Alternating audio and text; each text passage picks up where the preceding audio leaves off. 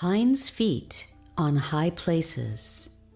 The beloved story of Much Afraid and her exciting journey to the high places by Hannah Hurnard.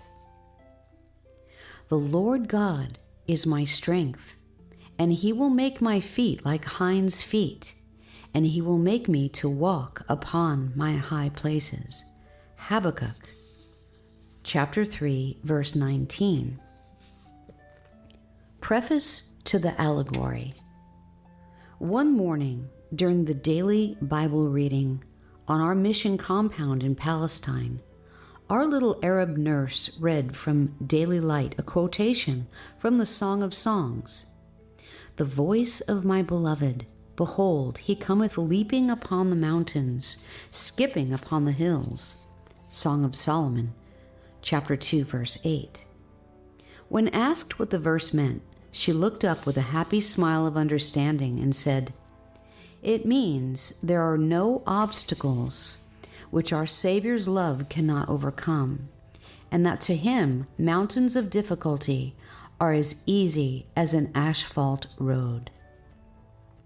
From the garden at the back of the mission house at the foot of Mount Gerizim, we could often watch the gazelles bounding up the mountainside, leaping from rock to rock with extraordinary grace and agility.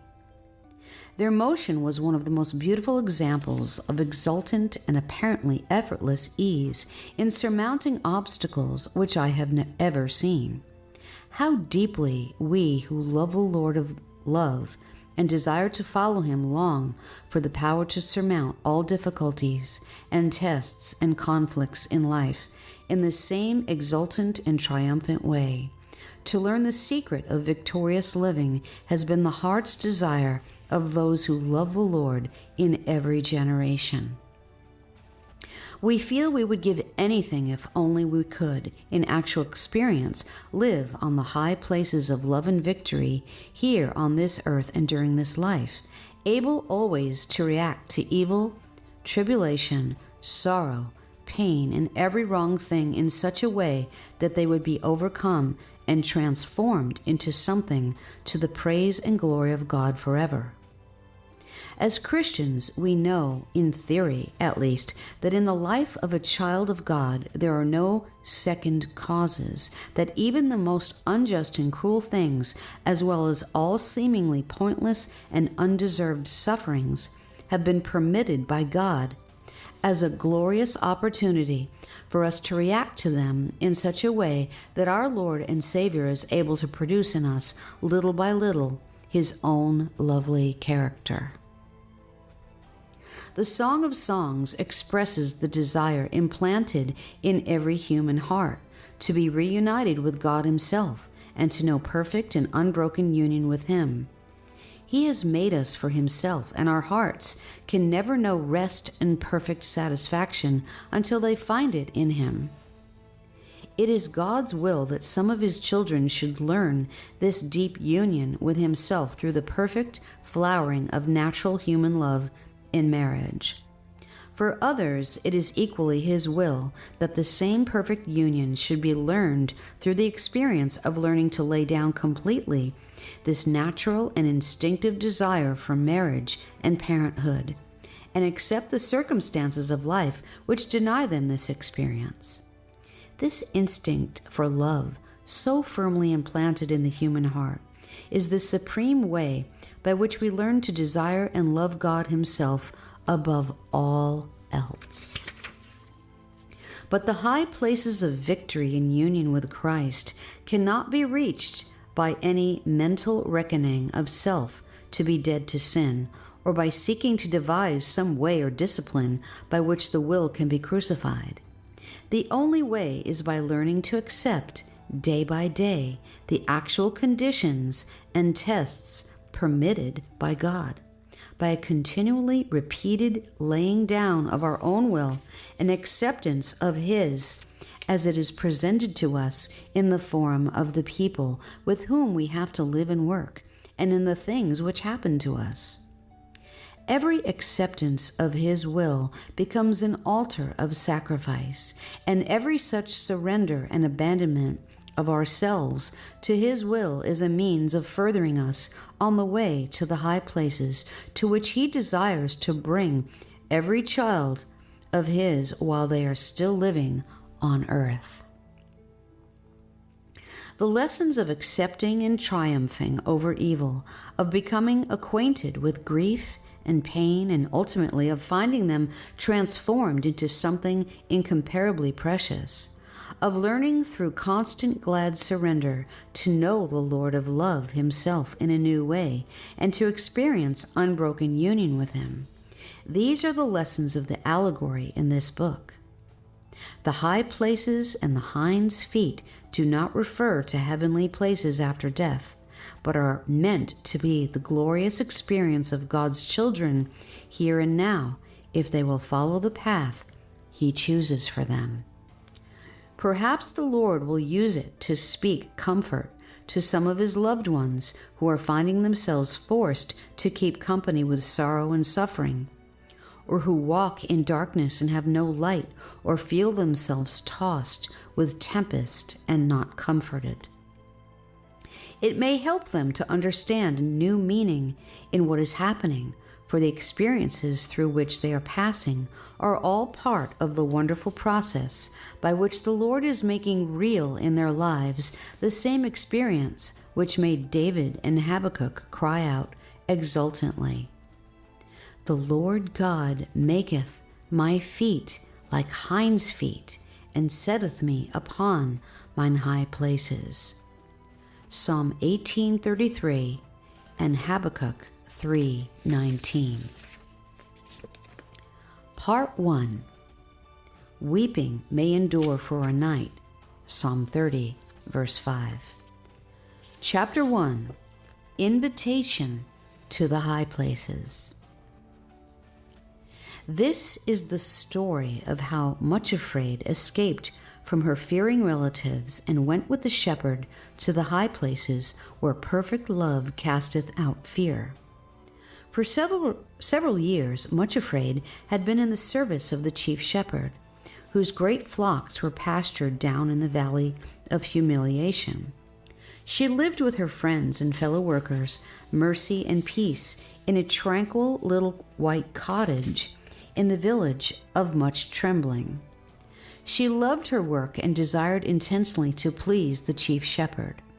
But happy as she was in most ways, she was conscious of several things which hindered her in her work and caused her much secret distress and shame.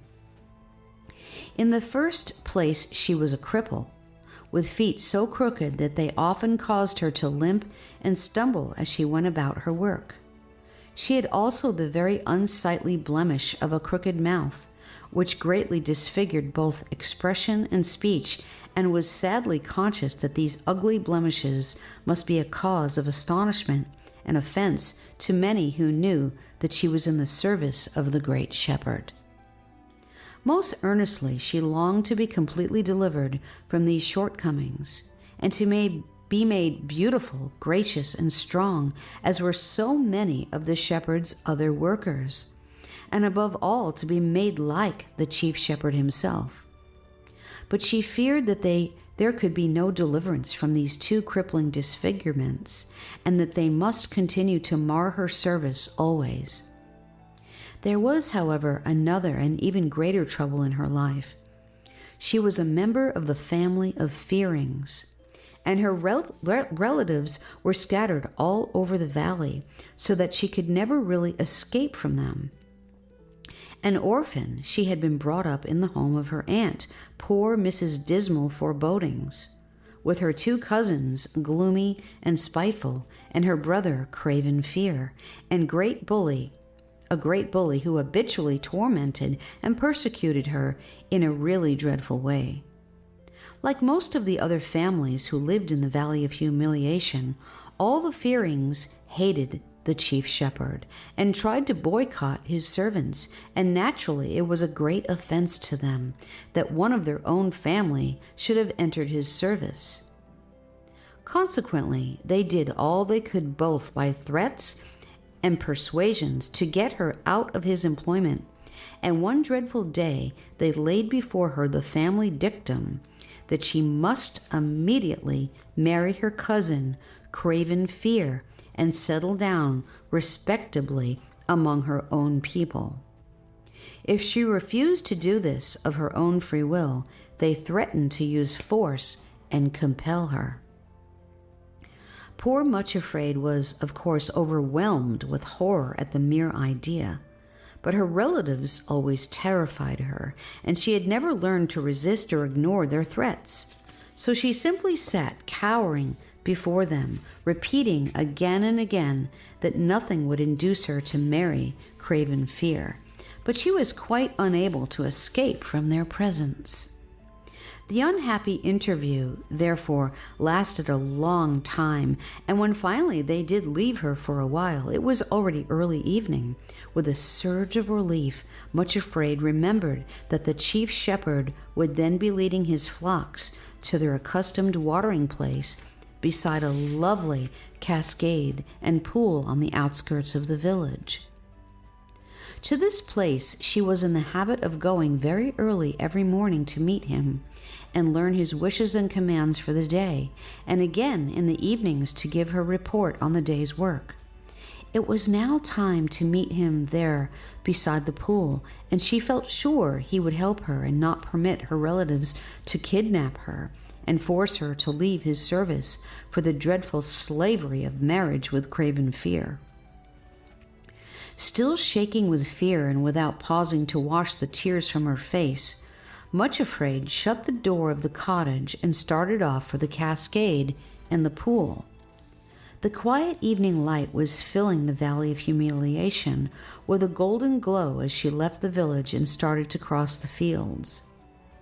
Beyond the river, the mountains, which bounded the eastern side of the valley like towering ramparts, were already tinged with pink, and their deep gorges were filled with lovely and mysterious shadows.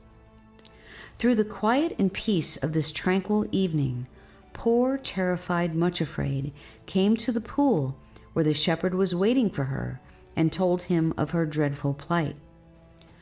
"What shall I do?" she cried as she ended the recital. "How can I escape? They can't really force me to marry my cousin Craven, can they? Oh," she cried, overwhelmed again at the very thought of such a prospect. "It is dreadful enough to be Much Afraid, but to think of having to be Mrs. Craven Fear for the rest of my life and never able to escape from the torment of it is more than I can bear." "Don't be afraid," said the shepherd gently. "You are in my service, and if you will trust me, they will not be able to force you against your will into any family alliance. But you ought never to have let your fearing relatives into your cottage, because they are enemies of the king who has taken you into his employment."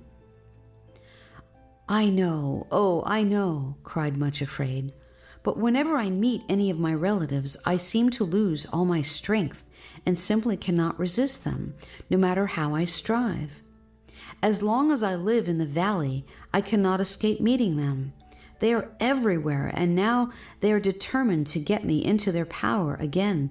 I shall never dare venture outside my cottage alone for fear of being kidnapped."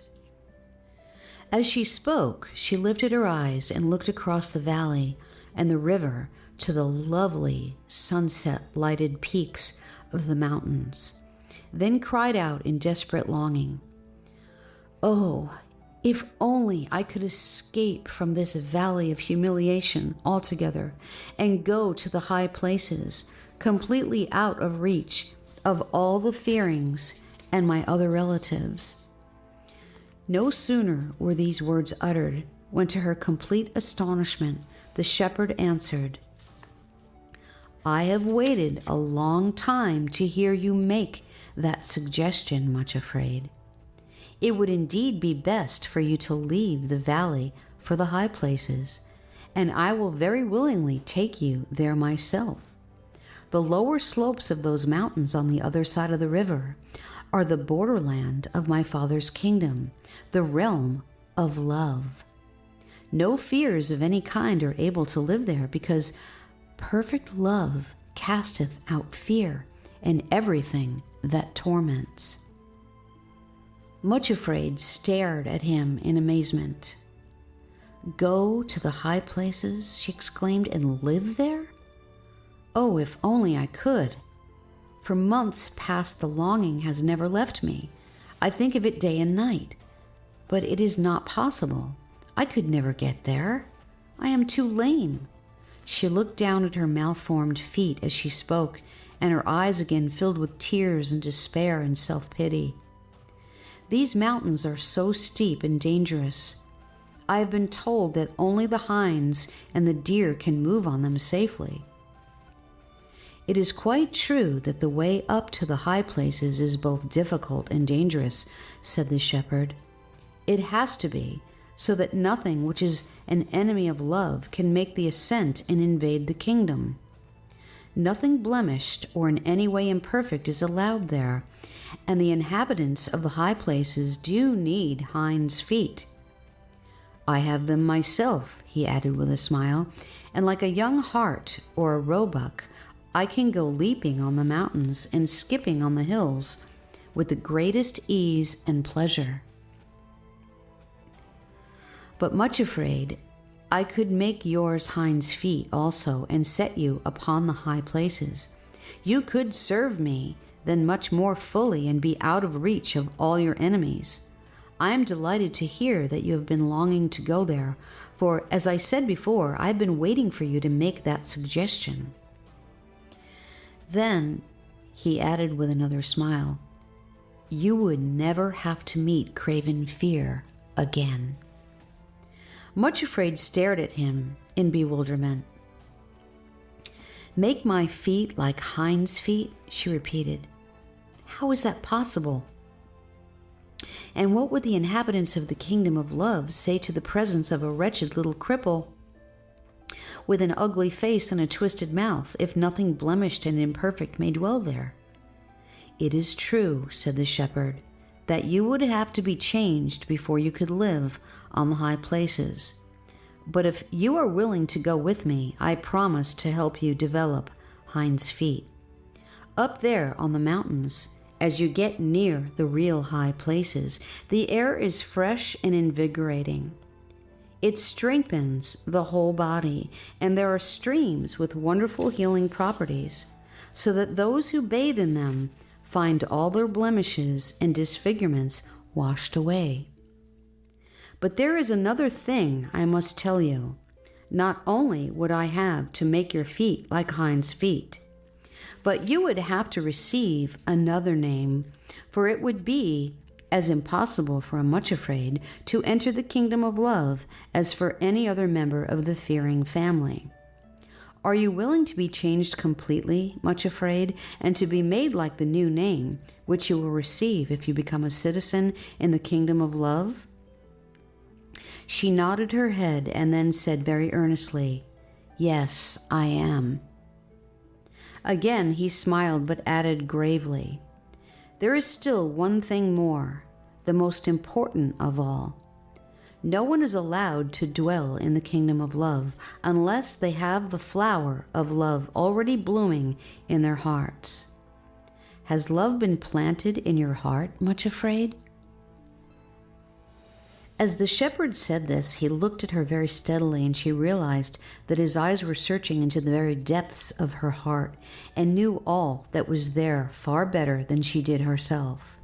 She did not answer for a long time because she was not sure what to say, but she looked rather flinchingly into the eyes which were gazing at her so penetratingly, and became aware that they had the power of reflecting what they looked upon. She could thus really see her own heart as he saw it, so after a long pause she answered, I think that what is growing there is a great longing to experience the joy of natural human love and to learn to love supremely one person who will love me in return. But perhaps that desire, natural and right as it seems, is not the love of which you are speaking? She paused and then added honestly and almost tremblingly, I see the longing to be loved and admired growing in my heart, shepherd, but I don't think I see the kind of love that you are talking about, at least nothing like the love which I see in you. Then will you let me plant the seed of true love there now? Asked the shepherd. It will take you some time to develop hinds feet and to climb to the high places, and if I put the seed in your heart now, it will be ready to bloom by the time you get there. Much Afraid shrank back. I am afraid, she said. I've been told that if you really love someone, you give that loved one the power to hurt and pain you in a way nothing else can. That is true, agreed the shepherd. To love does mean to put yourself into the power of the loved one and to become very vulnerable to pain. And you are very much afraid of pain, are you not? She nodded miserably and then said shamefacedly, Yes, very much afraid of it. But it is so happy to love, said the shepherd quietly. It is happy to love even if you are not loved in return. There is pain too, certainly, but love does not think that very significant. Much Afraid thought suddenly that he had the most patient eyes she had ever seen.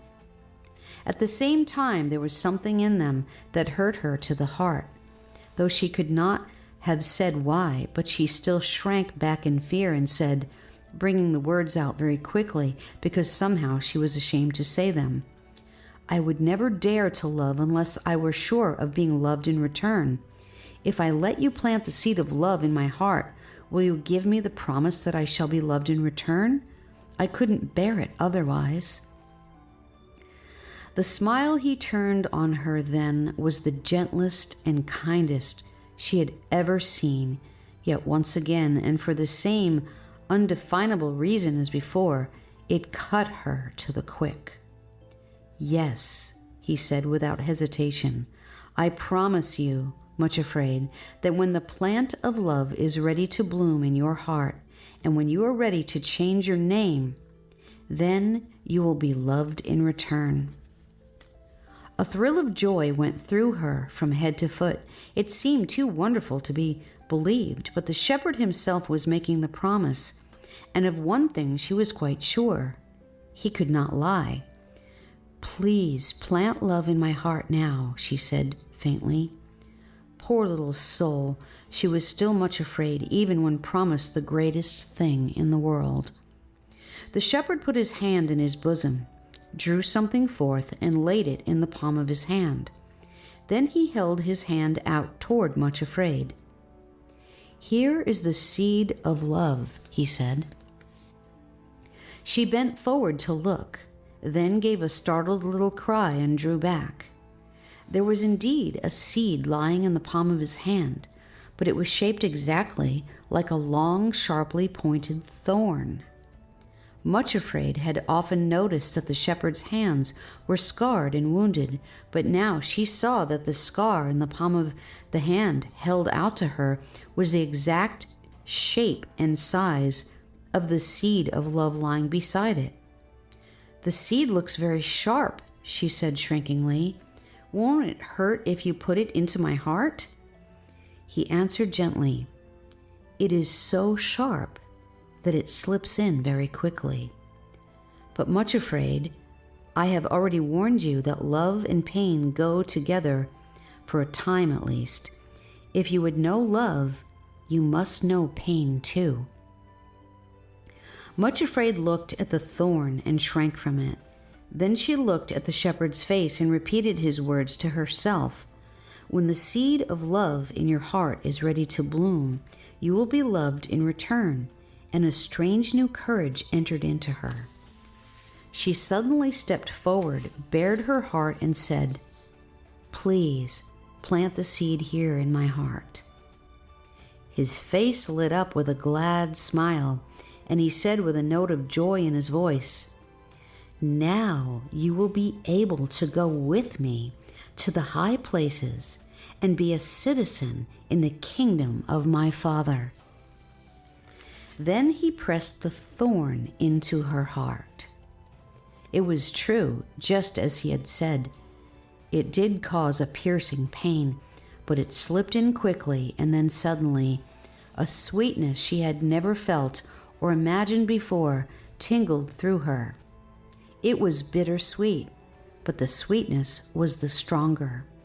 She thought of the shepherd's words, "It is so happy to love," and her pale, sallow cheeks suddenly glowed pink, and her eyes shone. For a moment, Much Afraid did not look afraid at all. The twisted mouth had relaxed into a happy curve, and the shining eyes and pink cheeks made her almost beautiful. "Thank you, she cried, and knelt at the shepherd's feet. "How good you are, how patient you are. There is no one in the whole world as good and as kind as you. I will go with you to the mountains. I will trust you to make my feet like hinds' feet, and to set me, even me, upon the high places." "I am more glad even than you," said the shepherd, "and now you really act as though you were going to change your name already. But there is one thing more I must tell you. I shall take you to the foot of the mountains myself, so that there will be no danger from your enemies. After that, 2 special companions I have chosen will guide and help you on all the steep and difficult places while your feet are still lame and while you can only limp and go slowly. You will not see me all the time, Much Afraid, for as I told you, I shall be leaping on the mountains and skipping on the hills, and you will not at first be able to accompany me or keep up with me. That will come later. However, you must remember that as soon as you reach the slopes of the mountains, there is a wonderful system of communication from end to end of the kingdom of love, and I shall be able to hear you whenever you speak to me. Whenever you call for help, I promise to come to you at once. At the foot of the mountains, my 2 servants, whom I have chosen to be your guides, will be waiting for you. Remember, I have chosen them myself with great care, as the 2 who are most able to help you and assist you in developing hinds' feet. You will accept them with joy and allow them to be your helpers, will you not? Oh, yes, she answered at once, smiling at him happily. Of course, I am quite certain that you know best, and that whatever you choose is right. Then she added joyfully, I feel as though I shall never be much afraid again. He looked very kindly at the shepherdess, who had just received the seed of love into her heart, and was preparing to go with him to the high places, but also with full understanding.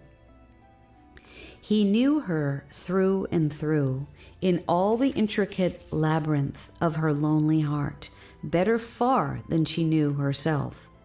No one understood better than he that growing into the likeness of a new name is a long process. But he did not say this. He looked with a certain tender pity and compassion at the glowing cheeks and the shining eyes, which had so suddenly transformed the appearance of plain little Much Afraid.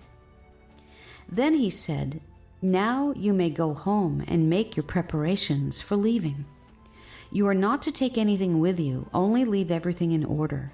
Do not tell anyone about it, for a journey to the high places needs to be a secret matter.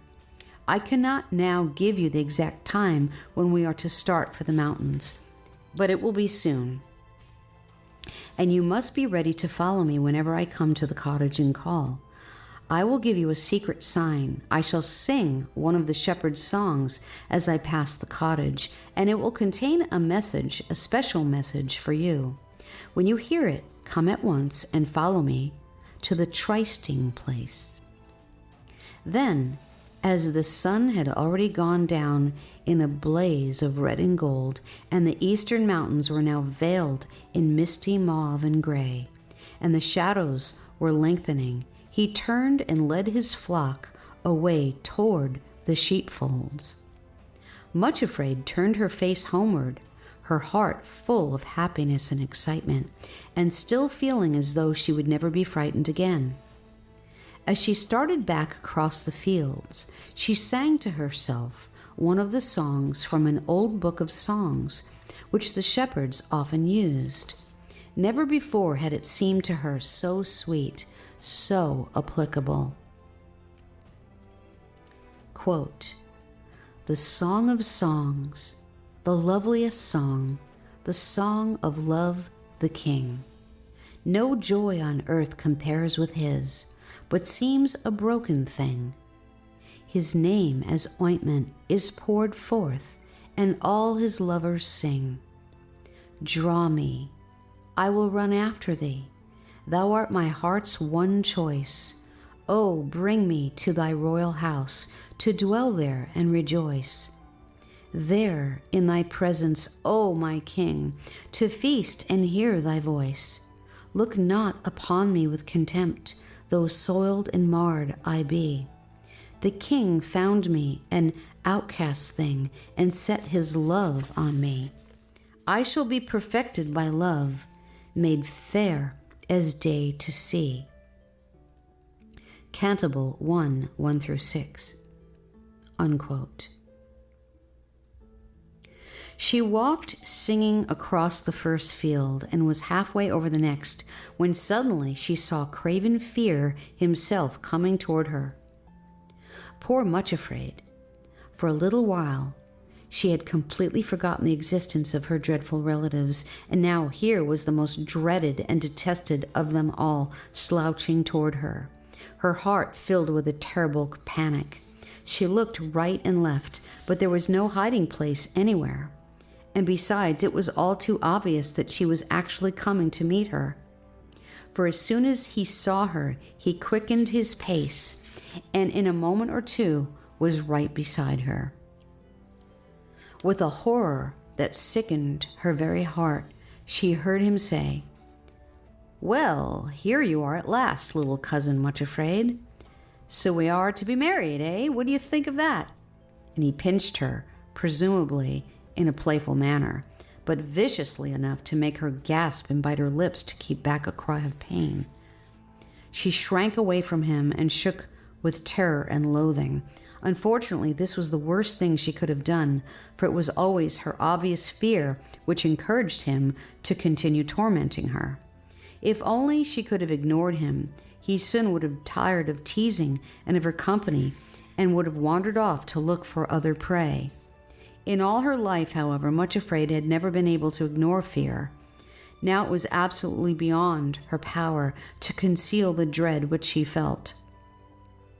Her white face and terrified eyes immediately had the effect of stimulating Craven's desire to bait her.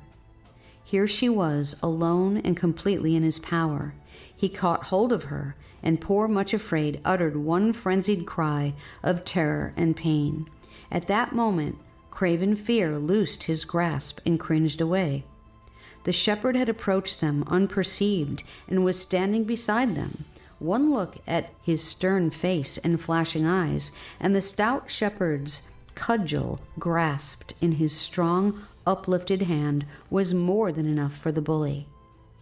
Craven Fear slunk away like a whipped cur, actually running from the village instead of toward it, not knowing where he was going, urged by one instinct alone to find a place of safety. Much Afraid burst into tears. Of course, she ought to have known that Craven was a coward, and that if only she had lifted her voice and called for the shepherd, he would have fled at once. Now her dress was torn and disordered, and her arms bruised by the bully's grip. Yet that was the least part of her distress. She was overwhelmed with shame that she had so quickly acted like her old name and nature, which she had hoped was beginning to be changed already. It seemed so impossible to ignore the fearings, still less to resist them. She did not dare look at the shepherd, but had she done so, she would have seen with that compassion he was regarding her. She did not realize that the Prince of Love is of very tender compassions to them that are much afraid. She supposed that, like everybody else, he was despising her for her silly fears, so she muttered an ashamed "thank you." Then, still without looking at him, she limped painfully toward the village, weeping bitterly as she went and saying over and over again to herself, "What is the use of even thinking of going to the high places? I could never reach them, for the least little thing is enough to turn me back."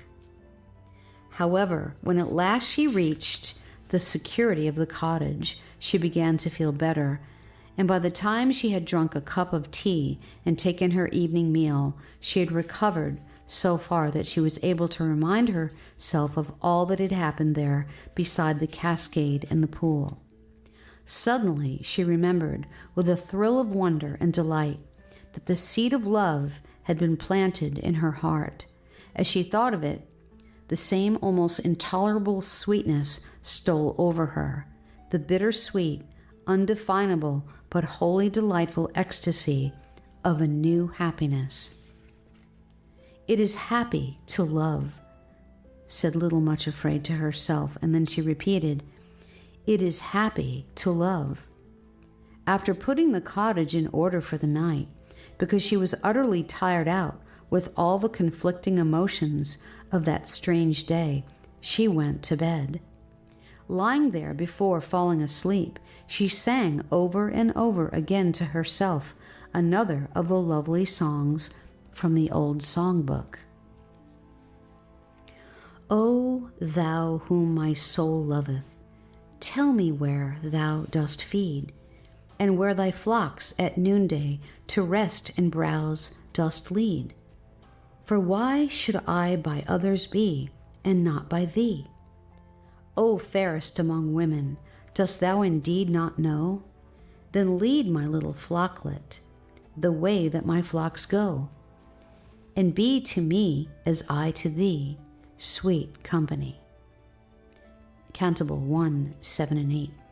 Then she fell into a heavy, dreamless sleep.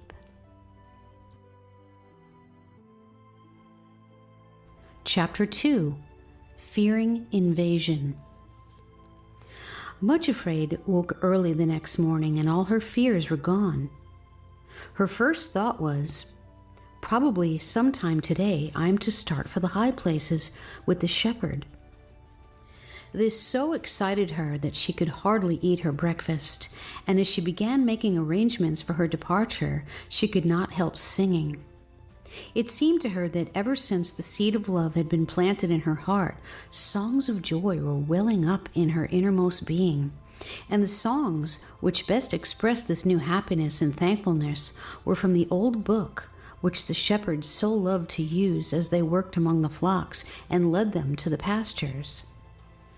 As she carried out the simple arrangements the shepherd had told her to make, she sang another of these songs. "Now when the king at table sits, my spikenard smelleth sweet, and myrrh and camphire from my store I pour upon his feet. My thankful love must be displayed, he loved and wooed a beggar maid. Ye daughters of Jerusalem, I'm black to look upon, as goatskin tents, but also as the tent of Solomon. Without I bear the marks of sin, but love's adorning is within. Despise me not that I am black. The sun hath burned my face, my mother's children hated me, and drove me from my place. In their vineyards I toiled and wept, but mine own vineyard have not kept. I am not fair save to the king, though fair my royal dress. His kingly grace is lavished on my need and worthlessness. My blemishes he will not see, but loves the beauty that shall be." Cantabile 1, 12 through 15, and 5 and 6. From time to time, as she went about her work, her heart fluttered, half with excitement, half with dread of the unknown. But whenever she remembered the thorn in her heart, she tingled from head to foot with the same mysterious sweetness. Love was for her, too, even for her crippled Little Much Afraid. When she reached the high places, she was to lose her humiliating disfigurements and be made beautiful, and when the plant in her heart was ready to bloom, she was to be loved in return. Even as she thought of this, doubt mingled with the sweetness. Surely, it could not possibly be true, just a beautiful dream, but not reality. Oh, I am afraid it won't ever happen, she would say to herself, and then when she thought of the shepherd, her heart quickened again, and she would run to the door or window to see if he were coming to call her. The morning wore on, and still he had not come, but just after midday something else came, an invasion by her terrible relatives. All of a sudden, before she realized what was happening, they were upon her. There was tramping of feet and clamor of voices, and then she was surrounded by a whole army of aunts and uncles and cousins. Craven, however, was not with them. The family, hearing of his reception the evening before and realizing that she shrank from him with peculiar dread and terror, had decided that it would not be wise to take him with them. They were determined to overrule Much Afraid's objections to the marriage, and if possible get her out of the cottage and into one of their own dwelling places. Their plan was to make a bold attack while she would be alone in the cottage, and the shepherd far away with his flocks, so they hoped she would be at their mercy. She could not be forcibly abducted in broad daylight. There were too many of the shepherd's servants in the village who would instantly come to her assistance. However, they knew Much Afraid's timidity and weakness, and they believed that if there were enough of them present, they could cow her into consenting to go with them to the mansion of old Lord Fearing. Then they would have her in their power. The old lord himself was actually with them, assuring her in a fatherly tone of voice that they had come with the kindest and friendliest intentions. He understood that she had some objections to the proposed marriage, and he wanted to have the opportunity of quietly talking them over with her, to see if he could set them at rest. It seemed to him that it was a suitable and attractive match in every way, and that there must be some extraordinary misconception in her mind, which a little understanding talked together would set right. If not, he assured her kindly, he would not permit her to be married against her will. When he had finished, a babble of other fearing voices broke in, reasoning with her and making all sorts of suggestions. The fact was, they told her that she had cut herself off from her relatives for so long, it was now quite apparent that she had all kinds of strange notions about their feelings and intentions toward her. It was really only right that she should now spend a little time with them, and thus give them the opportunity of proving that she had misjudged and misunderstood them. Craven might not be just as handsome and pleasing in appearance as a prince in a fairy tale, and it was true that he had, unfortunately, rather a rough manner, but that was because he had known nothing of the softening and refining influences of marriage. Certainly, the responsibilities and joys of married life would quickly alter this, and would indeed effect a transformation in him. It was to be her delightful privilege to assist as principal mover in bringing about this reformation, which they all so eagerly wished to see. The whole gang talked on and on, while poor Much Afraid sat cowering in their midst, almost too dazed to know what they were saying and suggesting. Just as they had hoped, they were gradually bringing her to a state of bewilderment and incoherent fear. It looked as though they would soon be able to persuade her that it was her duty to attempt the impossible task of trying to convert Craven Fear into something less objectionable than he really was. Suddenly, there came an interruption from without. The Fearings had carefully closed the door when they entered the cottage, and even contrived to bolt it, so that Much Afraid could not escape. Now came the distant sound of a man's voice raised in song, singing one of the songs from the old book, which Much Afraid knew and loved so well. Then the singer himself came in view, slowly passing along the lane.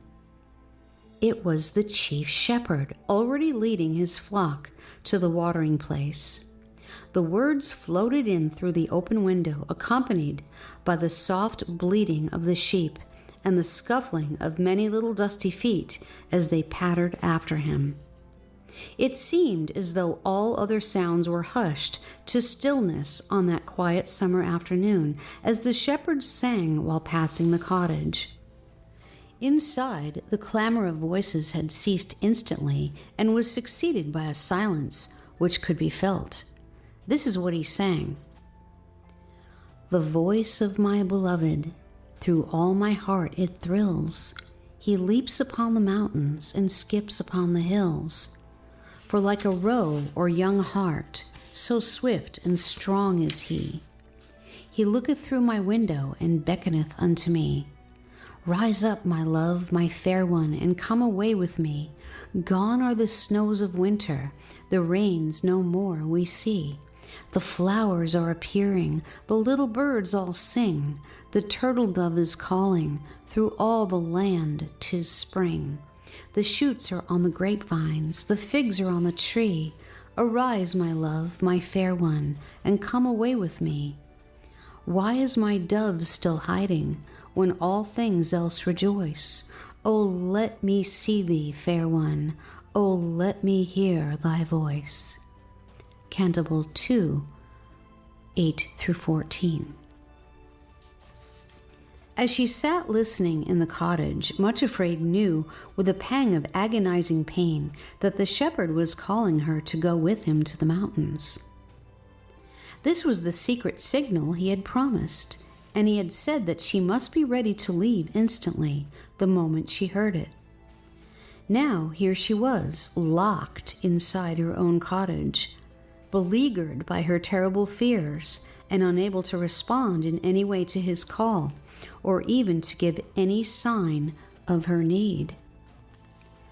There was one moment indeed when the song first started and everyone was startled into silence, when she might have called to him to come and help her.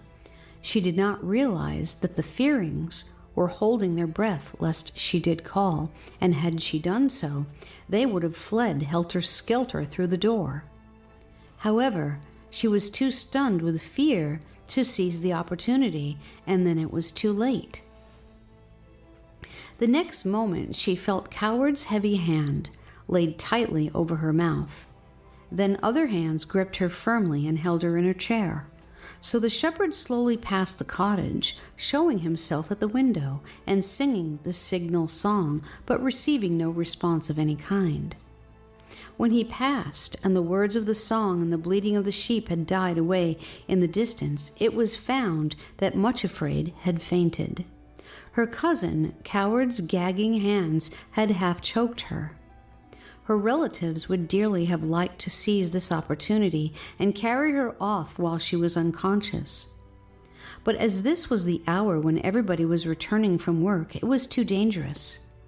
The Fearings decided, therefore, that they would remain in the cottage until darkness fell, then gag Much Afraid and take her and carry her off unperceived.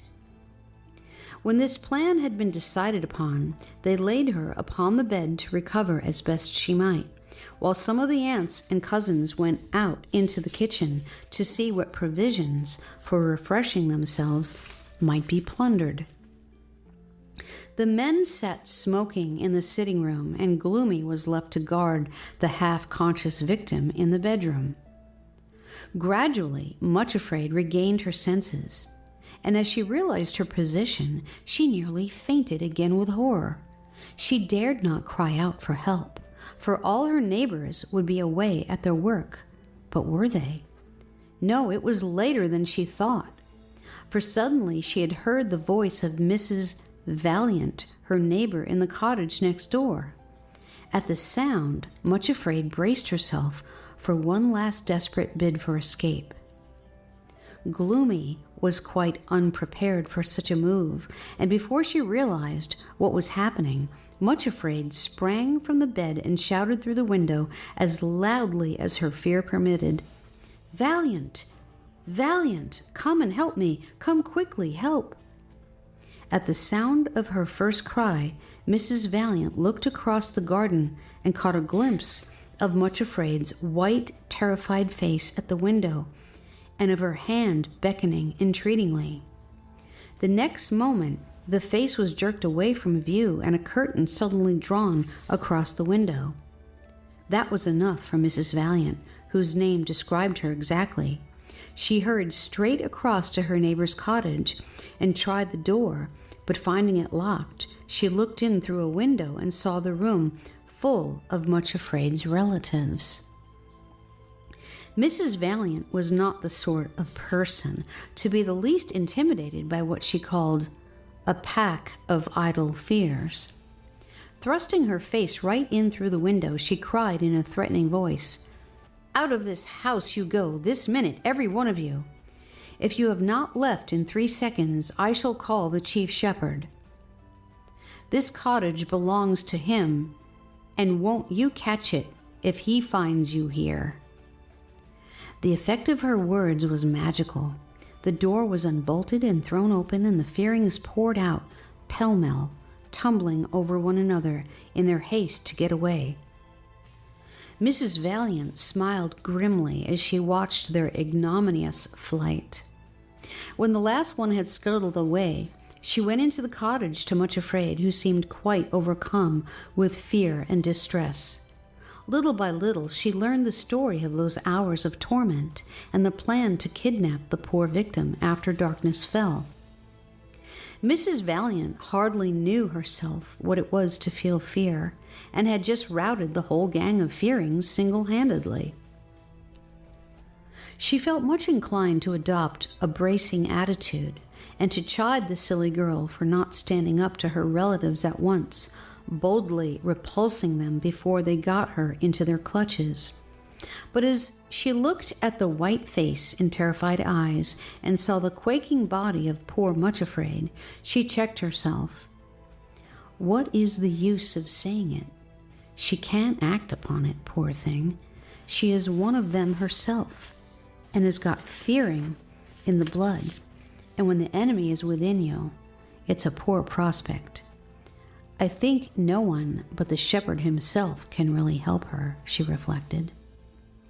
So instead of an admonition, she patted the trembling girl and said with all the kindness of her motherly heart, "Now, my dear, while you are getting over your fright, I'll just pop into the kitchen and make a good cup of tea for both of us, and you'll feel better at once. My, if they haven't been in here and put the kettle on for us," she added as she opened the kitchen door and found the cloth already on the table and the preparations for the plundered meal which the unwanted visitors had so hastily abandoned. "What a pack of harpies," she muttered angrily to herself, then smiled complacently as she remembered how they had fled before her.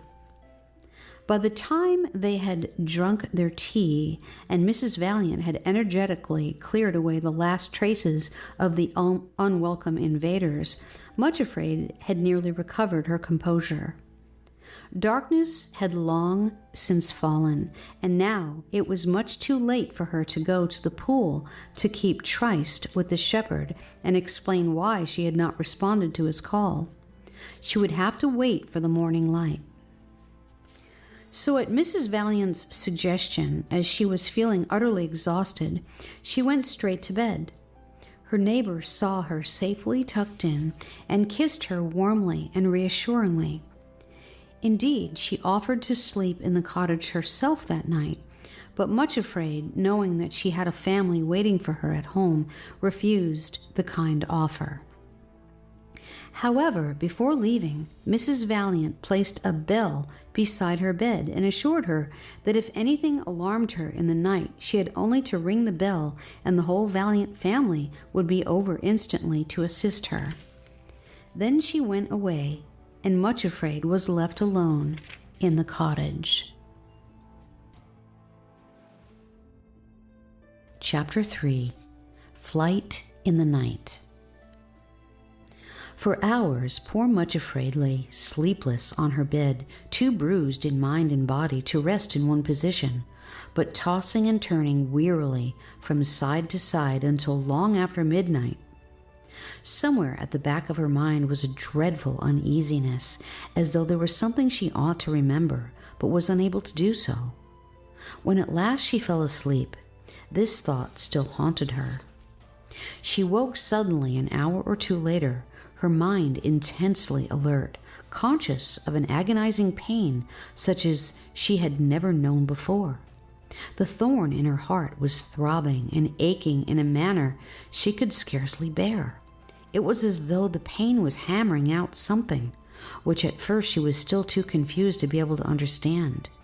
Then all of a sudden, in a terrible flash, it became clear to her, and she found herself whispering over and over again, "The shepherd came and called me as he promised, but I didn't go to him or give any answer. Supposing he thought that I had changed my mind and didn't want to go with him. Supposing he has gone and left me behind. Gone without me. Yes, left me behind." The shock of this thought was awful. This was the thing she had forgotten. He would not be able to understand why she had not gone out to him as he had told her. He had urged her to be ready to go with him the instant that he called, that there must be no delay, that he himself had to go to the mountains on urgent business. She had not been able to go even to the trysting place as usual that evening. Of course, he would think that she was afraid. Perhaps he was gone already and alone. Much Afraid turned icy cold and her teeth chattered, but it was the pain in her heart which was the most awful part of her distress. It seemed to suffocate her as she lay there in bed. She sat up, shivering with cold and with the horror of the thought. She could not bear it if he had gone and left her behind. On the table beside her lay the old songbook. Glancing down at it in the light of the lamp, she saw it was open at the page whereon was written a song about another shepherdess. She, just like herself, had failed to respond to the call of love, and then found too late that love had gone away. It had always seemed to her such a sad song that she could hardly read it. But now, as she read the words again in the dark loneliness of the night, it seemed as though it was the cry of her own forlorn and terrified heart. "By night, on my bed, I sought him, he whom my soul loveth so. I sought, but I could not find him, and now I will rise and go. Out in the streets of the city, and out in the broad highway, for he whom my soul so loveth hath left me and gone away." The page in the little songbook ended there, and she did not turn the leaf. Suddenly she could bear the uncertainty no longer.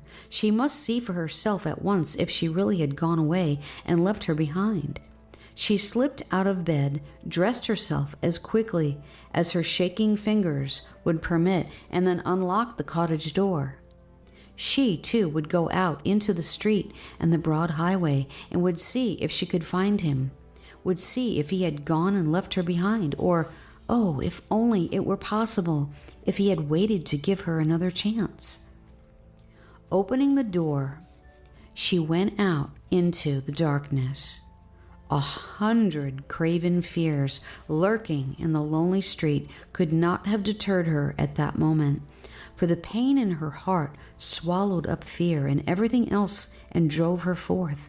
So in the dark hours just before the dawn, Much Afraid started off to look for the shepherd. She could not go quickly because of her lameness, but limped along the village streets toward the open fields and the sheepfolds. As she went, she whispered to herself, "O shepherd, when you said that love and pain go together, how truly you spoke." Had she but known or even dimly sensed what it would be like. Could she possibly have consented to let him put the thorn in her heart? It was too late now. It was there. Love was there, and pain too, and she must find the shepherd. At last, limping and breathless, she came to the sheepfolds, still and silent in the dim starlight. 1 or 2 under-shepherds were there, keeping watch over the flocks through the night, and when they heard footsteps approaching, they rose up from the ground and went to meet the intruder. "Who are you?" They challenged her in the darkness, then stared in amazement as their lanterns flashed on the white face and frightened eyes of Much Afraid. "Is the chief shepherd here?" she gasped as she leaned against the wall of the sheepfold, panting and trying to recover her breath. "No," said the watchman, staring at her curiously. "He left the flocks in our charge this night and gave his orders. He said that he had to make a journey to the mountains, as he often does, and did not say when he would be back." Much Afraid could not speak. She moaned and pressed her hands to her heart, feeling as though it would break. What could she do now? He was gone. He had thought that she did not want to go and had not waited for her. Then, aching with despair, as she leaned tremblingly against the wall of the fold, she remembered the shepherd's face and the loving kindness of the look with which he had invited her to accompany him to the mountains. It came to her mind that he who understood her so well, who knew all about her fears and had compassion on her, would not leave until he was quite sure that she really meant to refuse to go with him.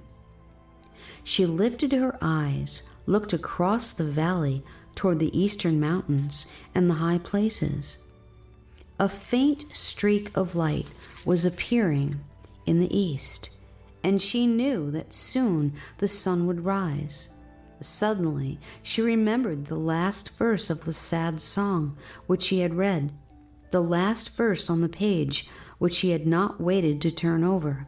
It came whispering into her mind just as a little bird began to sing in one of the bushes beside her. "And then in the dawn I saw him, he whom my heart loveth so. I found him, held him, and told him I never could let him go." Cantabile 3, 1-5.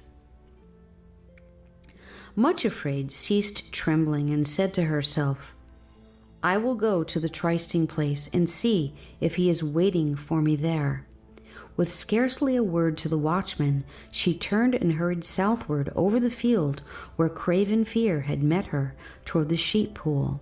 Almost forgetting that she was lame, she sped toward the distant trees which fringed the pool. Just as the sky turned red above the mountains, the joyous babbling sound of cascading water reached her ears, and as she hurried forward, Much Afraid suddenly found a cascade of song pouring forth from her own heart. He was there, standing by the pool, looking toward her with the light of the sunrise shining on his face. As Much Afraid stumbled toward him, he stepped quickly to her side, and she fell at his feet, sobbing, "Oh, my Lord, take me with you. As you said, don't leave me behind." "I knew you would come," he said gently. "But Much Afraid, why were you not at the trysting place last evening? Did you not hear me when I passed your cottage and called? I wanted to tell you to be ready to start with me this morning at sunrise." As he spoke, the sun rose fully over the peaks of the mountains and bathed them both in a lovely golden light. "I am here," said Much Afraid, still kneeling at his feet, "and I will go with you anywhere." Then the shepherd took her by the hand, and they started for the mountains. Chapter 4. Start for the High Places. It was early morning of a beautiful day. The valley lay as though still asleep. The only sounds were the joyful laughter of the running streams and the gay little songs of the birds. The dew sparkled on the grass, and the wild flowers glowed like little jewels. Especially lovely were the wild anemones, purple, pink, and scarlet, which dotted the pastures everywhere, thrusting their beautiful little faces up through the straggling thorns. Sometimes the shepherd and Much Afraid walked over patches of thousands of the tiny little pink or mauve blossoms, each minutely small and yet altogether forming a brilliant carpet far richer than any seen in a king's palace. Once the shepherd stooped and touched the flowers gently with his fingers, then said to Much Afraid with a smile, "Humble yourself, and you will find that love is spreading a carpet of flowers beneath your feet." Much Afraid looked at him earnestly. "I have often wondered about the wild flowers," she said. "It does seem strange that such unnumbered multitudes should bloom in the wild places of the earth where perhaps nobody ever sees them, and the goats and the cattle can walk over them and crush them to death. They have so much beauty and sweetness to give, and no one on whom to lavish it, nor who will even appreciate it." The look the shepherd turned on her was very beautiful. "Nothing my father and I have made is ever wasted," he said quietly, "and the little wildflowers have a wonderful lesson to teach. They offer themselves so sweetly and confidently and willingly, even if it seems that there is no one to appreciate them, just as though they sang a joyous little song to themselves that it is so happy to love, even though one is not loved in return. I must tell you a great truth, Much Afraid, which only the few understand. All the fairest beauties in the human soul, its greatest victories, and its most splendid achievements are always those which no one else knows anything about, or can only dimly guess at. Every inner response of the human heart to love, and every conquest over self-love, is a new flower on the tree of love. Many a quiet, ordinary, and hidden life unknown to the world is a veritable garden in which love's flowers and fruits have come to such perfection that it is a place of delight where the King of Love himself walks and rejoices with his friends. Some of my servants have indeed won great visible victories and are rightly loved and reverenced by other men, but always their greatest victories are like the wildflowers, those which no one knows about. Learn this lesson now, down here in the valley, Much Afraid, and when you get to the steep places of the mountains, it will comfort you." Then he added, "Come, the birds are all singing so joyously. Let us join them too, and the flowers shall suggest the theme of our song." So as they walked down the valley toward the river, they sang together another of the old songs in the shepherd's book, singing the parts in turn. "I am the rose of Sharon, a wild anemone. As lily 'mong the thorn trees, so is my love to me. An apple tree 'mong wild trees, my love is in my sight. I sit down in his shadow, his fruit is my delight. He brought me to his palace and to the banquet hall to share with me his greatness, I, who am least of all. Oh, give me help and comfort, for I am sick with shame, unfit to be his consort, unfit to bear his name. I charge you, O ye daughters, ye rose among the trees, stir not my sleeping loved one to love me, ere he please." Canticle 2, 1-4, and verse 7. Just as they finished singing this song, they came to a place where a rushing stream poured itself across the path they were following and went cascading down the other side. It was running so swiftly and singing so loudly that it seemed to fill the valley around them with its laughing voice. As the shepherd lifted, much afraid, across the slippery, wet stones, she said to him, "I do wish I knew what it is that all running water sings. Sometimes in the silence of the night, I lie in bed and listen to the voice of the little stream which runs past our cottage garden. It sounds so happy and so eager, and as though it were repeating to itself over and over again some very lovely secret message. I think all running water seems to be singing the same song, either loud and clear or soft and low. I do wish I knew what the waters were saying. It is quite different from the voice of the sea and of salt waters, but I never can understand it. It is an unknown tongue. Tell me, shepherd, do you know what all the waters sing as they hurry on their way?" The shepherd smiled again, and they stood silently for a few moments by the little torrent, which seemed to shout even more loudly and exultantly, as though it knew they had paused to listen. Suddenly, as Much Afraid stood beside the shepherd, it seemed as though her ears and her understanding were opened, and bit by bit the water language became clear. It is, of course, impossible to write it in water language, but this is the best I can do to translate it. Of course, it is a very poor effort, for though a water song perhaps may be set to music, words are quite a different matter. But it went something like this: the water song. Come, oh come, let us away, lower, lower every day. Oh, what joy it is to race down to find the lowest place. This the dearest law we know, it is happy to go low. Sweetest urge and sweetest will, let us go down lower still. Hear the summons, night and day, calling us to come away. From the heights we leap and flow, to the valleys down below, always answering to the call, to the lowest place of all. Sweetest urge and sweetest pain, to go low and rise again.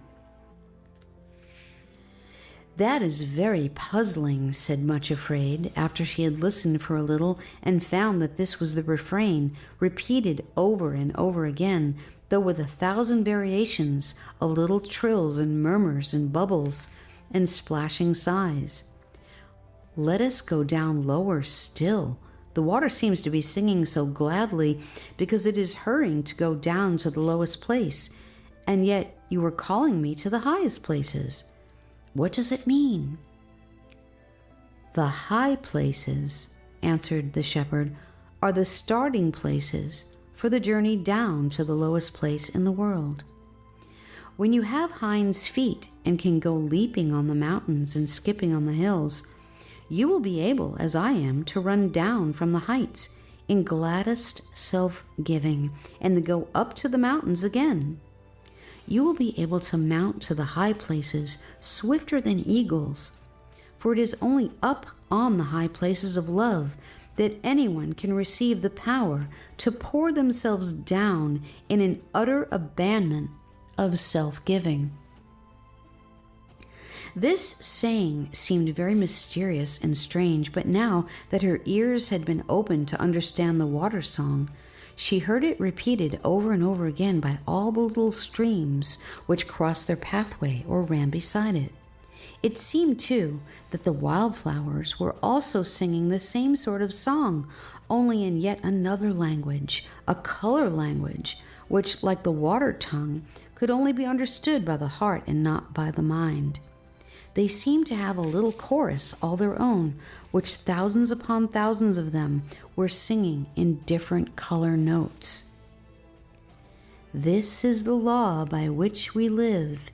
It is so sweet to give and give. After that, it seemed to Much Afraid that all the little birds were chirping and trilling and lilting a tiny theme song also, with unnumbered variations, but still with one chorus breaking in all the time. This is the joy of all winged life above. Happy it is to be able to love. I never knew before, said Much Afraid suddenly, that the valley is such a beautiful place and so full of song. The shepherd laughed and answered, only love can really understand the music and the beauty and the joy which was planted in the heart of all created things. Have you forgotten that 2 days ago I planted the seed of love in your heart?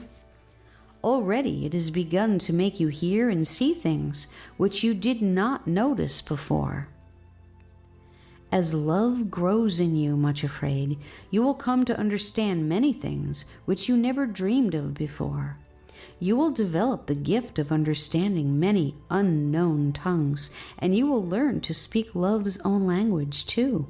But first you must learn to spell out the alphabet of love and to develop Hinds' feet. Both these things you will learn on the journey to the high places, and now here we are at the river, and over on the other side the foothills of the mountains begin. There we shall find your 2 guides waiting for you. It was strange and wonderful indeed, thought Much Afraid, that they had reached the river so quickly and were already approaching the mountains. Upheld by the shepherd's hand and supported by his strength, she had really forgotten her lameness and had been unconscious of either tiredness or weakness. Oh, if only he would take her the whole way to the mountain places instead of giving her over to the care of other guides. When she thought of this, she said to him imploringly, will you not take me all the way?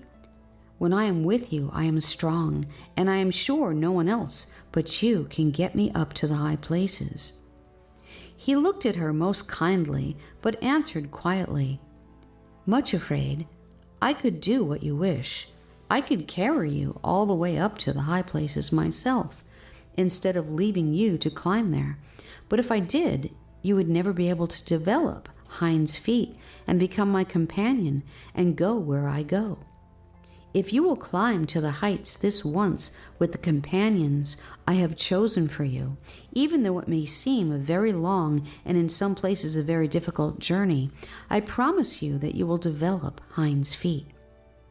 Afterwards, you will be able to go with me, leaping on the mountains, and be able to make the ascent and the descent in the twinkling of an eye. Moreover, if I carry you up to the high places now with only a tiny seed of love in your heart, you will not be able to live in the kingdom of love. You will have to stay outside on places not so high, still within reach of your enemies. Some of them, you know, can visit the lower parts of the mountain. I have no doubt that you will meet them as you make the ascent. That is why I have most carefully chosen for you 2 of the very best and strongest guides. I assure you, however, that never for a moment shall I be beyond your reach or call for help, even when you cannot see me. It is just as though I shall be present with you all the time, even though invisible. And you have my faithful promise that this journey, which you are on now to make, will be the means of developing your Hinds' feet. You will give me a new name when I get to the top? Quavered poor Much Afraid, who all of a sudden seemed to have become deaf to the music around her and to be full of fears and forebodings again. Yes, certainly. When the flower of love is ready to bloom in your heart, you will be loved in return and will receive a new name, replied the shepherd. Much Afraid paused on the bridge and looked back over the way they had come. The valley looked very green and peaceful, while the mountains to whose foot they had come towered above them like gigantic and threatening ramparts. Far away in the distance, she could see the trees growing around the village of Much Trembling, and with a sudden pang she pictured the shepherd's helpers going about their happy work, the flocks wandering over the pastures, and the peaceful little white cottage in which she had lived. As these scenes rose before her, tears began to prick in her eyes, and the thorn pricked in her heart. But almost at once she turned to the shepherd and said thankfully, "I will trust you and do whatever you want." Then, as she looked up in his face, he smiled most sweetly and said something he had never said before. "You have one real beauty, Much Afraid. You have such trustful eyes. Trust is one of the most beautiful things in the world. When I look at the trust in your eyes, I find you more beautiful to look upon than many a lovely queen." In a very short time, they were over the bridge and had come to the foot of the mountains, where the path began the ascent of the lower slopes. Here great boulders were scattered all around, and suddenly Much Afraid saw the figures of two veiled women seated on one of the rocks at the side of the path. As the shepherd and she came up to that place, the two rose and bowed silently to him. "Here are the two guides which I promised," said the shepherd quietly. "From now on, until you are over the steep and difficult places, they will be your companions and helpers." Much Afraid looked at them fearfully. Certainly they were tall and appeared to be very strong, but why were they veiled? For what reason did they hide their faces? The longer and closer she looked at them, the more she began to dread them. They were so silent, so strong, and so mysterious. Why did they not speak? Why give her no friendly word of greeting? "Who are they?" she whispered to the shepherd. "Will you tell me their names, and why don't they speak to me? Are they dumb?" "No, they are not dumb," said the shepherd very quietly, "but they speak a new language, Much Afraid, a dialect of the mountains which you have not yet learned. But as you travel with them, little by little, you will learn to understand their words." "They are good teachers indeed. I have few better. As for their names, I will tell you them in your own language, and later you will learn what they are called in their own tongue. This," said he, motioning toward the first of the silent figures, "is named Sorrow. And the other is her twin sister, Suffering." Poor Much Afraid, her cheeks blanched, and she began to tremble from head to foot. She felt so like fainting that she clung to the shepherd for support. "I can't go with them," she gasped. I can't. Oh, my lord shepherd, why do you do this to me? How can I travel in their company? It is more than I can bear. You tell me that the mountain way itself is so steep and difficult that I cannot climb it alone. Then why, oh why, must you make Sorrow and Suffering my companions? Couldn't you have given joy and peace to go with me, to strengthen me, encourage me, and help me on the difficult way? I never thought you would do this to me." And she burst into tears. A strange look passed over the shepherd's face as he listened to this outburst. Then, looking at the veiled figures as he spoke, he answered very gently, "Joy and peace. Are those the companions you would choose for yourself? You remember your promise to accept the helpers that I would give, because you believe that I would choose the very best possible guides for you. Will you still trust me, Much Afraid? Will you go with them, or do you wish to turn back to the valley and to all your fearing relatives, to Craven Fear himself?" Much Afraid shuddered. The choice seemed terrible. Fear she knew only too well, but Sorrow and Suffering had always seemed to her the two most terrifying things which she could encounter. How could she go with them and abandon herself to their power and control? It was impossible. Then she looked at the shepherd and suddenly knew she could not doubt him, could not possibly turn back from following him, that if she were unfit and unable to love anyone else in the world, yet in her trembling, miserable little heart, she did love him. Even if she asked the impossible, she could not refuse. She looked at him piteously, then said, "Do I wish to turn back? O shepherd, to whom shall I go? In all the world I have no one but you. Help me to follow you, even though it seems impossible. Help me to trust you as much as I long to love you." As he heard these words, the shepherd suddenly lifted his head and laughed, a laugh full of exultation and triumph and delight. It echoed round the rocky walls of the little canyon in which they stood until, for a moment or two, it seemed as though the whole mountain range was laughing with him. The echoes bounded higher and higher, leaping from rock to rock and from crag to crag up to the highest summits, until it seemed as though the last faint echoes of it were running into heaven itself. When the last note had faded into silence, his voice said very softly, "Thou art all fair, my love. There is no spot in thee." Canticle 4, verse 7. Then he added, "Fear not, much afraid, only believe. I promise that you shall not be put to shame. Go with sorrow and suffering, and if you cannot welcome them now, when you come to the difficult places where you cannot manage alone, put your hands in theirs confidently, and they will take you exactly where I want you to go." Much Afraid stood quite still, looking up into his face, which now had such a happy, exultant look, the look of one who above all things else delights in saving and delivering. In her heart, the words of a hymn written by another of the shepherd's followers began to run through her mind, and she started to sing softly and sweetly. "Let sorrow do its work, send grief or pain. Sweet are thy messengers, sweet their refrain. If they but work in me more love, O Christ, to thee, more love to thee, more love to thee." Others have gone this way before me, she thought, and they could even sing about it afterwards. Will he who is so strong and gentle be less faithful and gracious to me, weak and cowardly though I am?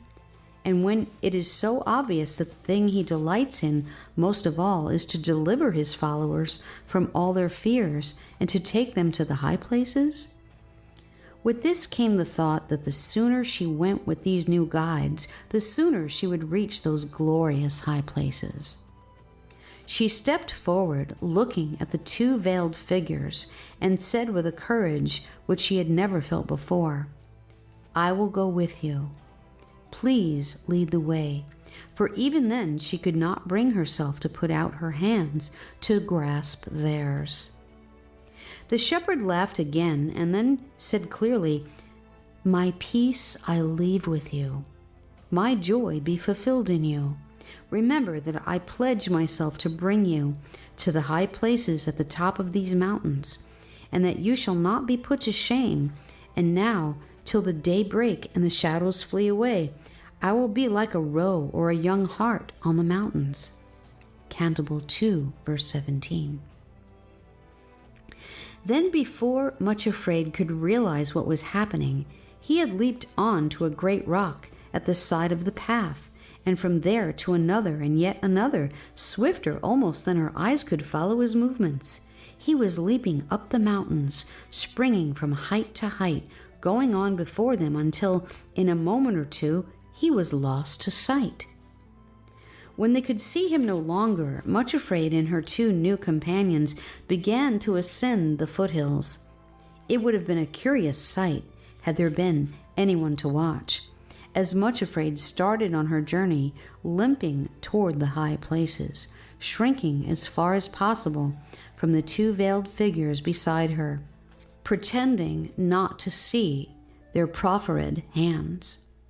But there was no one there to see, for if there is one thing more certain than another, it is that the development of hinds feet is a secret process, demanding that there should be no onlookers. Chapter 5. Encounter with Pride.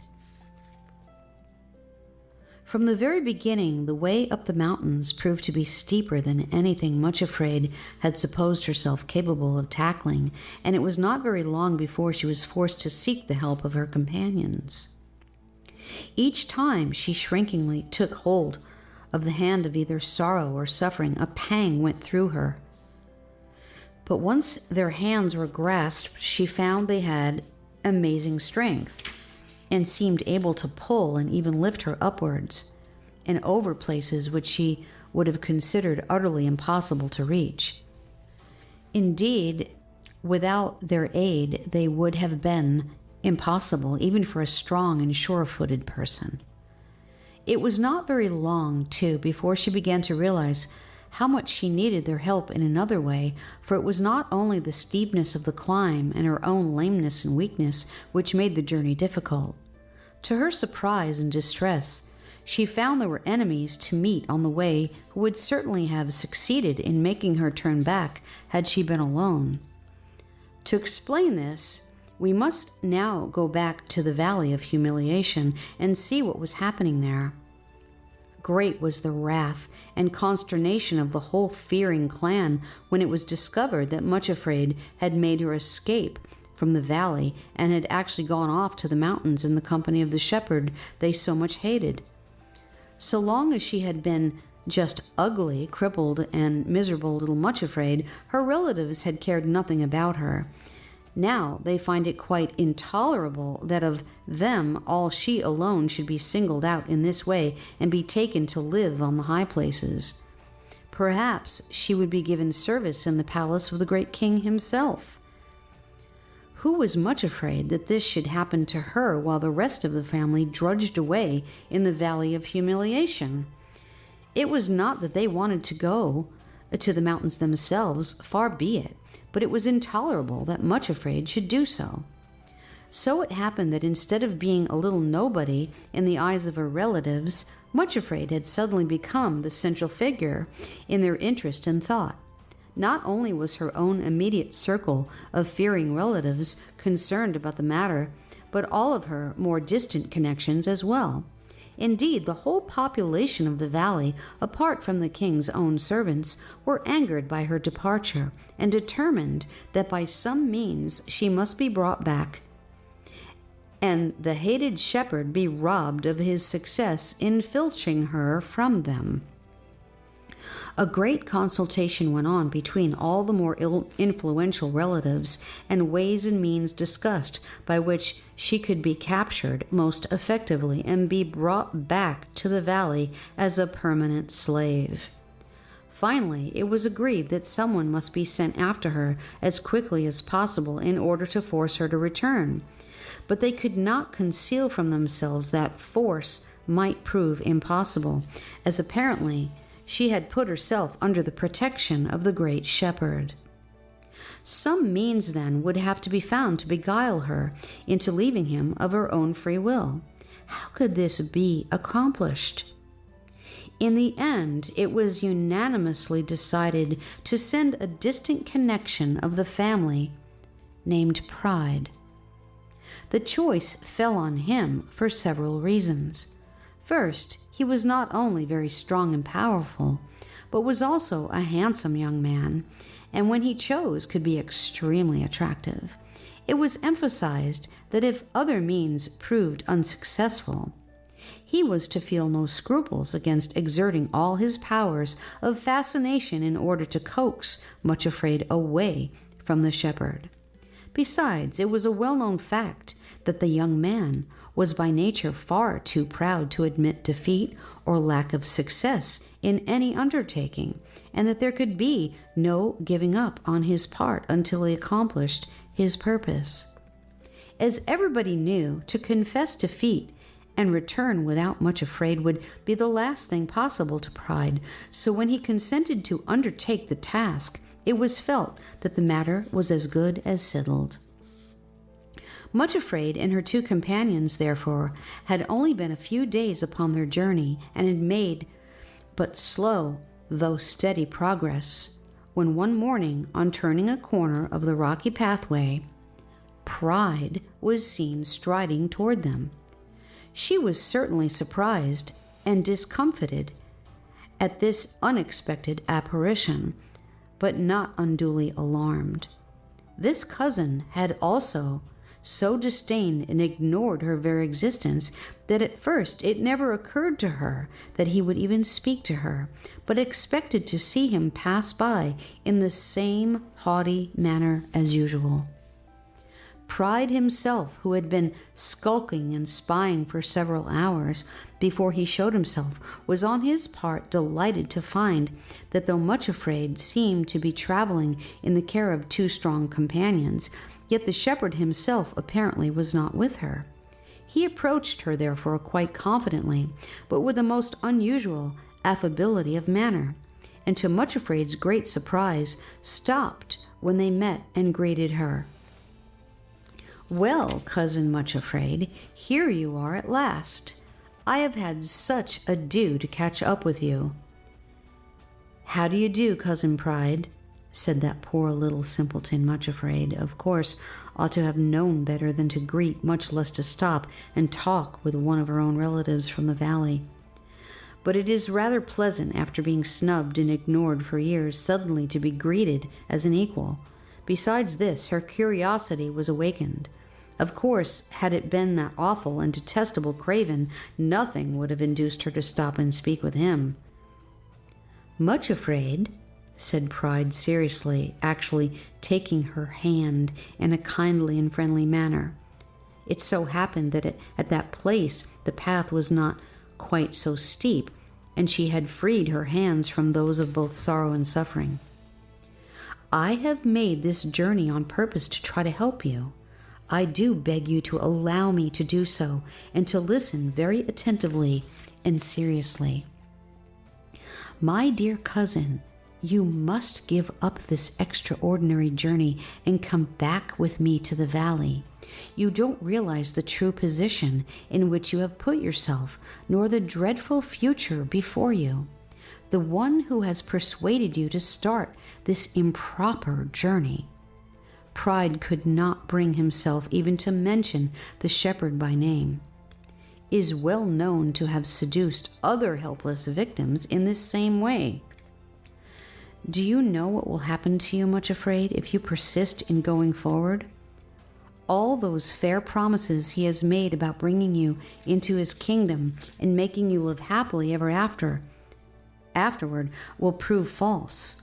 When he gets you up to the wild, desolate parts of the mountains, he will abandon you altogether, and you will be put to lasting shame." Poor Much Afraid tried to pull her hand away, for now she began to understand the meaning of his presence there and his bitter hatred of the shepherd. But as she struggled to free her hand, he only grasped it tighter. She had to learn that once pride is listened to, struggle as one may, it is the hardest thing in the world to throw him off. She hated the things that he said, but with her hand grasped in his, they had the power to sound horribly plausible and true. Did she not often find herself in her heart of hearts thrusting back the same idea and possibility which pride was suggesting to her? Even if the shepherd did not abandon her, and that she could not believe, might it not be that he, who didn't allow sorrow and suffering to be companions, would also allow her, for her soul's good of course, to be put to shame before all her relatives and connections? Was she not almost certainly exposing herself to ridicule? Who could know what the shepherd might allow her to go through, for her ultimate good perhaps, but quite unbearable to contemplate? It is a terrible thing to let pride take one by the hand, Much Afraid suddenly discovered. His suggestions are so frightfully strong, and through the contact of touch, he can press them home with almost irresistible force. "Come back, Much Afraid," he urged vehemently. "Give it up before it's too late. In your heart of hearts, you know that what I am saying is true, and that you will be put to shame before everybody. Give it up while there is still time. Is a merely fictitious promise of living on the high places worth the cost you are asking to pay for it? What is it that you seek there in that mythological kingdom above? Entirely against her will, and simply because he seemed to have her at his mercy, much afraid, let the words be dragged out of her. "I am seeking the kingdom of love," she said faintly. "I thought as much," sneered Pride. "Seeking your heart's desire, eh? And now, much afraid, having a little pride, ask yourself honestly, are you not so ugly and deformed that nobody, even in the valley, really loves you? That is the brutal truth. Then how much less will you be welcome in the kingdom of love, where they say nothing but unblemished beauty and perfection is admitted? Can you really expect to find what you are seeking? No, I tell you again that you feel this yourself, and you know it. Then be honest at least and give it up. Turn back with me before it's too late." Poor Much Afraid, the urge to turn back seemed almost irresistible, but at that moment when she stood, held in the clutch of Pride, feeling as though every word he spoke was the hideous truth, she had an inner vision of the face of the shepherd. She remembered the look with which he had promised her. "I pledge myself to bring you there, and that you shall not be put to shame." Then it was as though she heard him again, repeating softly, as though looking at some radiant vision in the distance, "Behold, thou art fair, my love. Thou hast dove's eyes. Thou art all fair, my love. There is no spot in thee." Before Pride could realize what was happening, Much Afraid uttered a desperate cry for help and was calling up the mountain. "Come to me, shepherd, come quickly. Make no tarrying, O my lord." There was a sound of loose rattling stones and of a prodigious leap, and the next moment the shepherd was on the path beside them, his face terrible to look at, his shepherd's staff raised high above his head. Only one blow fell, and then Pride dropped the hand he had been grasping so tightly and made off down the path and round the corner, slipping and stumbling on the stones as he went, and was out of sight in a moment. "Much Afraid," said the shepherd in a tone of gentle but firm rebuke, "why did you let Pride come up to you and take your hand? If you had been holding the hands of your two helpers, this could never have happened." For the first time, Much Afraid, of her own free will, held out both hands to her two companions, and they grasped her strongly. But never before had their hold upon her been so full of pain, so bitter with sorrow. She learned in this way the first important lesson on her journey upward, that if one stops to parley with Pride and listens to his poisonous suggestions, and above all, if he is allowed to lay grasp upon any part of one, sorrow becomes unspeakably more unbearable afterwards, and anguish of heart has bitterness added to it. Moreover, for a while she limped more painfully than ever she had since leaving the valley. Pride had trodden on her feet at the moment she called for help, and left them more lame and sore than ever. Chapter 6. Detour Through the Desert. After meeting Pride, Much Afraid and her companions went on their way, but she was obliged to hobble painfully and could go but slowly. However, she accepted the assistance of her two guides with far greater willingness than before, and gradually the effects of the encounter wore off, and she was able to make better progress. Then, one day, the path turned a corner, and to her amazement and consternation, she saw a great plain spread out beneath them. As far as the eye could see, there seemed to be nothing but desert, an endless expanse of sand dunes, with not a tree in sight.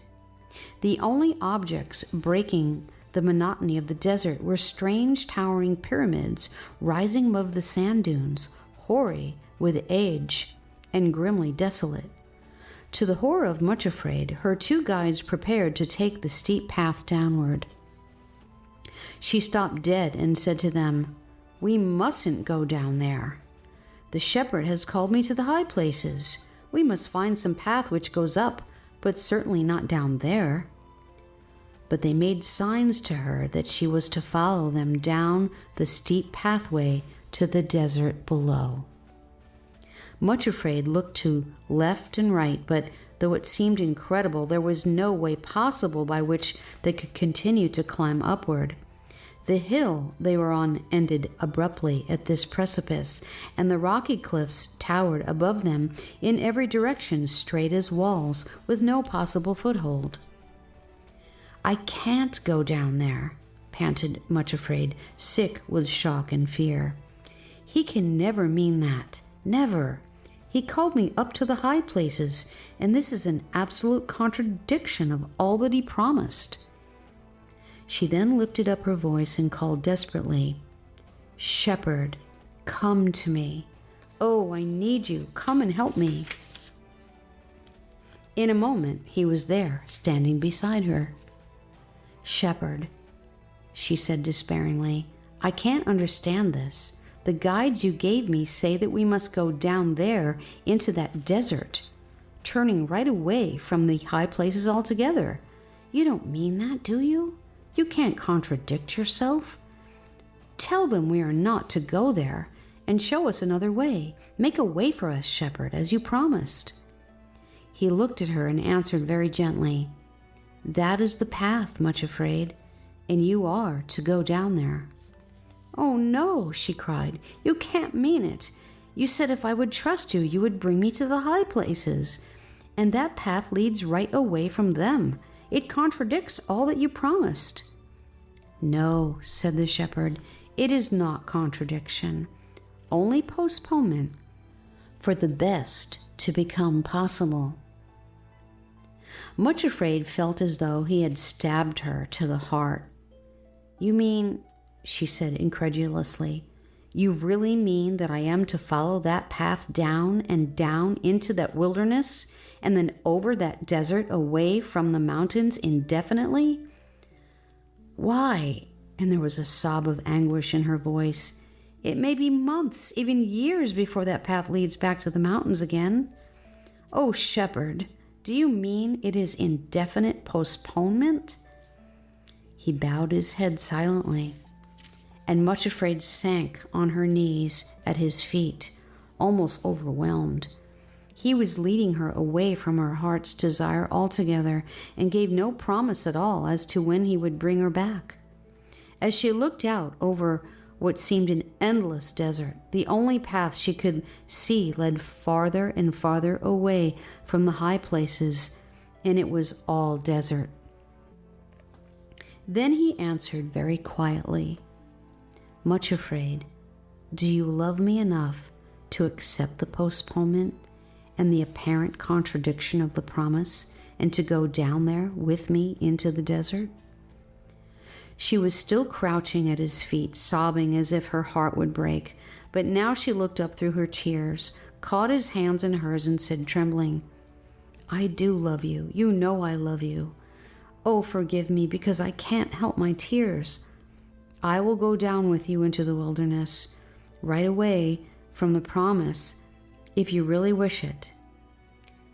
Even if you cannot tell me why it has to be, I will go with you, for you know I do love you, and you have the right to choose for me anything that you please." It was very early morning, and high above them, hanging in the sky over the silent expanse of desert, was a young crescent moon and the morning star shining like a brilliant jewel close beside it. There, Much Afraid built her first altar on the mountains, a little pile of broken rocks, and then, with the shepherd standing close beside her, she laid down on the altar her trembling, rebelling will. A little spurt of flame came from somewhere, and in an instant nothing but a heap of ashes was lying on the altar. That is to say, she thought at first there were only ashes, but the shepherd told her to look closer, and there among the ashes she saw a little stone of some kind, a dark-colored, common-looking pebble. "Pick it up and take it with you," said the shepherd gently, as a memorial of this altar which you built and all that it stands for." Much afraid took the stone out of the ashes, scarcely looking at it and feeling that to her life's end she would never need a reminder of that altar, for how could she ever forget it or the anguish of that first surrender? But she dropped the pebble into a little purse or bag which the shepherd gave her and put it away carefully. Then they began the descent into the desert, and at the first step, Much Afraid felt a thrill of the sweetest joy and comfort surge through her, for she found that the shepherd himself was going down with them. She would not have sorrow and suffering as her only companions, but he was there too. As she started down the path, he began a song which Much Afraid had not heard before, and it sounded so sweet and comforting that her pain began to melt away.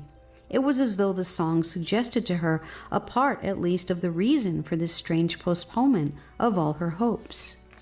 This is the song he sang. The Closed Garden. A garden closed art thou, my love, where none thy fruits can taste, a spring shut up, a fountain sealed, an orchard run to waste.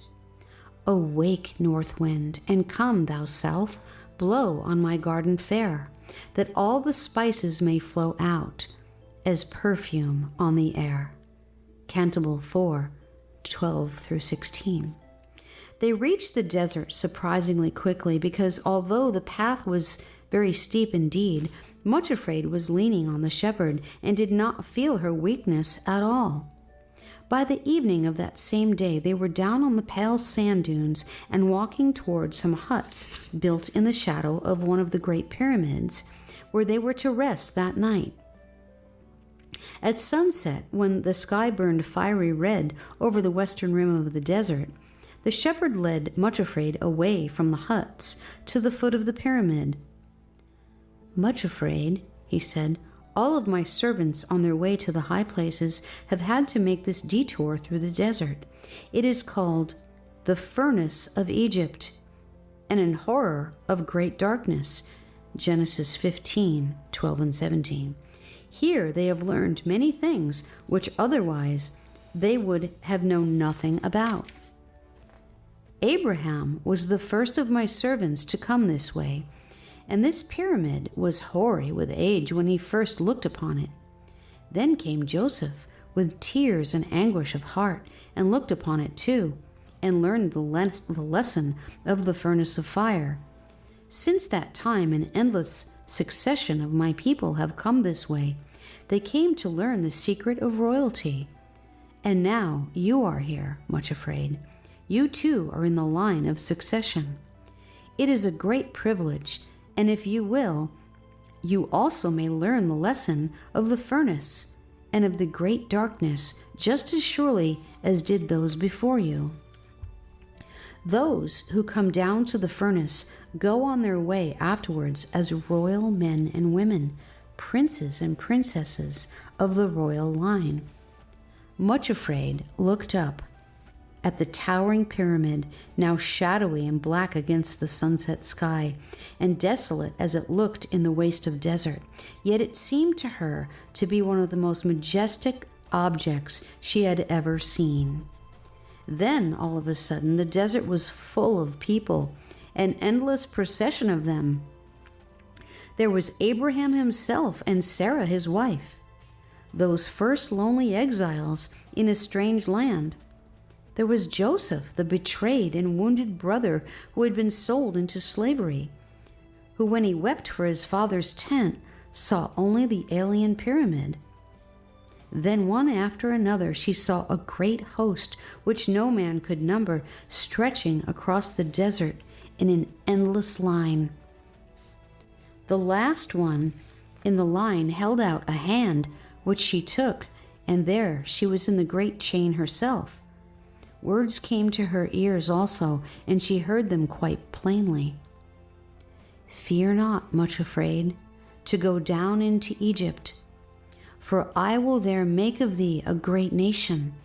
I will go down with thee into Egypt, and I will surely bring thee up again. Genesis 46, verse 3. After this, they went back to the huts to rest that night. In the morning, the shepherd called Much Afraid again and led her away, but this time he opened a little door in the wall of the pyramid and took her inside. There was a passage which led to the center, and from there a spiral staircase went up to the floors above. But the shepherd opened another door leading out of the central chamber on the ground floor, and they entered a very large room which looked like a granary. There were great piles of grain everywhere except in the middle. There on the open space, men were threshing the different kinds of grain in many different ways and then grinding them to powder, some coarse and some finer. At one side were women sitting on the ground with hollow, smooth stones before them, grinding the very best of the wheat into the finest possible powder. Watching them for a while, Much Afraid saw how the grains were first beaten and bruised until they crumbled to pieces. But still the grinding and beating process continued until at last the powder was fine enough to be used for baking the best wheat bread. "See," said the shepherd gently, "how various are the methods used for grinding the different varieties of grain according to their special use and purpose." Then he quoted, "Dill is not threshed with a threshing instrument, neither is a cartwheel turned about upon the cumin, but dill is beaten out with a staff, and the cumin with a rod. Bread corn is bruised, but no one crushes it forever, neither is it broken with the wheel of a cart, nor bruised with horsemen driving over it." Isaiah 28, verse 27 and 28. As Much Afraid watched the women pounding the bread corn with their heavy stones, she noticed how long the process took before the fine white powder was finished and ready for use. Then she heard the shepherd saying, "I bring my people into Egypt, that they too may be threshed and ground into the finest powder, and may become bread corn for the use of others. But remember, though bread corn is bruised, no one threshes it forever, only until the bruised and broken grain is ready for its highest use. This also cometh forth from the Lord of hosts, which is wonderful in counsel and excellent in working." Verse 29. After this, the shepherd took her back to the central chamber, and they ascended the spiral staircase, twisting up and up into the darkness above. There, on the next floor, they came to another and smaller room, in the center of which stood a great wheel, flat like a table. Beside it stood a potter, who wrought a work on the wheel. As he spun the wheel, he fashioned this clay into many beautiful shapes and objects. The material was cut and kneaded and shaped as he saw fit, but always the clay lay still upon the wheel, submitting to his every touch, perfectly unresisting. As they watched, the shepherd said, "In Egypt, too, I fashion my fairest and finest vessels and bring forth instruments for my work according as I see fit." Jeremiah 18. Then he smiled and added, "Cannot I do with you Much Afraid as this potter? Behold, as the clay is in the hand of the potter, so are you in my hand." Jeremiah 18, verse 6. Last of all, he took her up the stairway to the highest floor. There they found a room with a furnace, in which gold was being smelted and refined of all its dross. Also in the furnace were rough pieces of stone and rock containing crystals. These were put in the great heat of the oven and left for a time. On being taken out, behold, they were glorious jewels, flashing as though they had received the fire into their very hearts.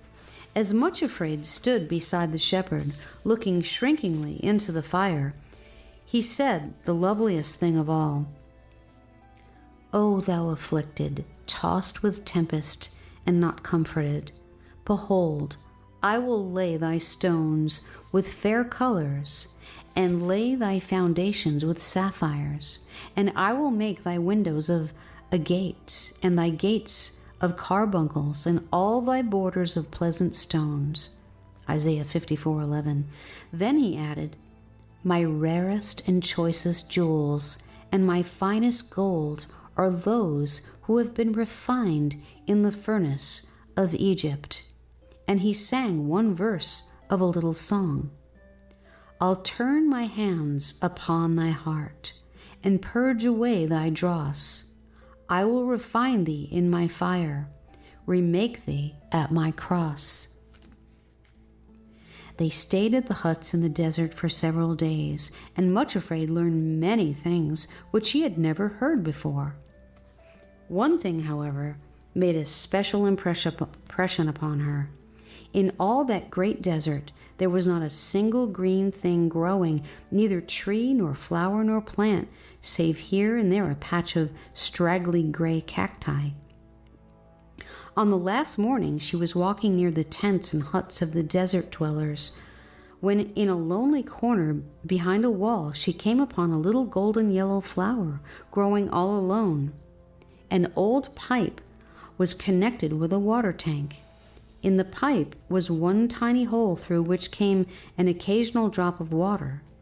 Where the drops fell one by one, there grew the little golden flower, though where the seed had come from, Much Afraid could not imagine, for there were no birds anywhere and no other growing things. She stopped over the lonely, lovely little golden face, lifted up so hopefully and so bravely to the feeble drip, and cried out softly, "What is your name, little flower? For I never saw one like you before." The tiny plant answered at once in a tone as golden as itself, "Behold me, my name is Acceptance with Joy." Much Afraid thought of the things which she had seen in the pyramid, the threshing floor and the whirring wheel and the fiery furnace. Somehow the answer of the little golden flower, which grew all alone in the waste of the desert, stole into her heart and echoed there faintly but sweetly, filling her with comfort. She said to herself, "He has brought me here when I did not want to come for his own purpose. I, too, will look up into his face and say, 'Behold me, I am thy little handmaiden, Acceptance with Joy.'" Then she stooped down and picked up a pebble which was lying in the sand beside the flower, and put it in the purse with the first altar stone. Chapter 7, On the Shores of Loneliness. After they walked together through the burning desert sands, then one day, quite unexpectedly, a path crossed the main track which they were following. "This," said the shepherd quietly, "is the path which you are now to follow." So they turned westward with the high places right behind their backs and came in a little while to the end of the desert. They found themselves on the shore of a great sea. "It is now time for me to leave you, Much Afraid," he said, "and to return to the mountains. Remember, even though you seem to be farther away than ever from the high places and from me, there is really no distance at all separating us. I can cross the desert sands as swiftly as I can leap from the high places to the valleys, and whenever you call for me, I shall come. This is the word I now leave with you. Believe it and practice it with joy. My sheep hear my voice, and they follow me. Whenever you are willing to obey me, Much Afraid, and to follow the path of my choice, you will always be able to hear and recognize my voice, and when you hear it, you must always obey. Remember also that it is always safe to obey my voice, even if it seems to call you to paths which look impossible or even crazy." On saying this, he blessed her and went from them, leaping and bounding over the desert toward the high places, which were now actually right behind her. Much afraid, and her two companions walked along the shores of the great sea for many days, and at first it seemed to her that up till then she had never known real loneliness. The green valley where all her friends and she had lived was far away behind her. Even the mountains were out of sight, and there seemed to be nothing in the whole wide world but the endless sandy desert on the one side and the endless sea moaning drearily on the other. Nothing grew there, neither tree nor shrub nor even grass, but the shores were scattered with broken driftwood and with great tangled masses of brown and shriveled seaweed. Nothing lived in the whole region save the seagulls wheeling and crying overhead, and the crabs scuttling across the sand into their burrows.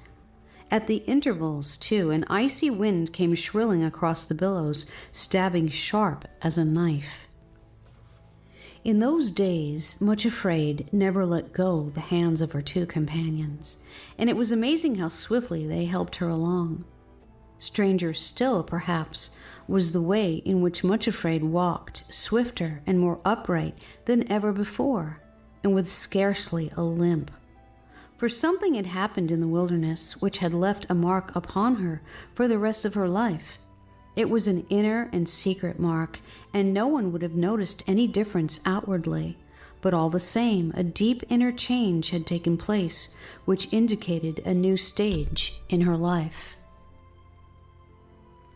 She had been down into Egypt and had looked upon the grinding stones, the wheel and the furnace, and knew that they symbolized an experience which she herself must pass through. Somehow, incredible as it was, she, Much Afraid, had been enabled to accept the knowledge and to acquiesce in it, and she knew within herself that with that acceptance a gulf had opened between herself and her past life, even between her past self, a gulf which could never again be closed. She could look back across it to the green valley between the mountains and see herself there with the shepherd's workers feeding her little flock, cringing before her relatives, and going to the pool morning and evening to keep tryst with the shepherd. But it was looking at somebody else together, and she said to herself, "I was that woman, but I am not that woman now." She did not understand how it happened, but what the shepherd had said had come to pass in herself for those who go down into the furnace of Egypt and find there the flower of acceptance come up changed and with the stamp of royalty upon them. It is true that Much Afraid did not feel at all royal, and certainly did not as yet look it. Nevertheless, she had been stamped with the mark. It would never be the same again. Therefore, though she went with sorrow and suffering day after day along the shores of the great sea of loneliness, she did not go cringingly or complainingly. Indeed, gradually an impossible thing seemed to be happening. A new kind of joy was springing up in her heart, and she began to find herself noticing beauties in the landscape of which until then she had been quite unconscious. Her heart often thrilled with an inner ecstasy when she caught sight of the sun shining on the wings of the wheeling seagulls, making them gleam as dazzlingly white as the snow on the peaks of the far-off high places. Even their wild, mournful cries and the moanings of the water stirred in her a sorrow which was strangely beautiful. She had the feeling that somehow in the very far-off places, perhaps even in far-off ages, there would be a meaning found to all sorrow and an answer too fair and wonderful to be as yet understood. Often, too, she found herself laughing aloud as she watched the antics of the funny little scuttling crabs. When the sun shone brightly as it did at times, even the gray, dreary sea was transformed into a thing of surpassing beauty, with the light gleaming on the curving green breakers and the foaming spray, and the horizon blue as a midnight sky. When the sun thus shone on the wild wastes of waters, it seemed as though all their sorrows had been swallowed up in joy. And then she would whisper to herself, "When he hath tried me, I shall come forth as gold. Weeping may endure for a night, but joy cometh in the morning." One day they came to a place on the shore where were high cliffs and great rocks scattered all about. In this place they were to rest for a time, and while there, Much Afraid wandered off by herself. After climbing the cliff, she found herself looking down into a lonely little cove completely enclosed on 3 sides by the cliffs and with nothing in it but driftwood and stranded seaweed. The chief impression it made upon her was its emptiness. It seemed to lie there like an empty heart, watching and longing for the far-off tide which had receded to such a distance that it could never again return. When, however, drawn by an urge to revisit the lonely cove, Much Afraid went back to the same spot some hours later, all was changed. The waves were now rushing forward, with the strength of a high tide urging them onward. Looking over the edge of the cliff, she saw that the cove, which had been so empty, was now filled to the brim. Great waves, roaring and laughing together, were pouring themselves through the narrow inlet and were leaping against the sides, irresistibly taking possession of every empty niche and crevice. On seeing this transformation, she knelt down on the edge of the cliff and built her 3rd altar. "Oh, my Lord," she cried, "I thank thee for leading me here.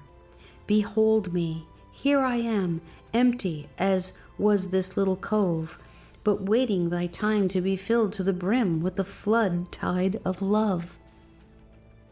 Then she picked up a little piece of quartz and crystal which was lying on the rocky cliff and dropped it beside the other memorial stones in the little bag which she carried with her. It was only a short time after the building of that new altar that her enemies were all upon her again.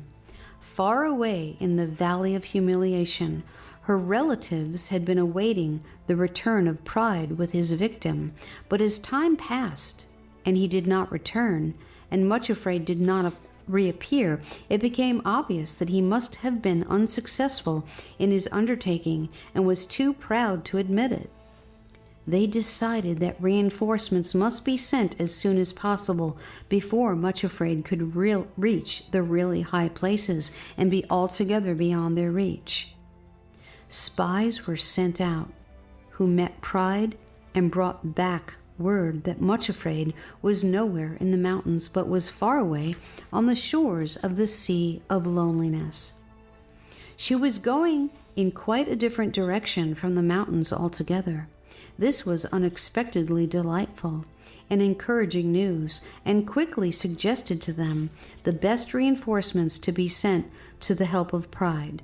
There was complete unanimity in deciding that resentment, bitterness, and self-pity should hurry off at once to assist in bringing back Much Afraid to her eagerly awaiting relatives. Off they went to the shores of Loneliness, and Much Afraid now had to endure a time of really dreadful assaults. It is true that her enemies soon discovered that this was not the same Much Afraid with whom they had to deal. They could never get within close reach, because she kept so near to sorrow and suffering and accepted their assistance so much more willingly than before. However, they kept appearing before her, shouting out their horrid suggestions and mocking her until it really seemed that wherever she went, one or another popped up. There were so many hiding places for them among the rocks, and hurled their darts at her. "I told you so," Pride would shout viciously. "Where are you now, you little fool? Up on the high places? Not much. Do you know that everyone in the Valley of Humiliation knows about this and is laughing at you? Seeking your heart's desire, eh? And left abandoned by him, just as I warned you on the shores of Loneliness. Why didn't you listen to me, you little fool?" Then resentment would raise his head over another rock. He was extremely ugly to look at, but his was a horribly fascinating ugliness. Sometimes Much Afraid could hardly turn her eyes away when he stared at her boldly and shouted, "You know, Much Afraid, you act like a blind idiot. Who is this shepherd you follow? What sort of a person is he to demand everything you have and take everything you offer and give nothing in return but suffering and sorrow and ridicule and shame? Why do you let him treat you like this? Stand up for yourself and demand that he fulfill his promise and take you at once to the high places. If not, tell him that you feel absolved from all necessity to follow him any longer." Bitterness would then break in with his sneering voice. "The more you yield to him, the more he will demand from you. He is cruel to you and takes advantage of your devotion. All he has demanded from you so far is nothing to what he will demand if you persist in following him. He lets his followers, yes, even women and children, go to concentration camps and torture chambers and hideous deaths of all kinds. Could you bear that, you little whiner? Then you'd better pull out and leave him before he demands the uttermost sacrifice of all. Sooner or later, he'll put you on a cross of some sort and abandon you to it." Self-pity would chime in next, and in some dreadful way, he was almost worse than any of the others. He talked so softly and in such a pitying tone that Much Afraid would feel weak all over. "Poor little Much Afraid," he would whisper. "It is too bad, you know. You really are so devoted, and you have refused him nothing, absolutely nothing, yet this is the cruel way in which he treats you. Can you really believe when he acts toward you like this that he loves you and has your real good at heart? How can this be possible? You have every right to feel sorry for yourself. Even if you are perfectly willing to suffer for his sake, at least other people ought to know about it and pity you instead of misunderstanding and ridiculing as they do. It really seems as though the one you follow takes delight in making you suffer and leaving you to be misunderstood, for every time you yield to him, he thinks up some new way of wounding and bruising you."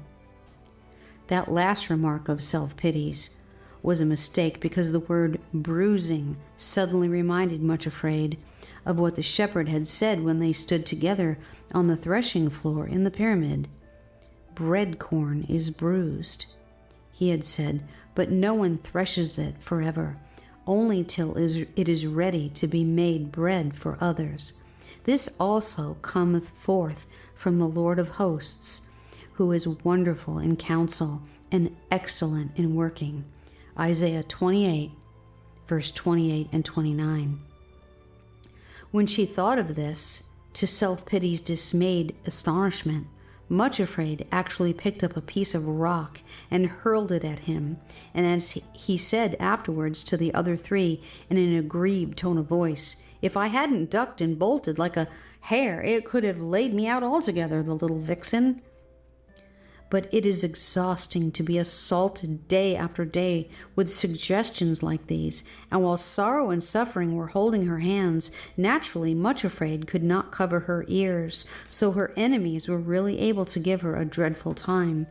At last, things came to a crisis. One day, when her companions actually seemed to be sleeping for a little while, Much Afraid unwarily wandered off alone. Not this time to her favorite spot looking down into the little cove, but in a new direction, and she came to a place where the cliffs jutted out into the sea, forming a very narrow peninsula, which ended in a sheer precipice. When she reached the end of this promontory, she stood looking out over the endless expanse of sea and suddenly found to her horror all four of her enemies approaching and closing in on her. That already she was becoming a different person was then quite apparent, for instead of nearly fainting with fright at their approach, although she did look very pale and frightened, she actually seized a stone in each hand, and putting her back against a great rock, prepared to resist them to the limit of her strength. Fortunately, the place was too narrow for all four to approach together, but Pride put himself in front of the others and stepped toward her holding a strong cudgel. "You can put down those stones, Much Afraid," said he savagely. "There are 4 of us here, and we mean to do as we please with you now that you are in our power. You shall not only listen to us, but shall go with us." Much Afraid lifted her face toward the seemingly empty sky, and with all her strength called out, "Come to my deliverance, and make no tarrying, O my lord." To the horror of the 4 ruffians, there was the shepherd himself, leaping toward them along the narrow promontory, more terrible than a great mountain stag with thrusting horns. Resentment, bitterness, and self-pity managed to hurl themselves flat on the ground and edge away as he bounded toward the place where Pride was just seizing hold of Much Afraid.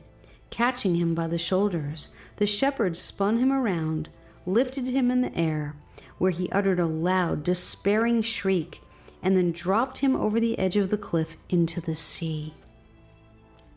"Oh, shepherd," gasped Much Afraid, shaking with relief and hope, "thank you. Do you think Pride is really dead at last?" "No," said the shepherd. "It is most unlikely." He glanced over the cliff as he spoke and caught sight of Pride swimming like a fish toward the shore and added, "There he goes, but he has had a fall today, which he will not forget, and I fancy he will limp for some time to come. As for the other 3, they have made off into some hiding place and are not likely to trouble you again in the same way now that they realize that I am within call." "Shepherd," asked Much Afraid earnestly, "tell me why I nearly got into Pride's clutches again, and why resentment, bitterness, and self-pity have been able to pester me for so long in this dreadful way. I did not call you before, because they never dared to come close to me or to make a real attack, but they have been lurking around all the time and making their horrible suggestions, and I couldn't get away from them. Why was it?" "I think," said the shepherd gently, "that lately the way seemed a little easier, and the sun shone, and you came to a place where you could rest. You forgot for a while that you were my little handmaiden, Acceptance with Joy, and were beginning to tell yourself it really was time that I led you back to the mountains and up to the high places. When you wear the weed of impatience in your heart instead of the flower, Acceptance with Joy, you will always find your enemies get an advantage over you."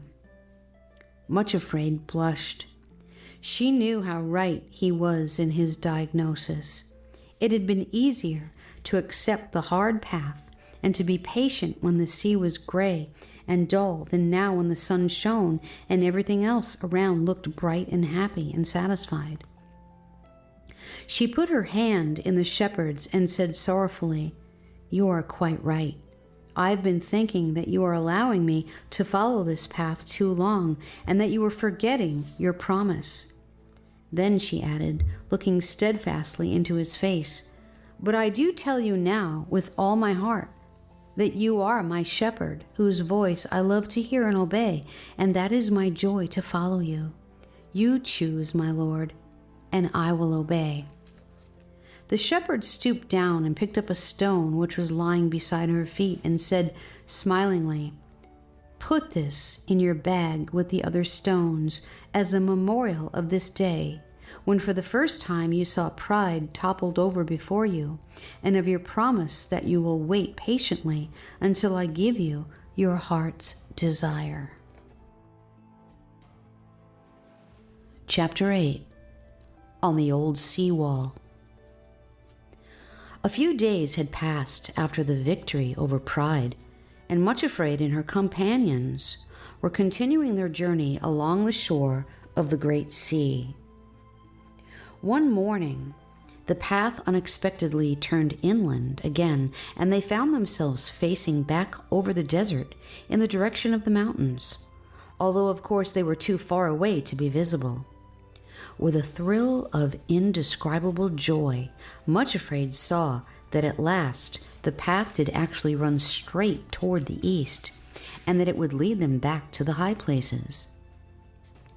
She dropped the hands of her two guides in order to clap her own, and gave a little skip of joy. No matter how great the distance between them and the mountains, now at last they were to go in the right direction. All three started back across the desert, but Much Afraid could not wait for her guides, and actually ran on ahead as though she had never been lame at all.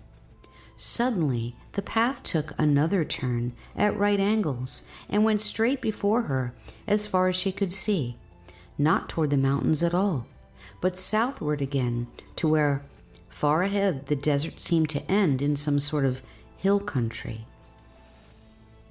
Much Afraid stood quite still, dumb with dismay and shock. Then she began to tremble all over. It could not be possible, no, it couldn't, that yet again the shepherd was saying no and turning her right away from the high places. Hope deferred maketh the heart sick, said the wise man of long ago, and how truly he spoke. Now she had been skipping and running so excitedly along the path toward the mountains that she had left sorrow and suffering quite behind. And while they were catching up with her, she was standing quite alone at the place where the path turned away from the mountains. Up from behind a sand dune close beside her rose the form of her enemy, Bitterness. He did not come any nearer, having learned a little more prudence, and was not going to make her call for the shepherd if he could avoid it, but simply stood and looked at her and laughed again, the bitterest sound that Much Afraid had heard in her life. Then he said, as venomously as a viper, "Why don't you laugh too, you little fool? You knew this would happen." There he stood, uttering these awful bursts of laughter until it seemed that the whole desert was filled with the echoes of his mockery. Sorrow and his sister came up to Much Afraid and stood by her side quite silently, and for a little while everything was swallowed up in pain and a horror of great darkness. A sudden swirling wind shrieked over the desert and raised a storm of dust and sand which blinded them. In the silence which succeeded the storm, Much Afraid heard her voice low and trembling but quite distinct, saying, "My lord, what dost thou want to say to me? Speak, for thy servant heareth." Next moment the shepherd was standing beside her. "Be of good cheer," he said. "It is I, be not afraid. Build me another altar and lay down your whole will as a burnt offering." Obediently, Much Afraid raised a little heap of sand and loose stones, which was all that she could find in the desert, and again laid down her will and said with tears, for sorrow had stepped forward and knelt beside her, "I delight to do thy will, O my God." From somewhere, though they could not see the source, there came a spurt of flame which consumed the offering and left a little heap of ashes on the altar. Then came the shepherd's voice, "This further delay is not unto death, but for the glory of God, that the Son of God may be glorified." Another gust of wind sprang up and whirled the ashes away in every direction, and the only thing remaining on the altar was a rough, ordinary-looking stone, which Much Afraid picked up and put into the bag with the others. Then she rose to her feet, turned her face away from the mountains, and they all started southward. The shepherd went with them for a little way, so that Resentment and Self-Pity, who were hiding close at hand, awaiting an opportunity to attack, lay flat behind the sand dunes and were not seen at that time at all. Presently they reached a place where the sea, which they had left behind when they turned inland, came sweeping into the desert, forming a great estuary. A strong tide was surging into it, filling it completely with swiftly flowing waters. However, a stone causeway with many arches had been built across the estuary, and an earthen ramp led up to it. The shepherd led Much Afraid to the foot of the ramp and told her to follow this path across the sea. Once more he repeated with great emphasis the words which he had spoken beside the altar, then departed. Much Afraid, followed by her 2 companions, scrambled up the ramp and found themselves on top of the old seawall. From the height on which they now stood, they could look back over the desert. On one side was the sea, and on the other, so blurred with distance that they could not be sure if they really saw it, was a haze which might be part of the mountains, or was it only wishful thinking? Then, looking ahead, they saw that the causeway would indeed bring them across the estuary into a different kind of country altogether. A well-wooded land of hills and valleys with cottages and farmsteads among orchards and fields. The sun was shining brilliantly, and up there on the wall they could feel the full force of the great wind which was urging and lashing the rushing waves to flow swifter and swifter. It reminded Much Afraid of a pack of hounds, urged on by the huntsmen, following one another, leaping and surging and roaring beneath the causeway, and then flowing forward far inland, brimming the shores of the estuary. Somehow the roar of the wind and the surge of the waters seemed to get into her blood and course through her being like a glorious wine of life.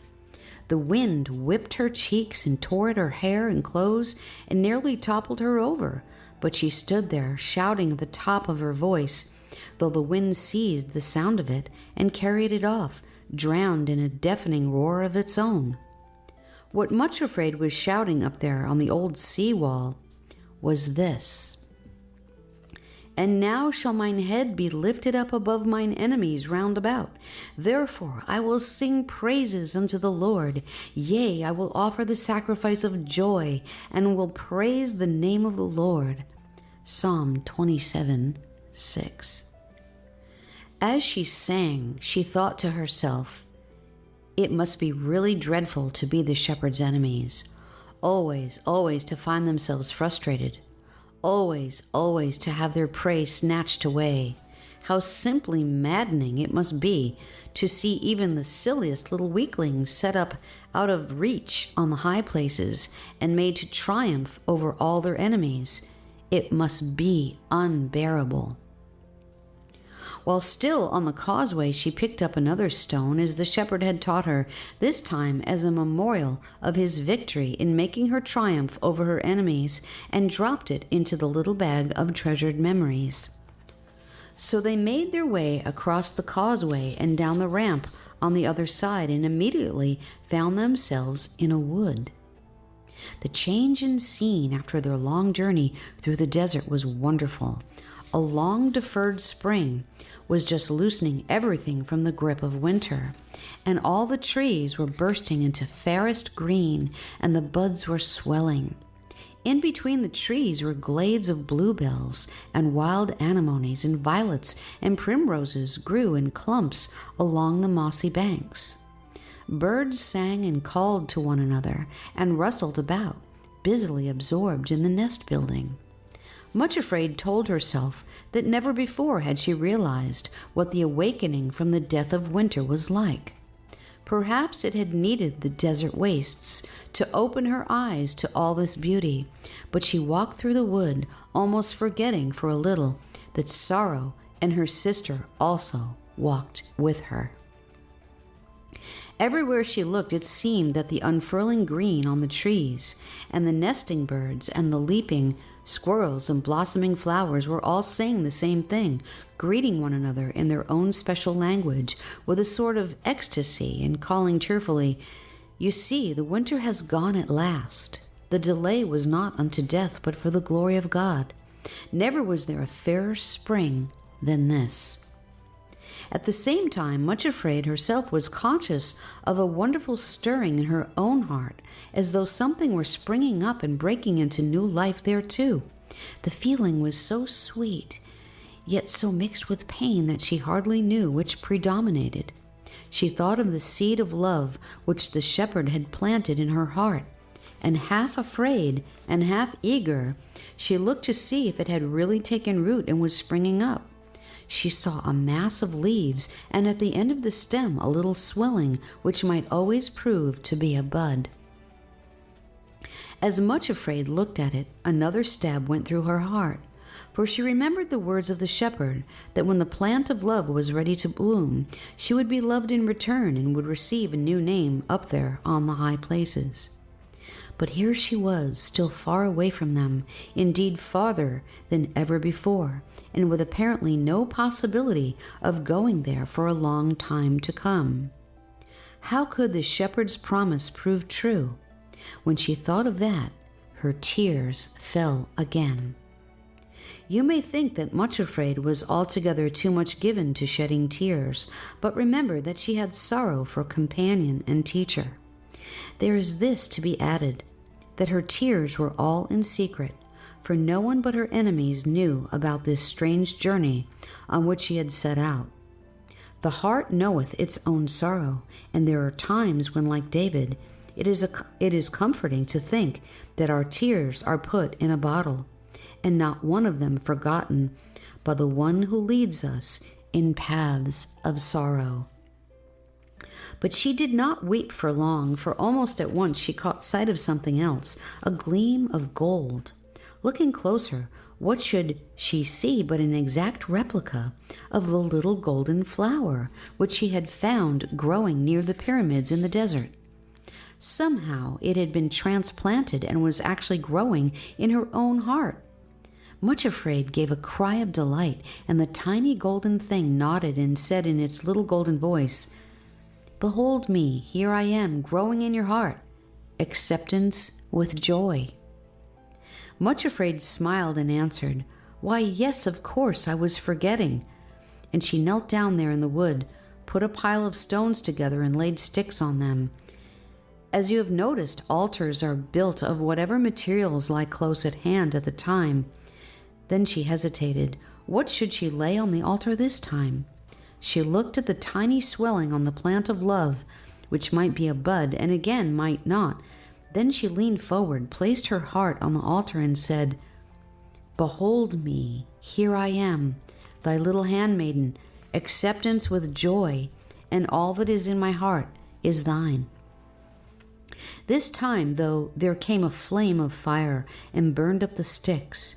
The bud was still on the stem of the plant, perhaps, thought Much Afraid, because it was too small to offer. But nevertheless, something lovely had happened. It was as though a spark from the flame had entered her heart and was still glowing there, warm and radiant. On the altar, among the ashes, was yet another stone for her to pick up and put with the rest. So now there were 6 stones of remembrance lying in the bag she carried going on their way. And in a very short time, they came to the edge of the wood, and she uttered a cry of joy. For who should be standing there waiting to meet them but the shepherd himself? She ran toward him as though she had wings on her feet. "Oh, welcome, welcome 1,000 times, welcome," cried Much Afraid, tingling with joy from head to foot.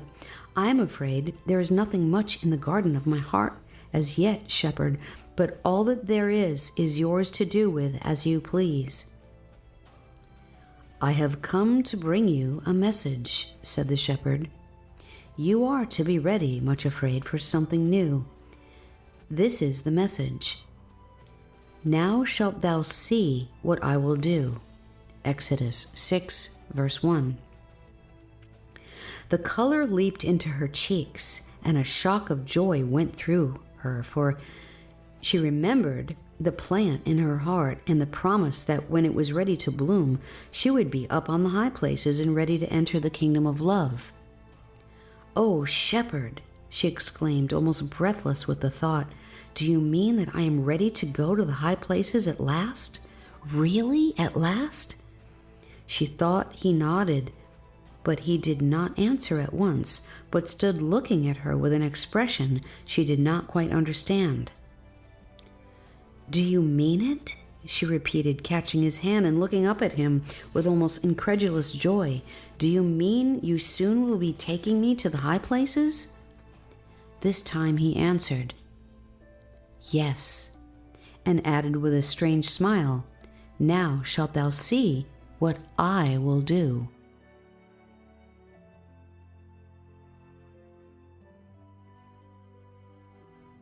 Chapter 9. Great Precipice Injury. After that, for a little while, Much Afraid had a song in her heart as she walked among the fields and orchards and the low hills of the country to which they had come.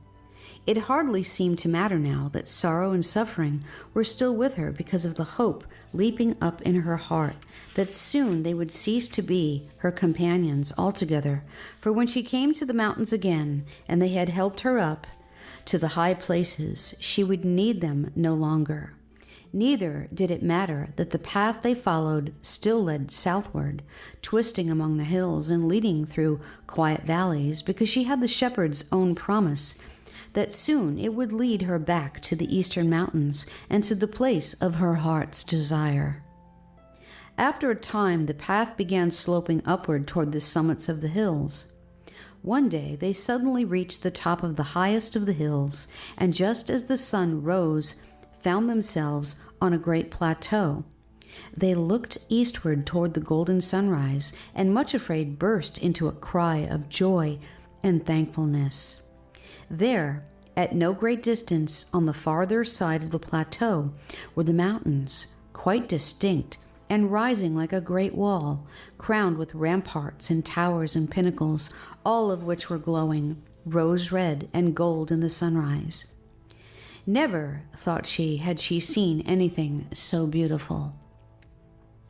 As the sun rose higher and the glow faded from the sky, she saw that the highest peaks were covered with snow, so white and glittering that her eyes were dazzled with their glory. She was looking at the high places themselves. Best of all, the path they were following here turned eastward and led directly toward the mountains. Much Afraid fell on her knees on the hilltop, bowed her head, and worshipped. It seemed to her at that moment that all the pain and the postponement, all the sorrows and trials of the long journey she had made were as nothing compared to the glory which shone before her. It seemed to her, too, that even her companions were smiling with her. When she had worshipped and rejoiced, she rose to her feet, and all three started to cross the plateau. It was amazing how quickly they went, for the path was flat and comparatively smooth, and before they could have believed it possible, they found themselves approaching the mountains and were among the slopes and boulders at their very feet. As they approached, Much Afraid could not help being struck by the steepness of these slopes, and the nearer they drew, the more like impassable walls the mountains appeared to become. But she told herself that when she was right up to them, they would find a valley or gorge, or a pass up which they could proceed, and that she certainly would not mind how steep the way was, if only it led upward. In the late afternoon, they did come to the top of the lower slopes and to the very foot of the mountains. The path they were following led them right up to the foot of an impassable precipice, and there stopped dead. Much Afraid stood still and stared. The more she looked, the more stunned she felt. Then she began to tremble and shake all over, for the whole mountain range before her, as far as she could see, to left and right, rose up in unbroken walls of rock, so high that it made her giddy when she put her head back and tried to look up to the top. The cliffs completely blocked the way before her, yet the path ran right up to them, then stopped. There was no sign of a track in any other direction, and there was no way at all by which the overhanging, terrifying wall of cliff could be ascended. They would have to turn back. Just as this overwhelming realization came to her, suffering caught her hand and pointed to the rocky walls. A hart, followed by a hind, had appeared from among the jumbled rocks around them, and were now actually beginning to ascend the precipice. As the three stood watching, Much Afraid turned dizzy and faint, for she saw that the hart, which was leading the way, was following what appeared to be a narrow and intensely steep track, which went zigzagging across the face of the cliff. In some parts it was only a narrow ledge, in others there appeared to be rough steps, but in certain places she saw that the track apparently broke right off. Then the hart would leap across the gap and go springing upward, always closely followed by the hind, who set her feet exactly where his had been and leaped after him, as lightly, as sure-footed, and apparently unafraid as it was possible for any creature to be. So the two of them leaped and sprang with perfect grace and assurance up the face of the precipice and disappeared from sight over the top. Much Afraid covered her face with her hands and sank down on a rock with a horror and dread in her heart such as she had never felt before. Then she felt her two companions take her hands in theirs and heard them say, "Do not be afraid, Much Afraid. This is not a dead end after all, and we shall not have to turn back. There is a way up the face of the precipice. The hart and the hind have shown it to us quite plainly. We shall be able to follow it too and make the ascent." "Oh, no, no," Much Afraid almost shrieked. "That path is utterly impossible. The deer may be able to manage it, but no human being could. I could never get up there. I would fall headlong and be broken in pieces on those awful rocks." She burst into hysterical sobbing. "It's an impossibility, an absolute impossibility. I cannot get to the high places that way, and so can never get there at all." Her two guides tried to say something more, but she put her hands over her ears and broke into another clamor of terrified sobs. There was the shepherd's Much Afraid, sitting at the foot of the precipice, wringing her hands and shaking with terror, sobbing over and over again, "I can't do it. I can't. I shall never get to the high places." Nothing less like royalty could be imagined, but far worse was to follow. As she crouched on the ground, completely exhausted, they heard a crunching sound and a rattling of loose stones, then a voice close beside her. "Ha ha, my dear little cousin, we meet again at last. How do you find yourself now, Much Afraid, in this delightfully pleasant situation?" She opened her eyes in fresh terror and found herself looking right into the hideous face of Craven Fear himself. "I thought somehow," he went on with a look of the most horrible gloating, "yes, I really thought that we could come together again at last. Did you really believe, you poor little fool, that you could escape from me altogether? No, no, Much Afraid, you are one of the Fearings, and you can't evade the truth. And what is more, you trembling little idiot, you belong to me. I have come to take you back safely and make sure that you don't wander off again." "I won't go with you," gasped Much Afraid, too shocked by his awful apparition to have her wits about her. "I absolutely refuse to go with you." "Well, you can take your choice," sneered Craven. "Take a look at the precipice before you, my dear cousin. Won't you feel lovely up there? Just look where I'm pointing, Much Afraid. See there, halfway up, where that dizzy little ledge breaks right off and you have to jump across the chasm onto that bit of rock.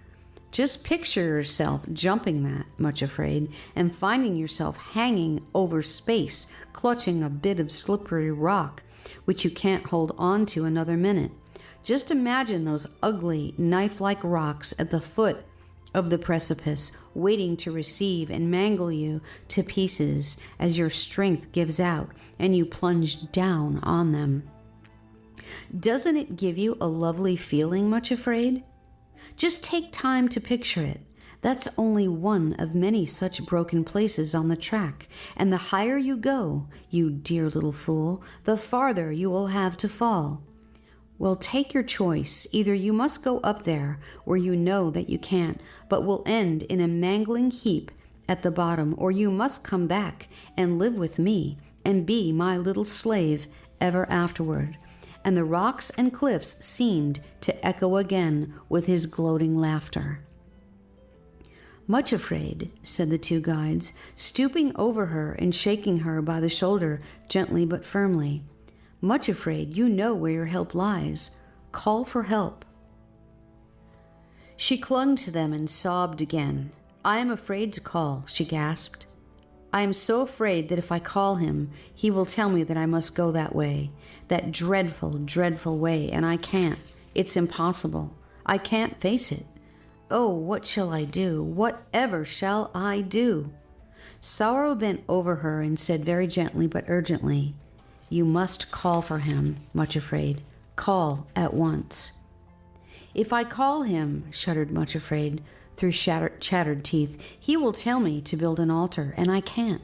This time I can't. Craven Fear laughed triumphantly and took a step toward her, but her two companions put themselves between him and his victim. Then Suffering looked at Sorrow, who nodded back. In answer to the nod, Suffering took a small but very sharp knife which hung at her girdle, and bending over the crouching figure, pricked her. Much Afraid cried out in anguish, and then, in utter despair at finding herself helpless in the presence of all three, did that which she ought to have done the moment the path brought them to the foot of the precipice. Though now she felt too ashamed to do it, and she did so because she was forced by her extremity. She cried out, O Lord, I am oppressed. Undertake for me. My fears have taken hold upon me, and I am ashamed to look up. Why, Much Afraid? It was the shepherd's voice close beside her. What is the matter? Be of good cheer. It is I. Be not afraid. He sounded so cheery and full of strength, and moreover without a hint of reproach, that Much Afraid felt as though a strong and exhilarating cordial had been poured into her heart, and that a stream of courage and strength was flowing into her from his presence. She sat up and looked at him and saw that he was smiling, almost laughing at her. The shame in her eyes met no answering reproach in his, and suddenly she found words echoing in her heart, which other trembling souls had spoken. My Lord is of very tender compassion to them that are afraid. As she looked, thankfulness welled up in her heart, and the icy hand of fear which had clutched her broke and melted away, and joy burst into bloom. A little song ran through her mind like a trickling stream. My beloved is the chiefest of 10,000 anywhere. He is altogether lovely, he is altogether fair. My beloved is so gentle, and is strong beyond compare. Much Afraid, said the shepherd again, tell me what is the matter. Why were you so fearful? It is the way you have chosen for me to go, she whispered. It looks so dreadful, shepherd, so impossible. I turn giddy and faint whenever I look at it. The Rose and Hinds can go there, but they are not limping, crippled, or cowardly like me. But Much Afraid, what did I promise you in the Valley of Humiliation? Asked the shepherd with a smile. Much Afraid looked startled, and the blood rushed into her cheeks and ebbed again, leaving them as white as before. You said, she began and broke off and then began again. Oh, shepherd, you said you would make my feet like hinds' feet and set me upon mine high places. Well, he answered cheerily, the only way to develop hinds' feet is to go by the paths which the hinds use, like this one. Much Afraid trembled and looked at him shamefacedly. I don't think I want hinds' feet, if it means I have to go on a path like that, she said slowly and painfully. The shepherd was a very surprising person. Instead of looking either disappointed or disapproving, he actually laughed again. Oh, yes, you do, he said cheerfully. I know you better than you know yourself, Much Afraid. You want it very much indeed, and I promise you these hinds' feet. Indeed, I have brought you on purpose to this backside of the desert, where the mountains are particularly steep, and where there are no paths but the tracks of the deer and of the mountain goats for you to follow, that the promise may be fulfilled. What did I say to you the last time we met? You said, "Now shalt thou see what I will do," she answered, and then looking at him reproachfully added, "But I never dreamed you would do anything like this. Lead me to an impassable precipice up which nothing can go but deer and goats, when I'm no more like a deer or a goat than is a jellyfish." It's too, she fumbled for words and then burst out laughing. "Why, it's too preposterously absurd. It's crazy. Whatever will you do next?" The shepherd laughed too. "I love doing preposterous things," he replied. "Why, I don't know anything more exhilarating and delightful than turning weakness into strength and fear into faith, and that which has been marred into perfection. If there is one thing more than another which I should enjoy doing at this moment, it is turning a jellyfish into a mountain goat. That is my special work," he added with the light of a great joy in his face. "Transforming things, to take Much Afraid, for instance, and to transform her into—" He broke off and then went on laughing. "Well, we shall see later on what she finds herself transformed into." It was really an extraordinary scene. In the place where just a little while before all had been fear and despair, were the shepherd and Much Afraid sitting on the rocks at the foot of the impassable precipice, laughing together as though at the greatest joke in the world. "Come now, little jellyfish," said the shepherd, "do you believe that I can change you into a mountain goat and get you to the top of the precipice?" "Yes," replied Much Afraid. "Will you let me do it?" "Yes," she answered. "If you want to do such a crazy and preposterous thing, why certainly you may. Do you believe that I will let you be put to shame on the way up?" Much Afraid looked at him and then said something that she had never been willing to say before. "I don't think I mind so very much if you do. Only have your will and way in me, shepherd. Nothing else matters." As she spoke, something lovely happened. A double rainbow appeared above the precipice, arching it completely, so that the zigzag path up which the roe and the doe had gone was framed in the glowing colors. It was such a beautiful and extraordinary sight that Much Afraid gasped with wonder and delight, but there was something else about it which was almost more wonderful. She saw that Sorrow and Suffering, who had drawn aside while the shepherd spoke to her, were standing one at either side of the path, and where the ends of the rainbow touched the earth, one touched Suffering and the other Sorrow. In the shining glory of the rainbow colors, the two veiled figures were so transfigured with beauty that Much Afraid could only look at them for a moment before being dazzled. Then she did that which only a short time before had seemed utterly impossible. She knelt down at the foot of the precipice and built an altar and laid on it her will, her dread, and her shrinking.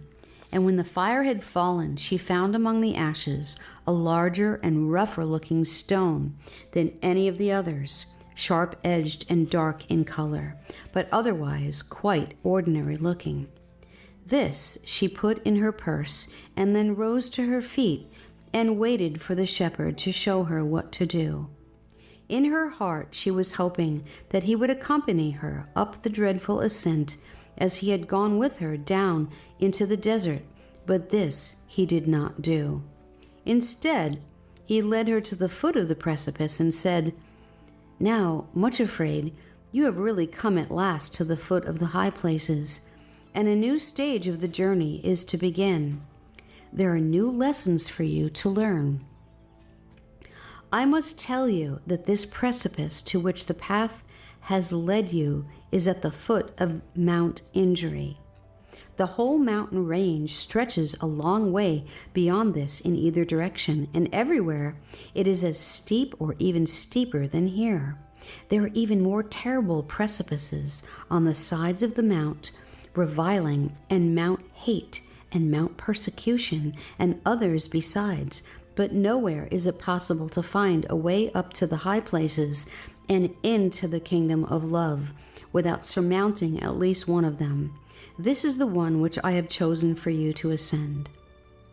On the way here, you have been learning the lesson of acceptance with joy, which is the first letter in the alphabet of love. Now you must learn the B of the alphabet of love. You have come to the foot of Mount Injury, and I hope and expect that on the way up the precipice you will discover what is this next letter of the alphabet, and that you will learn and practice it as you have the A of love. Remember that though you must now meet injury and surmount it, there is nothing on the way up this terrible-looking precipice, nor indeed anything that you may meet above and beyond it that can do you the slightest harm or hurt if you will learn and steadfastly practice the second lesson in the ascent of love. When he had said this, he put his hands upon her with special solemnity and gentleness and blessed her. Then he called her companions, who immediately stepped forward. Next he took a rope from a crevice in the wall of rock, and with his own hands roped together the three who were to ascend the precipice. Sorrow was in front and Suffering behind, with Much Afraid in the middle, so that the two who were strong and sure-footed went before and after. In this way, even if Much Afraid slipped and fell, they would be able to hold her up and support her by the rope. Lastly, he put his hand to his side and brought out a little bottle of cordial, which he gave to Much Afraid, telling her to drink a little at once and to make use of it if ever she felt giddy or faint on the way up. The label on the bottle read, "Spirit of Grace and Comfort."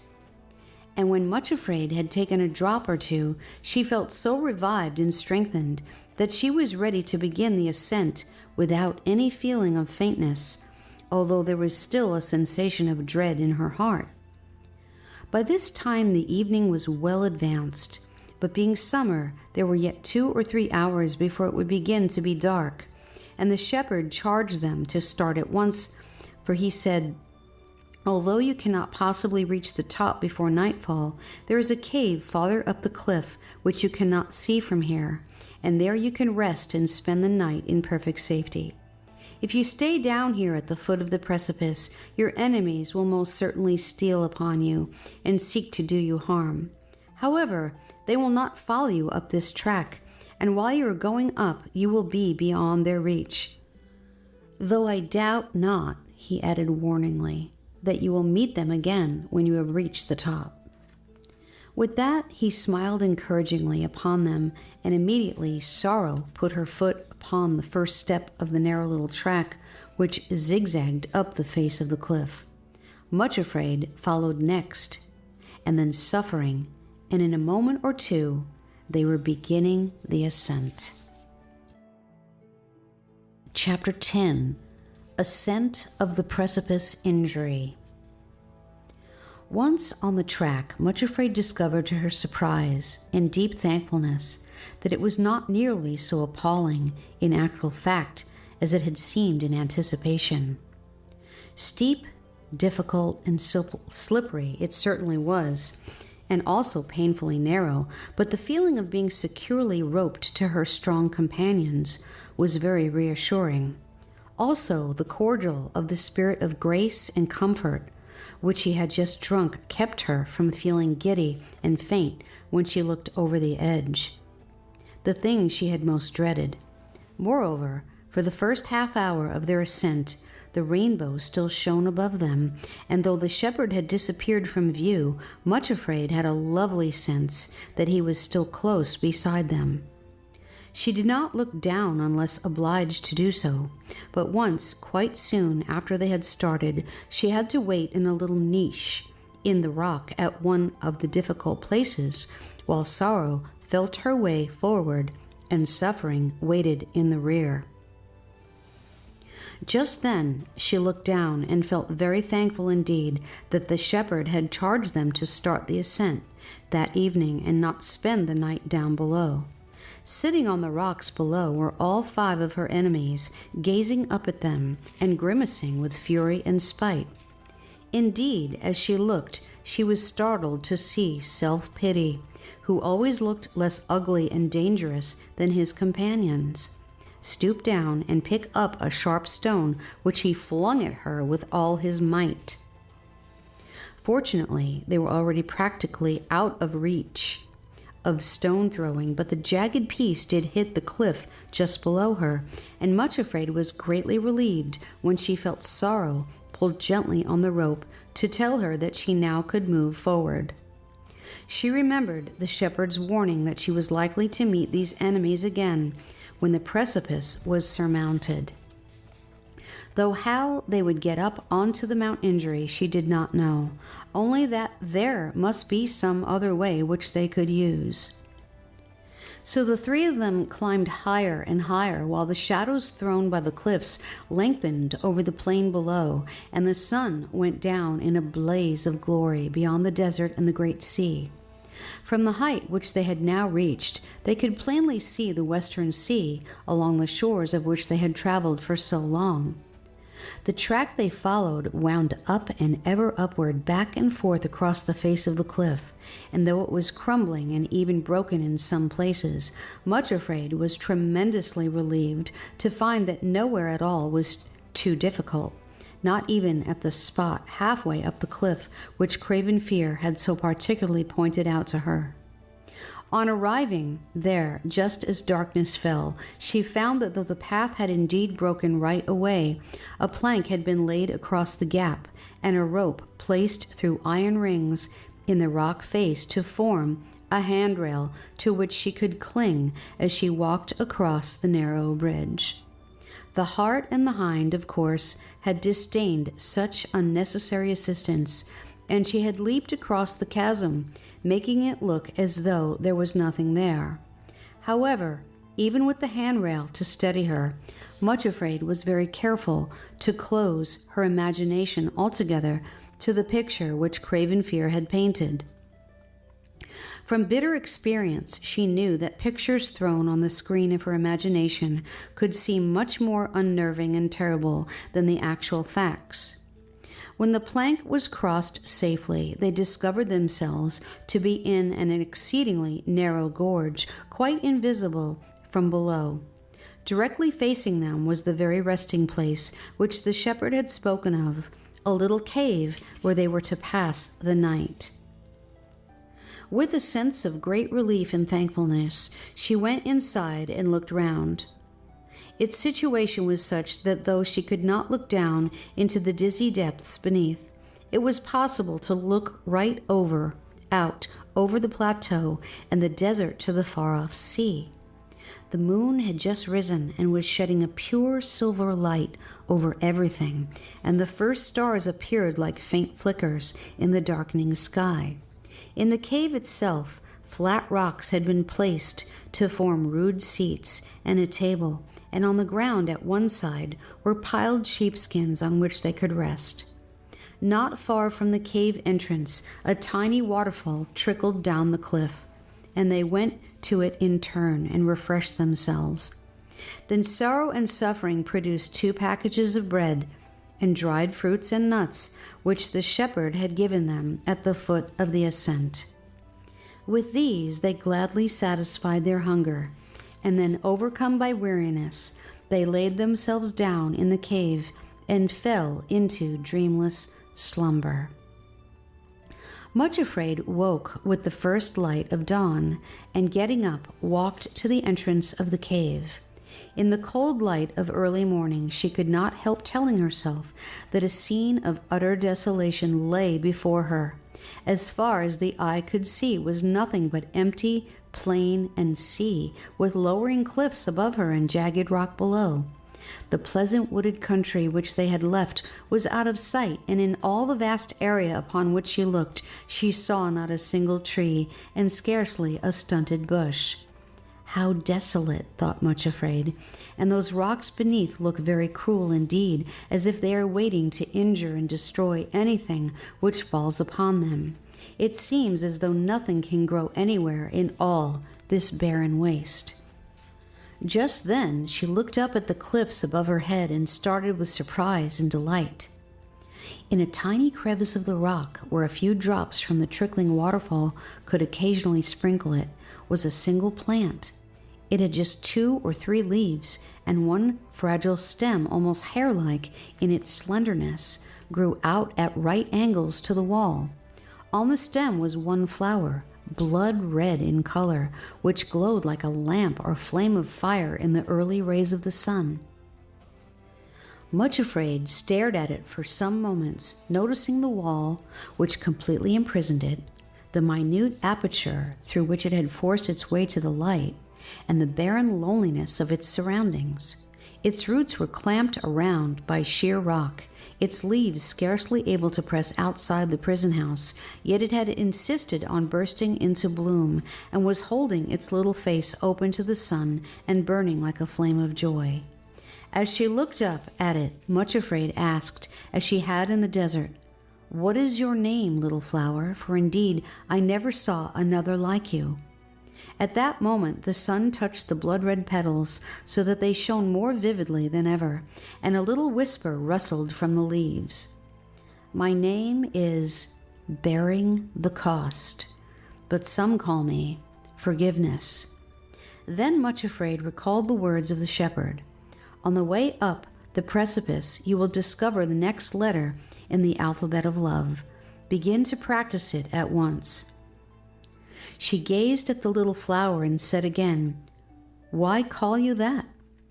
Once more a little whispering laugh passed through the leaves, and she thought she heard them say, "I was separated from all my companions, exiled from home, carried here and imprisoned in this rock. It was not my choice, but the work of others, who, when they had dropped me here, went away and left me to bear the results of what they had done. I have borne and have not fainted. I have not ceased to love, and love helped me push through the crack in the rock until I could look right out onto my love, the sun himself. See now, there is nothing whatever between my love and my heart, nothing around to distract me from him. He shines upon me and makes me to rejoice, and has atoned to me for all that was taken from me and done against me. There is no flower in all the world more blessed or more satisfied than I, for I look up to him as a weaned child and say, Whom have I in heaven but thee? And there is none upon earth that I desire but thee." Much Afraid looked at the glowing flame above her head, and a longing which was almost envy leaped into her heart. She knew what she must do. Kneeling on the narrow path beneath the imprisoned flower, she said, "O my Lord, behold me. I am thy little handmaiden bearing the cost." At that moment, a fragment of the rock, which imprisoned the roots of the flower above her, loosed and fell at her feet. She picked it up and put it very gently with the other 7 stones in her purse, then returned to the cave. Sorrow and suffering were waiting for her, with a further supply of bread and raisins and nuts, and after they had given thanks and had eaten, they roped themselves together again and continued up the precipice. After a little they came to a place which was very steep and slippery. Suddenly, Much Afraid had her first fall and cut herself quite badly on the pieces of jagged rock which had tripped her. It was a good thing she was so securely roped, for a great terror came upon her, and she became so giddy and faint that had she not been tied, she might have slipped over the edge of the path and been dashed to pieces on the rocks below. As this thought struck her, she was so overcome with panic and trembling that all she could do was to crouch against the wall of rock and cry out to her companions that she was fainting and was in terror of falling. Immediately, Sorrow, who was in front, tightened the rope. Then Suffering came up to her, put her arms around her, and said urgently, "Drink some of the cordial which the shepherd gave you." Much Afraid was so faint and frightened that she could only lie in the arms of Suffering and gasp, "I don't know where the bottle is. I can't move even to fumble for it." Then Suffering herself put her hand into the bosom of the fainting girl, drew out the bottle, and poured a few drops between her lips. After a few moments, the color returned to Much Afraid's cheeks, and the faintness began to pass off, but still she could not move. She took more of the spirit of grace and comfort and began to feel strengthened. Then Sorrow, who had come back to the place where she was crouching, gently shortened the rope so that Much Afraid could take her hand, and again they started to climb. In the fall, however, Much Afraid had cut both knees so severely that she could only limp forward very painfully, moaning continually and halting constantly. Her companions were very patient, but progress was so slow that finally it became necessary to make greater speed, or they would not reach the top of the precipice before nightfall, and there was no other cave where they could rest. At last, Suffering stooped over her and asked, "Much Afraid, what were you doing when you left the cave this morning and went off by yourself?" Much Afraid gave her a startled look, then said with a painful flush, "I was looking at a flower which I had not seen before, growing in the rock by the waterfall." "What flower was that?" persisted Suffering very gently. "It was the flower of bearing the cost," replied Much Afraid in a very low voice, "but some call it forgiveness." For a few moments she was silent, remembering the altar she had built and realizing that she was not practicing this new and difficult letter of the alphabet of love. Then said she, "I wonder if it would help my knees if we put a few drops of the cordial on them." "Let us try," said Sorrow and Suffering both together. "It is an excellent suggestion." As they dropped a little of the cordial on both knees, almost at once the bleeding ceased, and the worst of the smart and pain died away. Her legs remained very stiff, and she was still obliged to limp quite badly, but they did go forward at a much better pace. By late afternoon, they were right at the top of the awful ascent, and found themselves in a forest of young pine trees with moss and blueberries growing on the banks beside the path. And the precipice, which had looked so impassable, actually behind them. They sat down on one of the mossy banks in the wood to rest, then heard a voice singing quite close at hand. "Thou art all fair, my dearest love. There is no spot in thee. Come with me to the heights above, yet fair visions see. Up to the mount of myrrh and thence, across the hills of frankincense, to where the dawn's clear innocence bids all the shadows flee. Come with me, O my fairest dear, with me to Lebanon. Look from the peaks of grim Shanir, Amana and Hermon.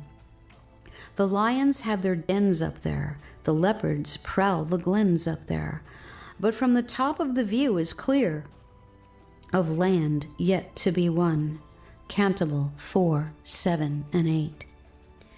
There, coming toward them through a clearing in the trees, was the shepherd himself.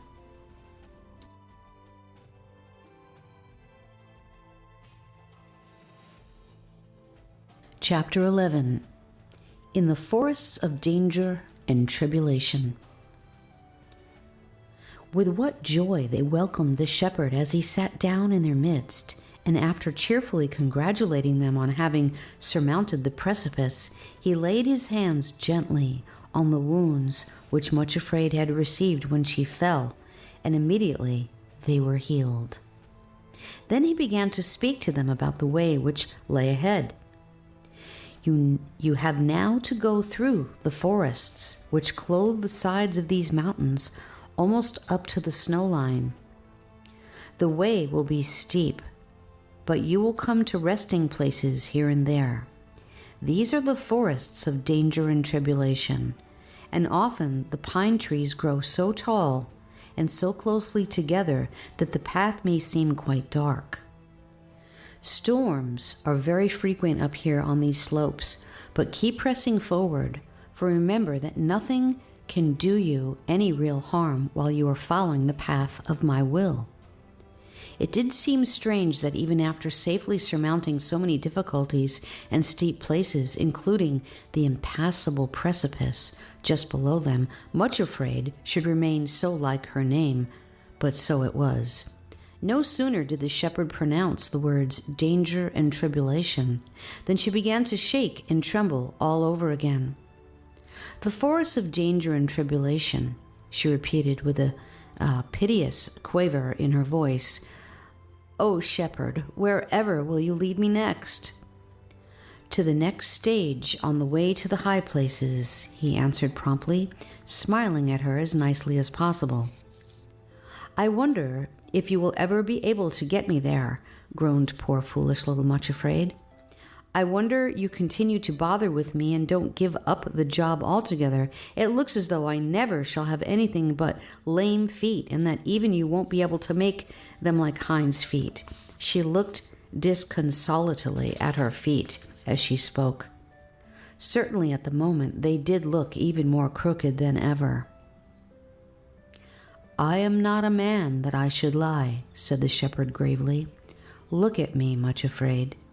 Do you believe that I will deceive you? Have I said, and shall I not do it? Or have I spoken, and shall I not make it good?" Much Afraid trembled a little, partly at the tone of his voice and partly because she was still much afraid by nature, and was already trying to picture what the forests of danger and tribulation would be like. That always had a disastrous effect upon her, but she answered penitently, "No, I know that you are not a man who would lie to me. I know that you will make good what you have said." "Then," said the shepherd, speaking very gently again, "I am going to lead you through danger and tribulation. Much afraid, but you need not be the least bit afraid, for I shall be with you. Even if I lead you through the valley of the shadow itself, you need not fear, for my rod and my staff will comfort you." Then he added, "Thou shalt not be afraid for the terror by night, nor for the arrow that flieth by day, nor for the pestilence that walketh in darkness, nor for the destruction that wasteth at noonday. Though 1,000 fall at thy side, and 10,000 at thy right hand, it shall not come nigh thee. For I will cover thee with my feathers, and under my wings shalt thou trust." Psalm 91, 4-7. The gentleness of his voice as he said these things was indescribable. Then Much Afraid knelt at his feet and built yet another altar and said, "Yea, though I walk through the valley of the shadow of death, I will fear no evil, for thou art with me." Then, because she found that even as she spoke, her teeth were chattering with fright and her hands had gone quite clammy, she looked up into his face and added, "For thou art not a man that thou shouldest lie, nor the son of man that thou shouldest repent. Hast thou said, and shalt not do it? And hast thou spoken, and shalt thou not make it good?" Then the shepherd smiled more comfortingly than ever before, laid both hands on her head and said, "Be strong, yea, be strong and fear not." Then he continued, "Much Afraid, don't ever allow yourself to begin trying to picture what it will be like. Believe me, when you get to the places which you dread, you will find that they are as different as possible from what you have imagined, just as was the case when you were actually ascending the precipice. I must warn you that I see your enemies lurking among the trees ahead, and if you ever let craven fear begin painting a picture on the screen of your imagination, you will walk in fear and trembling and agony where no fear is." When he had said this, he picked up another stone from the place where she was kneeling, and gave it to her to put with the other memorial stones. Then he went his way, and Much Afraid and her companions started on the path which led up through the forests. Almost as soon as they had reached the trees, they saw the face of mean, sickly self-pity looking out from behind one of the trunks. He gabbled ever so quickly before he dodged back into hiding. I say, Much Afraid, this really is a bit too thick. I mean, whatever will he do next, forcing a poor little lame, frightened creature like yourself to go through dangers which only brave, strong men ought to be expected to face? Really, your shepherd is almost more of a bully than Craven Fear himself. Hardly had he stopped before Resentment put his head out and said crossly, There's absolutely no reason for it either, because there's another perfectly good path which skirts the forest altogether and brings you right up to the snow line without going anywhere near these unnecessary dangers. Everybody else goes that way, so why shouldn't you? Tell him you won't go this way, Much Afraid, and insist on being taken by the usual path. This way is for martyrs only, and you, my dear, don't fit into the picture at all. Then Craven Fear leered at her for a moment and said contemptuously, So you think you're going to become a little heroine, do you, and go singing through the forest of danger? What will you bet, Much Afraid, that you won't end up shrieking and screaming like a maniac, maimed for the rest of your life? Bitterness was next to speak, and sneered from behind another tree. He would do this, it's just as I told you. After you have dutifully gone through one terrifying experience, he's always got something still worse lying ahead of you. Then Pride, who was still limping badly and seemed extra venomous as a result, said, You know, he won't be able to rest content until he has put you to complete shame, because that's the way he produces that precious humility he's so crazy about. He'll humble you to the dust, Much Afraid, and leave you a groveling idiot in front of everyone. Much Afraid and her companions walked on without answering and without taking any notice, but as before, Much Afraid discovered that she limped more painfully whenever she heard what they said. It was really terribly perplexing to know what to do. If she listened, she limped, and if she put her fingers in her ears, she couldn't accept the hands of her two guides, which meant that she stumbled and slipped. So they stopped for a moment or two and discussed the matter, and then Suffering opened the little first aid kit hanging at her girdle, took out some cotton, and firmly plugged the ears of Much Afraid. Although this was uncomfortable, it did seem to have the desired effect, at least temporarily, for when the 5 sulkers saw that they could not make her hear them, they soon tired of bawling at her and left her alone until another opportunity should occur for badgering her again. At first, the forest did not really seem too dreadful. Perhaps it was that up there on the mountains the air was so fresh and strong that it made those who breathed it fresh and strong too. Also, the sun was still shining, and Much Afraid began to feel a sensation which was completely new to her, a thrill of excitement, an incredible as it seemed of almost pleasurable adventure. Here she was, lame Much Afraid, actually walking through the forest of danger and not really minding. This lasted for quite a time until huge black clouds gradually rolled over the sky and the sun went in. In the distance, thunder rolled and the woods became dark and very still. Suddenly, a bolt of lightning scorched across the sky, and somewhat ahead of them was a rending crash as a great forest tree fell to the earth, then another and another. Then the storm in all its fury was bursting around them, thunder rolling, lightning sizzling and crackling in every direction, until the whole forest seemed to be groaning and shaking and falling about them.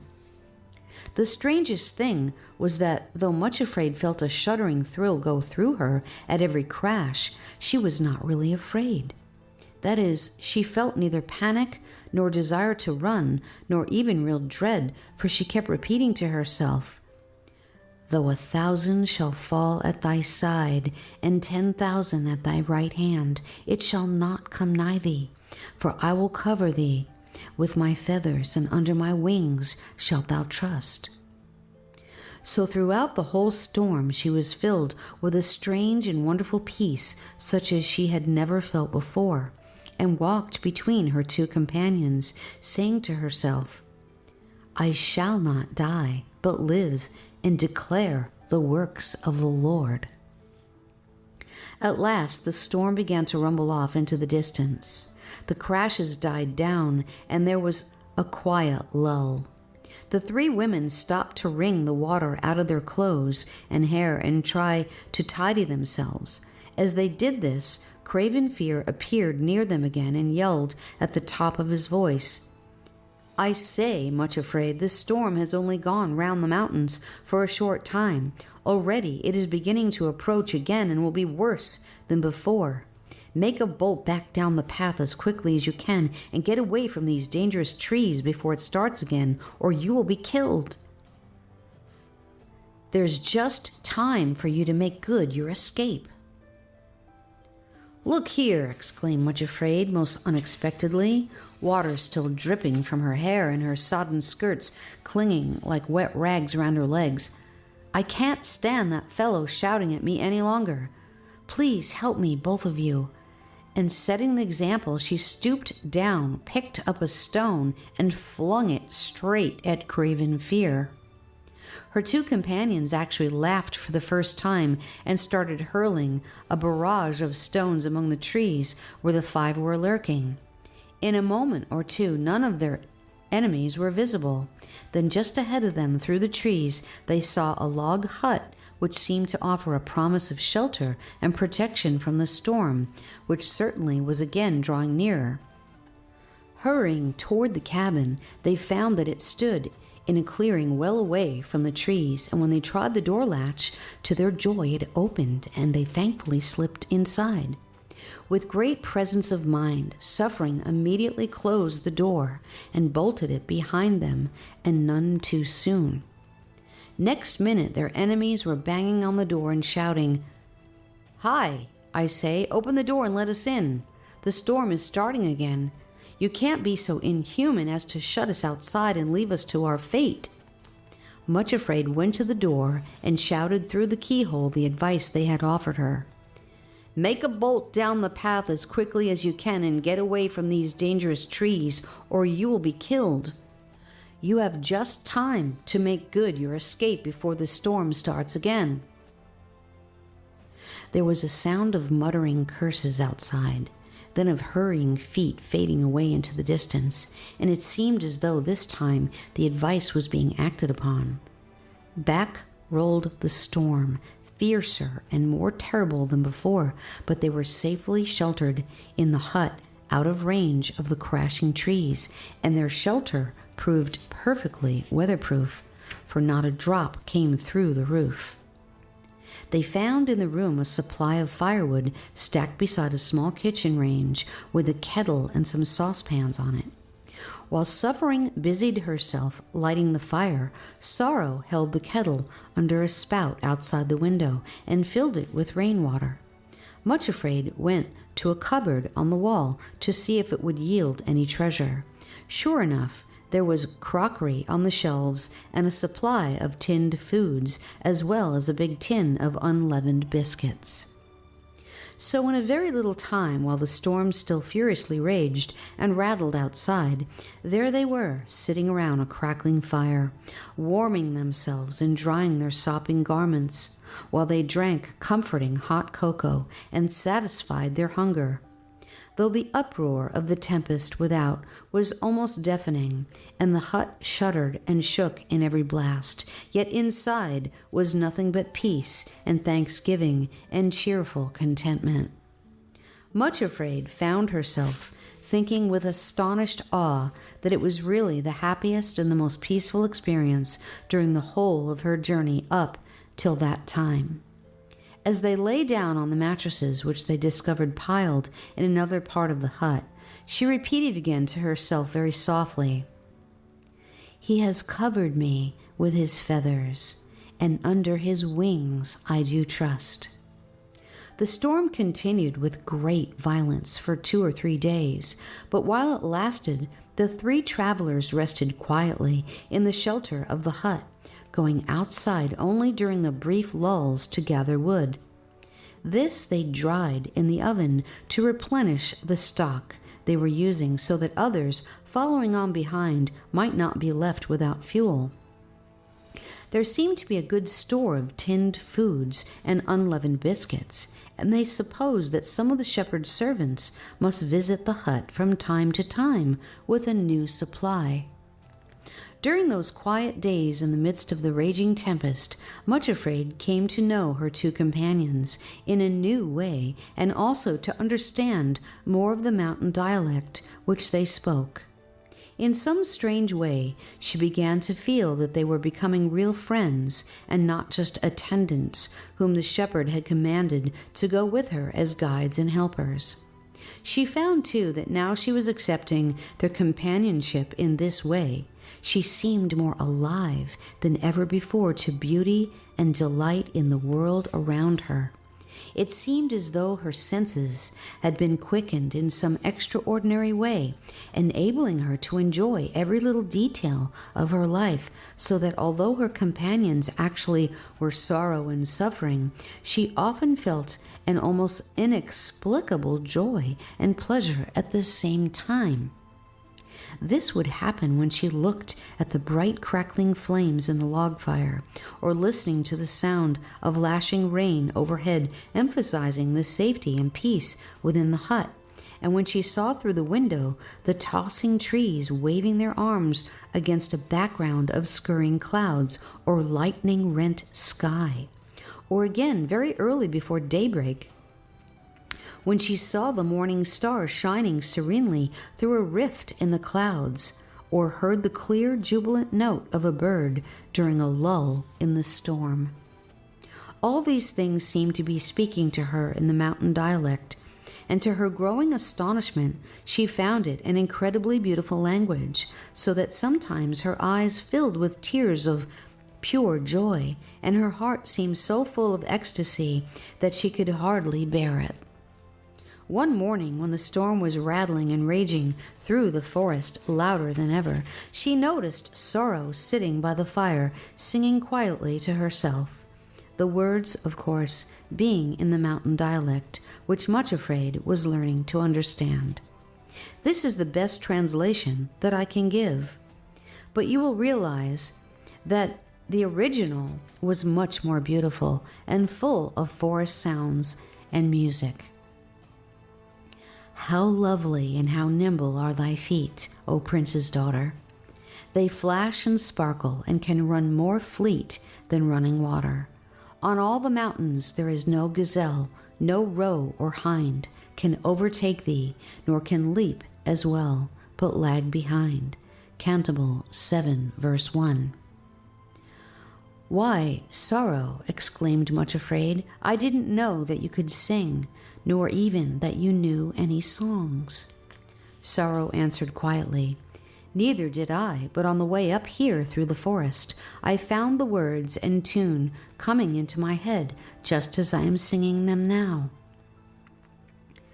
"I like it," said Much Afraid. "It makes me think of the time when I shall have Hinds' feet myself, and so it is comforting, and the tune is so nice and springy. It makes me want to jump." She laughed at the thought of her crooked feet being able to jump, then coaxed, "Teach me the song, please do."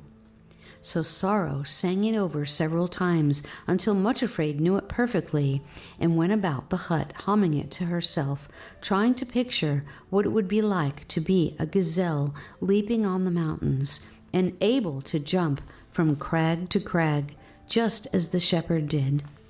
When the day came for her to receive her hind's feet, she would be able to follow him wherever he went.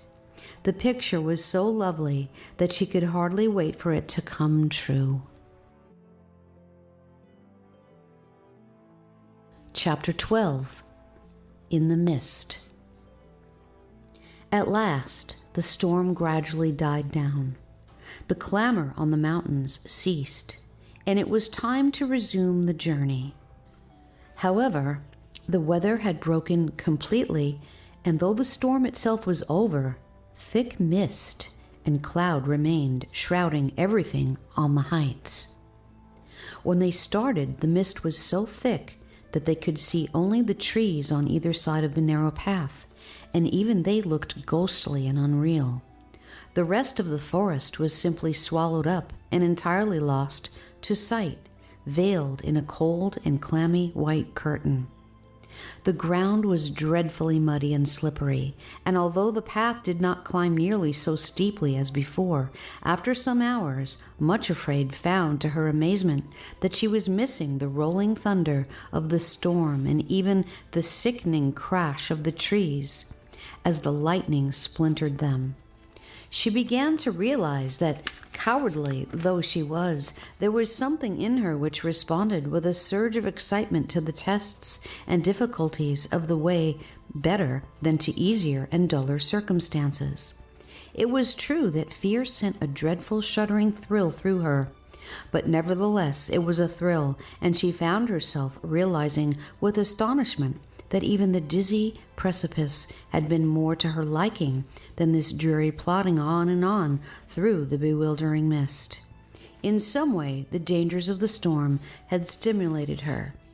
Now there was nothing but tameness, just a trudge forward, day after day, able to see nothing except for white, clinging mist, which hung about the mountains without a gleam of sunshine breaking through. At last she burst out impatiently, "Will this dull, dreary mist never lift, I wonder?" And would you believe it, a voice she knew all too well immediately answered from beyond the trees. "No, it won't," replied Resentment. "Moreover, you might just as well know now that this is going to continue for no one knows how long. Higher up the mountains, the mist hangs thicker and thicker still. That's all you can expect for the rest of the journey." Much Afraid pretended not to hear, but the voice went on again almost at once. "Have you noticed, Much Afraid, that the path which you are following isn't going up the mountain at all, but is almost level? You've missed the upward way, and you were just going round and round the mountain in circles." Much Afraid had not exactly noticed this fact, but now she could not help realizing that it was true. They were not climbing at all, but simply moving along the mountainside with constant ups and downs, and the downs seemed to be getting more frequent. Could it be possible that they were really gradually descending the mountain instead of going up? In the bewildering mist, one simply could not see anything, and she found that she had lost all sense of direction. On asking her companions what they thought about it, they answered rather shortly, because, of course, she ought not to have listened to any suggestion from Resentment, that they were on the path which the shepherd had pointed out, and would certainly not allow anyone to persuade them to leave it. "But," persisted Much Afraid petulantly, "don't you think that we may have missed the way in this mist?" The shepherd said, "The path led upward, and as you see, this one doesn't. It runs along the side of the mountain. There may easily have been a more direct way up, which we didn't notice in the mist." Their only answer was that they knew better than to listen to any suggestion made by Resentment. At that, the voice of bitterness broke in quite clearly. "You might at least be willing to go back a little way and look, instead of insisting on going on and on along with what may prove to be a wrong path leading you round in circles." Sorrow and Suffering took absolutely no notice, but unfortunately Much Afraid did, and said with still greater petulance, I think you ought to consider this suggestion. Perhaps it would be better to go back a little way and see if we have missed the right path. Really, it is no use going on and on in circles, getting nowhere." To this they replied, "Well, if we are going around in circles, we shall eventually arrive back where we went wrong. And if we keep our eyes open, we shall be able to see the path we missed. Always provided that it does exist and is not just a bit of imagination on the part of bitterness." "You poor little thing," came the whisper of self-pity through the mist.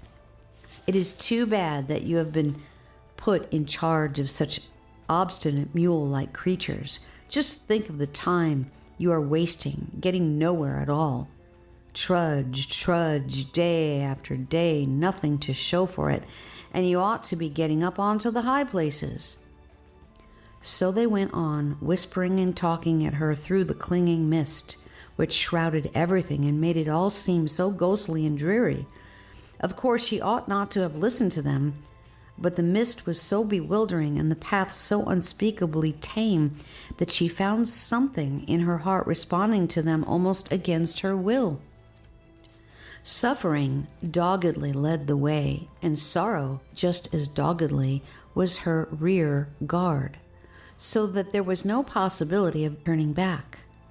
But Much Afraid found herself limping and slipping and stumbling far more often and badly than at any other stage of the journey. It made her very disagreeable and difficult to deal with. It is true that after every stumble her conscience smote her, and she apologized sorrowfully and abjectly to her companions, but that did not prevent her slipping again almost directly afterwards. Altogether, it was a miserable time, and the mist, instead of clearing, seemed to get thicker and colder and drearier than ever. At last, one afternoon, when the only word which at all described her progress is to say that she was slithering along the path, all muddy and wet and bedraggled from constant slips, she decided to sing. It has not been mentioned before, but Much Afraid did not possess the gift of a sweet voice any more than a pretty face.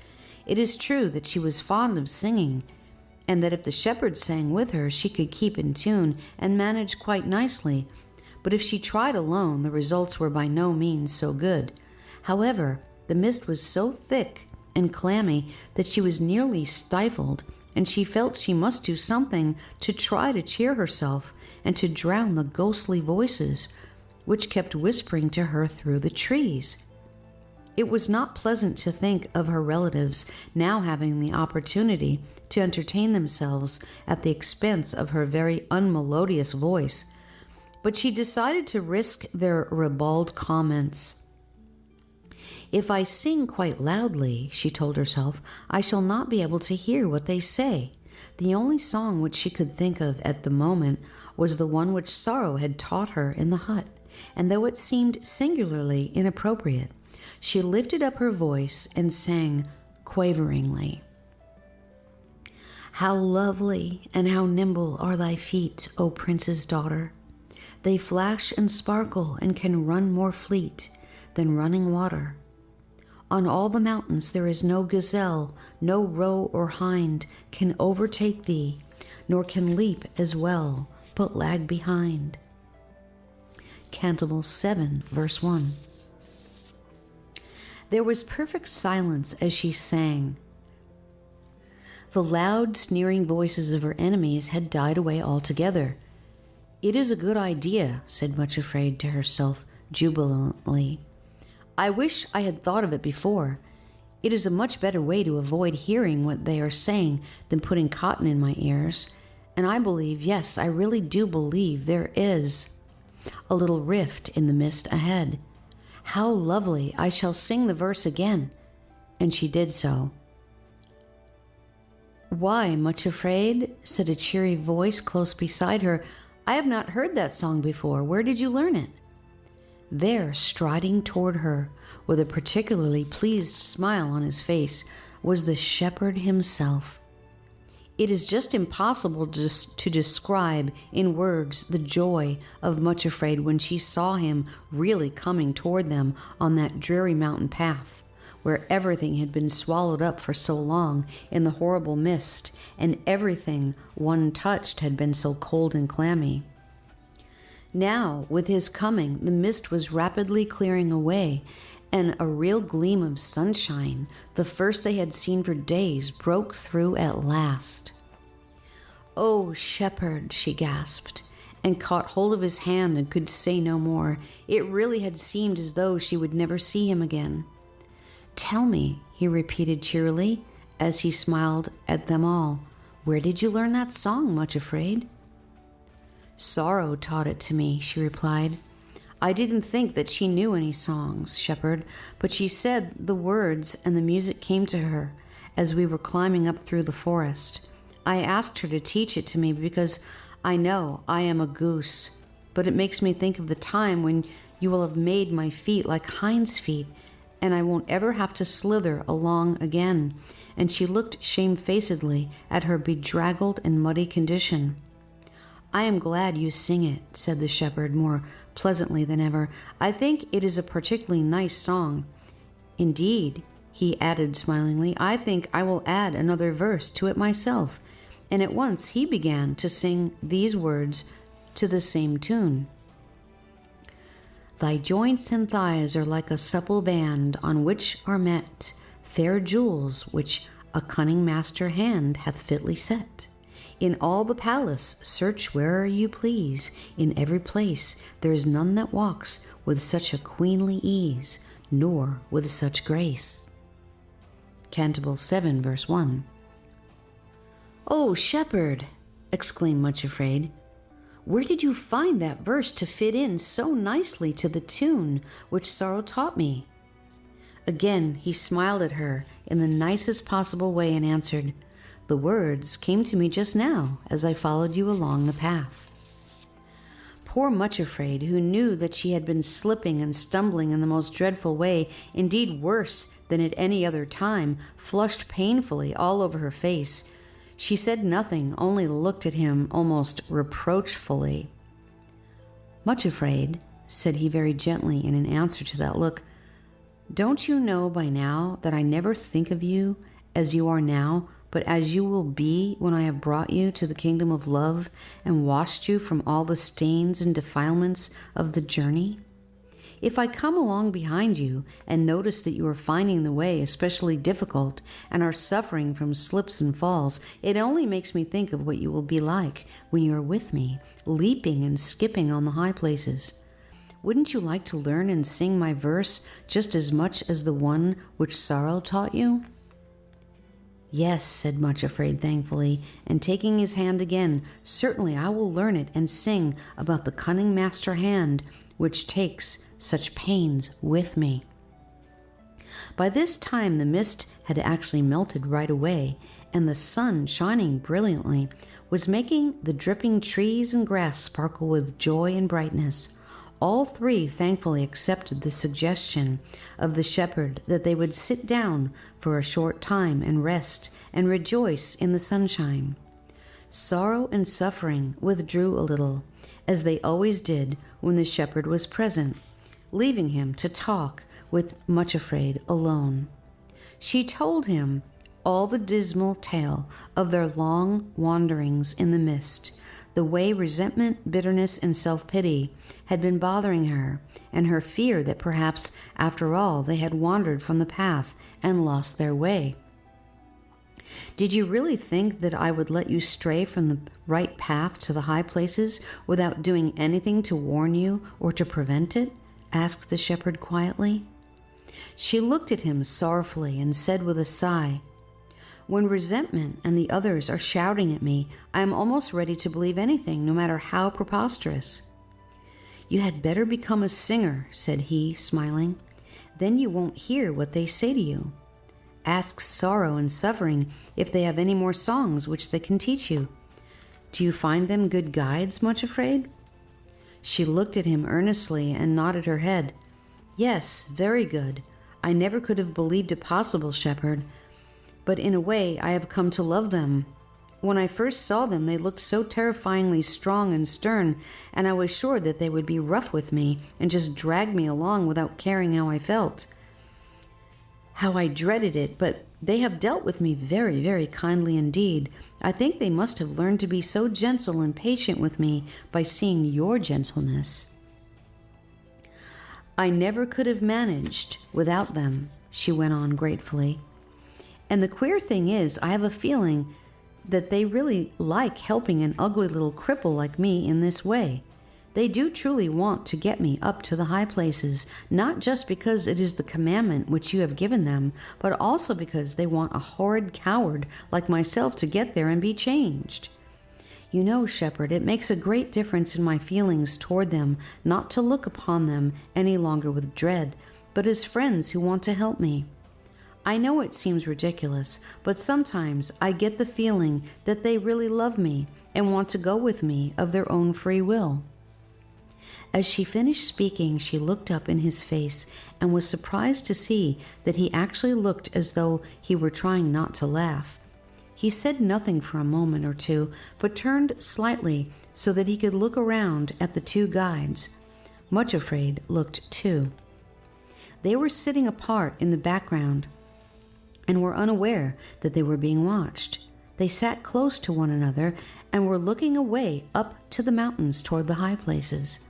Their veils had been thrown back, although she still could not see their faces because their backs were toward the shepherd and herself. She was struck by the fact that they seemed even taller and stronger than when she had first seen them waiting for her at the foot of the mountains. There was something almost indescribably majestic about them at that moment, a sort of radiant eagerness expressed in their attitude. They were talking quickly to one another, but their voices were so low that she could not catch what they were saying. Was it possible? Yes, it was. They were actually laughing. That they were talking about something which thrilled them with eagerness and expectation, she felt quite sure. The shepherd watched them for a few moments without speaking. Then he turned back to Much Afraid. His eyes were laughing at her. But he said quite gravely, "Yes, I really believe you are right, Much Afraid. They do look to me as though they really enjoy their task, and perhaps even feel a little affection for the one they serve." Then he really did laugh out loud. Sorrow and Suffering dropped the veils back over their faces and looked round to see what was happening, but the shepherd had something more to say before he sped them farther on the journey. The laughter died out of his face, and very seriously he asked, "Do you love me enough to be able to trust me completely, Much Afraid?" She looked at him in the usual startled fashion, so natural to her whenever she sensed that she was preparing her for a new test, then faltered. "You know that I do love you, shepherd, as much as my cold little heart is capable. You know that I love you, and that I long to trust you as much as I love you, that I long both to love and trust you still more." "Would you be willing to trust me?" he asked, "even if everything in the wide world seemed to say that I was deceiving you? Indeed, that I had deceived you all along?" She looked at him in perplexed amazement. "Why, yes," she said. "I'm sure I would, because one thing I know to be true.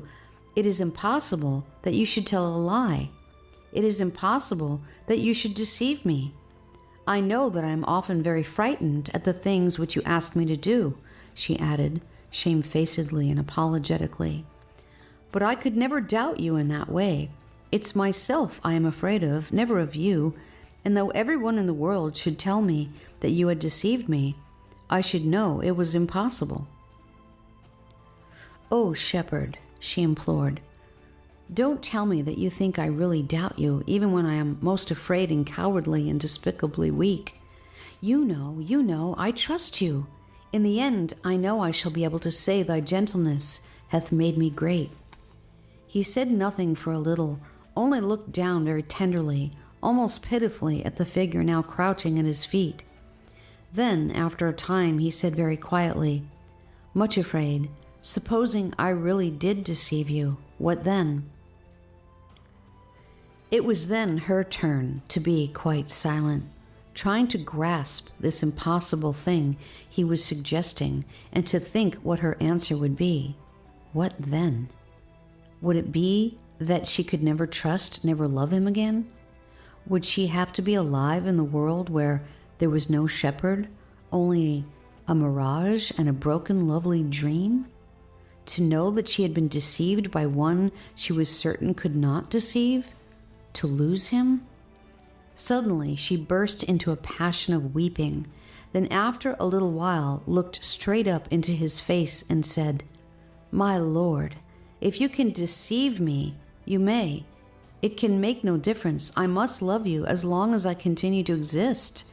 I cannot live without loving you." He laid his hands on her head, then with a touch more tender and gentle than anything she had ever felt before, repeated as though to himself, "If I can, I may deceive her." Then, without another word, he turned and went away. Much afraid, picked up a little icy cold pebble, which was lying on the ground where he had stood, put it in her bag, then tremblingly rejoined Sorrow and Suffering, and they continued their journey. Chapter 13. In the Valley of Loss. The mist had cleared from the mountains, and the sun was shining, and as a consequence, the way seemed much more pleasant and easy than it had for a very long time. The path still led them along the side of the mountain rather than upward, but one day, on turning a corner, they found themselves looking down into a deep valley. To their surprise, their path actually plunged straight down the mountainside toward it, exactly as at the beginning of the journey when Much Afraid had been led down into Egypt. All three halted and looked first at one another, then down into the valley and across to the other side. There the ascent was as steep and even higher than the precipice of injury, and they saw that to go down and then ascend again would not only require an immense amount of strength and effort, but also take a very long time. Much Afraid stood and stared, and at that moment experienced the sharpest and keenest test which she had ever encountered on the journey. Was she to be turned aside once again, but in an even more terrible way than ever before? By now, they had ascended far higher than ever before. Indeed, if only the path they were following would begin to ascend, they could not doubt that they would soon be at the snow line and approaching the real high places where no enemies could follow and where the healing streams flowed. Now, instead of that, the path was leading them down into a valley as low as the Valley of Humiliation itself. All the height which they had gained after their long and toilsome journey must now be lost, and they would have to begin all over again, just as though they had never made a start so long ago and endured so many difficulties and tests. As she looked down into the depths of the valley, the heart of Much Afraid went numb. For the first time on the journey, she actually asked herself if her relatives had not been right after all, and if she ought not to have attempted to follow the shepherd. How could one follow a person who asked so much, who demanded such impossible things, who took away everything? If she went down there, as far as getting to the high places was concerned, she must lose everything she had gained on the journey so far. She would be no nearer receiving the promise than when she started out from the Valley of Humiliation. For one black, awful moment, Much Afraid really considered the possibility of following the shepherd no longer, of turning back. She need not go on. There was absolutely no compulsion about it. She had been following this strange path with her two companions as guides simply because it was the shepherd's choice for her. It was not the way which she naturally wanted to go. Now she could make her own choice. Her sorrow and suffering could be ended at once, and she could plan her life in the way she liked best, without the shepherd. During that awful moment or two, it seemed to Much Afraid that she was actually looking into an abyss of horror, into an existence in which there was no shepherd to follow, or to trust, or to love, no shepherd at all, nothing but her own horrible self. Ever after, it seemed that she had looked straight down into hell. At the end of that moment, Much Afraid shrieked. There is no other word for it. "Shepherd," she shrieked. "Shepherd, shepherd, help me. Where are you? Don't leave me." Next instant she was clinging to him, trembling from head to foot, and sobbing over and over again. "You may do anything, shepherd. You may ask anything. Only don't let me turn back. O my Lord, don't let me leave you. Entreat me not to leave thee, nor to return from following after thee." Then as she continued to cling to him, she sobbed out, "If you can deceive me, my Lord, about the promise and the Hinds' feet and the new name or anything else, you may indeed, you may. Only don't let me leave you. Don't let anything turn me back. This path looked so wrong, I could hardly believe it was the right one." And she sobbed bitterly. He lifted her up, supported her by his arm, and with his own hand wiped the tears from her cheeks, then said in his strong, cheery voice, "There is no question of your turning back, Much Afraid. No one, not even your own shrinking heart, can pluck you out of my hand. Don't you remember what I told you before? This delay is not unto death, but for the glory of God. You haven't forgotten already the lesson you have been learning, have you? It is no less true now that what I do thou knowest not now, but thou shalt know hereafter. My sheep hear my voice, and they follow me. It is perfectly safe for you to go on in this way, even though it looks so wrong. And now I give you another promise.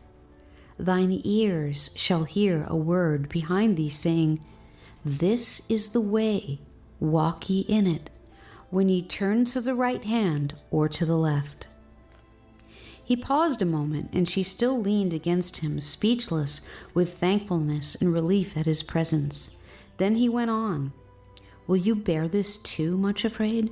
Will you suffer yourself to lose or to be deprived of all that you have gained on this journey to the high places?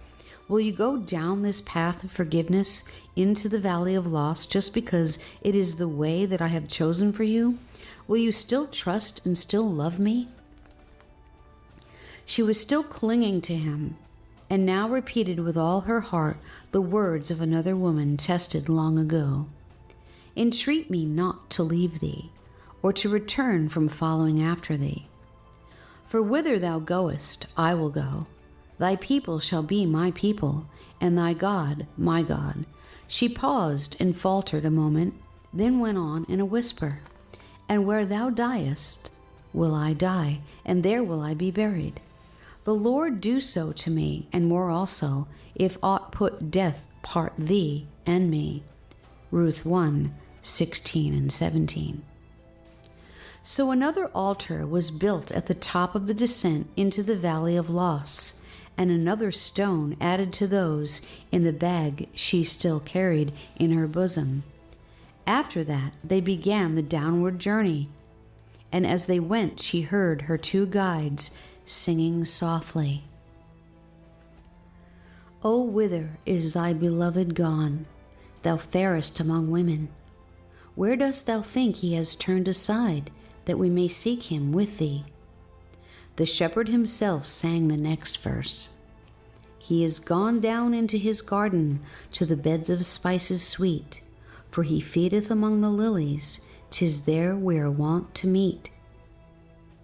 Then Much Afraid herself sang the last two verses, and her heart was so full of joy that even her unmelodious voice seemed changed and sounded as sweet as the others. "So I went down into the garden, the valley of buds and fruits, to see if the pomegranates budded, to look at the vinestalk shoots.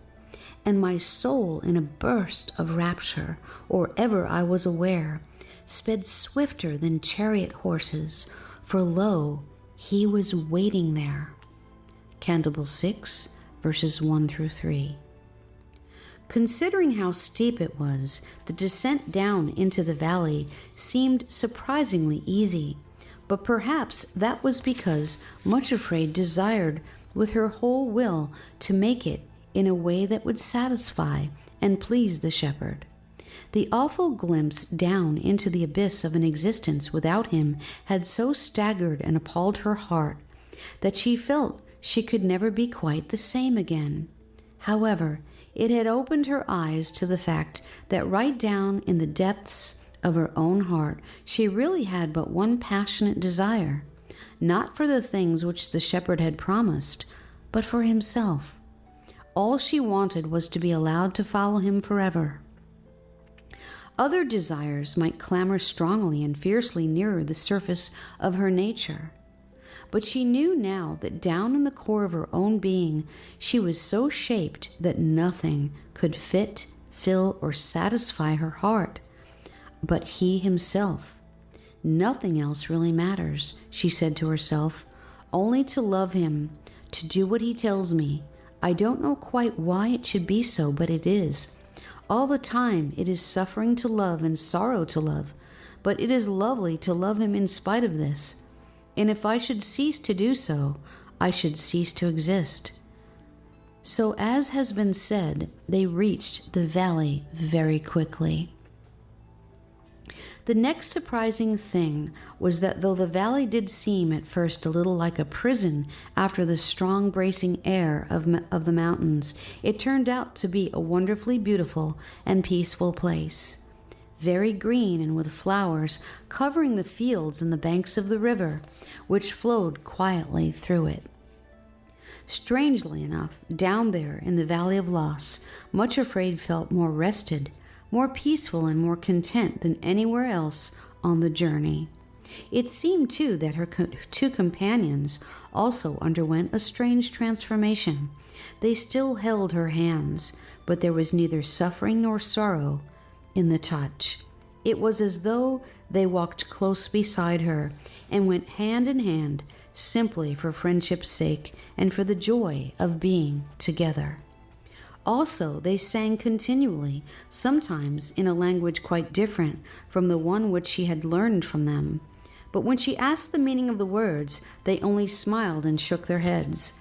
This is one of the many songs which all three sang down in the Valley of Loss, and it was another from the collection in the old songbook which Much Afraid so loved. I am my love's, and he is mine, and this is his desire, that with his beauty I may shine in radiant attire. And this will be when all of me is pruned and purged with fire. Come, my beloved, let us go forth to the waiting field, and where thy choicest fruit trees grow, thy pruning knife now wield, that at thy will and through thy skill their richest store may yield. And spices give a sweet perfume, and vines show tender shoots, and all my trees burst forth in bloom. Fair buds from bitter roots, there will not I my love deny, but yield thee pleasant fruits. Canticle 7, 10 through 13. It is true that when Much Afraid looked at the mountains on the other side of the valley, she wondered how they would ever manage to ascend them. But she found herself content to wait restfully and to wander in the valley as long as the shepherd chose. One thing in particular comforted her. After the hardness and slipperiness of the way on the mountains, where she had stumbled and limped so painfully, she found that in those quiet green fields she could actually walk without stumbling, and could not feel her wounds and scars in stiffness at all. All this seemed a little strange because, of course, she really was in the Valley of Loss. Also, apparently, she was farther from the high places than ever before. She asked the shepherd about it one day, for the loveliest part of all was that he often walked with them down there, saying with a beautiful smile that it was one of his favorite haunts. In answer to her question, he said, I am glad that you are learning to appreciate the valley too. But I think it was the altar which you built at the top, much afraid, which has made it so easy for you." This also rather puzzled her, for she said, "But I have noticed that after the other altars which you told me to build, the way has generally seemed harder and more testing than before." Again he smiled, but only remarked quietly that the important thing about altars was that they made possibilities of apparent impossibilities, and that it was nice that on this occasion it had brought her peace and not a great struggle. She noticed that he looked at her keenly and rather strangely as he spoke, and though there was a beautiful gentleness in the look, there was also something else which she had seen before, but still did not understand. She thought it held a mixture of two things, not exactly pity, no, that was the wrong word, but a look of wonderful compassion together with unflinching determination. When she realized that, she thought of some words which one of the shepherd's servants had spoken down in the valley of humiliation before ever the shepherd had called her to the high places. She had said, "Love is beautiful, but it is also terrible, terrible in its determination to allow nothing blemished or unworthy to remain in the beloved." When she remembered this, Much Afraid thought with a little shiver in her heart, "He will never be content until he makes me what he is determined that I ought to be." And because she was still much afraid, and not yet ready to change her name, she added with a pang of fear, "I wonder what he plans to do next, and if it will hurt very much indeed." Chapter 14. The Place of Anointing. As it happened, the next thing which the shepherd had planned was very beautiful indeed. Not long after this conversation, the path finished its winding way through the valley and led them to the foot of the mountains, on the other side to a place where they rose up like a wall, far higher and steeper than the precipice of injury. However, when Much Afraid and her two companions reached this place, they found the shepherd waiting for them beside a little hut, and lo, just where the cliffs were steepest and highest, was an overhead cable suspended between that spot and the summit far above. On this cable hung chairs in which two could sit side by side and be swung right up to the top without any effort on their part at all. It is true that at first the very sight of these frail-looking aerial chairs swinging along so high above the ground made Much Afraid feel giddy and panicky. She felt she could never voluntarily place herself in one of them and be swung up that frightful-looking precipice with only a little footrest and nothing to prevent her casting herself out of the chair if the urge should come upon her. However, that passed almost at once, for the shepherd smiled and said, "Come, Much Afraid, we will sit ourselves in the first two chairs, and sorrow and suffering will follow in the next. All you have to do is to trust yourself to the chair and be carried in perfect safety up to the place to which I wish to take you, and without any struggling and striving on your part." Much Afraid stepped into one of the seats, and the shepherd sat beside her, while the two companions occupied the next pair. In a minute they were moving smoothly and steadily toward the high places which had looked so impossibly out of reach, supported entirely from above, and with nothing to do but rest and enjoy the marvelous view. Though the chairs swung a little in places, they felt no giddiness at all, but went upward and still upward until the valley below looked like a green little carpet, and the gleaming white peaks of the kingdom of love towered around and above them. Soon they were far above the place to which they had climbed on the mountains opposite, and still they swung along. When at last they stepped out of the aerial chairs, they were in a place more beautiful than anything Much Afraid had seen before. For though these were not the real high places of the kingdom of love, they had reached the borderland. All around were Alps with grassy meadows almost smothered in flowers. Little streams gurgled and splashed between banks of kingcups, while buttercups and cowslips, violets and pink primulae carpeted the ground. Clumps of delicate purple solandula grew in vivid clusters, and all over the fields, glowing bright as gems, were gentians more blue than the sky at midday, looking like jewels on a royal robe. Above were peaks of pure white snow, which towered up into a cloudless sky like a roof of sapphire and turquoise. The sun shone so brilliantly it almost seemed that one could see the flowers pushing their way up through the earth and unfolding themselves to receive the glory of its rays. Cowbells and goat bells sounded in every direction, and a multitude of bird notes filled the air. But above the rest was one voice, louder and more dominant than them all, and which seemed to fill the whole region. It was the voice of a mighty waterfall, leaping down another great cliff which towered above them, and whose rushing waters sprang from the snows in the high places themselves.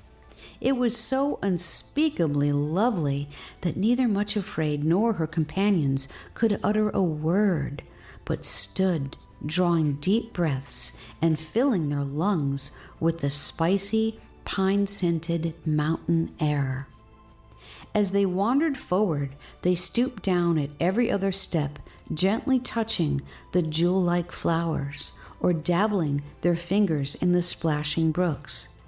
Sometimes they just stood still amid the profusion of shining beauty around them and laughed aloud with pure joy. The shepherd led them across meadows where the warm-scented grass grew nearly waist-high toward the mighty waterfall. At the foot of the cliffs, they found themselves standing in cool shadows with a light spray sometimes splashing their faces, and there the shepherd bade them stand and look up. There stood Much Afraid, a tiny figure at the foot of the mighty cliffs, looking up at the great, never-ending rush of waters as they cast themselves down from the high places. She thought that never before had she seen anything so majestic or so terrifyingly lovely.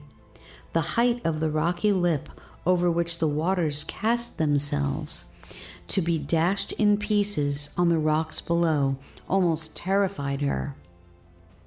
At the foot of the fall, the thunderous voice of the waters seemed almost deafening, but it seemed also to be filled with meaning, grand and awesome, beautiful beyond expression. As she listened, Much Afraid realized that she was hearing the full majestic harmonies, the whole orchestra, as it were, playing the original of the theme song which all the little streamlets had sung far below in the Valley of Humiliation. Now it was uttered by thousands upon thousands of voices, but with grander harmonies than anything heard down in the valleys, yet still the same song. From the heights we leap and go to the valleys down below, always answering to the call, to the lowest place of all. Much Afraid, said the shepherd's voice in her ear, what do you think of this fall of great waters in their abandonment of self-giving?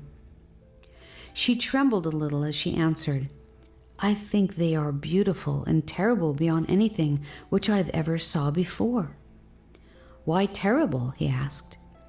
It is the leap which they have to make, the awful height from which they must cast themselves down to the depths beneath, there to be broken on the rocks. I can hardly bear to watch it. Look closer, he said again. Let your eye follow just one part of the water from the moment when it leaps over the edge until it reaches the bottom. Much Afraid did so, and then almost gasped with wonder. Once over the edge, the waters were like winged things, alive with joy, so utterly abandoned to the ecstasy of giving themselves that she could almost have supposed that she was looking at a host of angels floating down on rainbow wings, singing with rapture as they went. She gazed and gazed, then said, "It looks as though they think it is the loveliest movement in all the world, as though to cast oneself down is to abandon oneself to ecstasy and joy indescribable." "Yes," answered the shepherd in a voice vibrant with joy and thanksgiving. "I am glad that you have noticed that, Much Afraid. These are the falls of love flowing from the high places in the kingdom above. You will meet with them again. Tell me, does the joy of the waters seem to end when they break on the rock below?"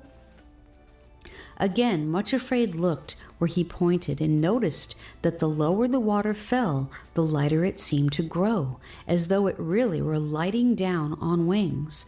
On reaching the rocks below, all the waters flowed together in a glorious host, forming an exuberant, rushing torrent which swirled triumphantly around over the rocks.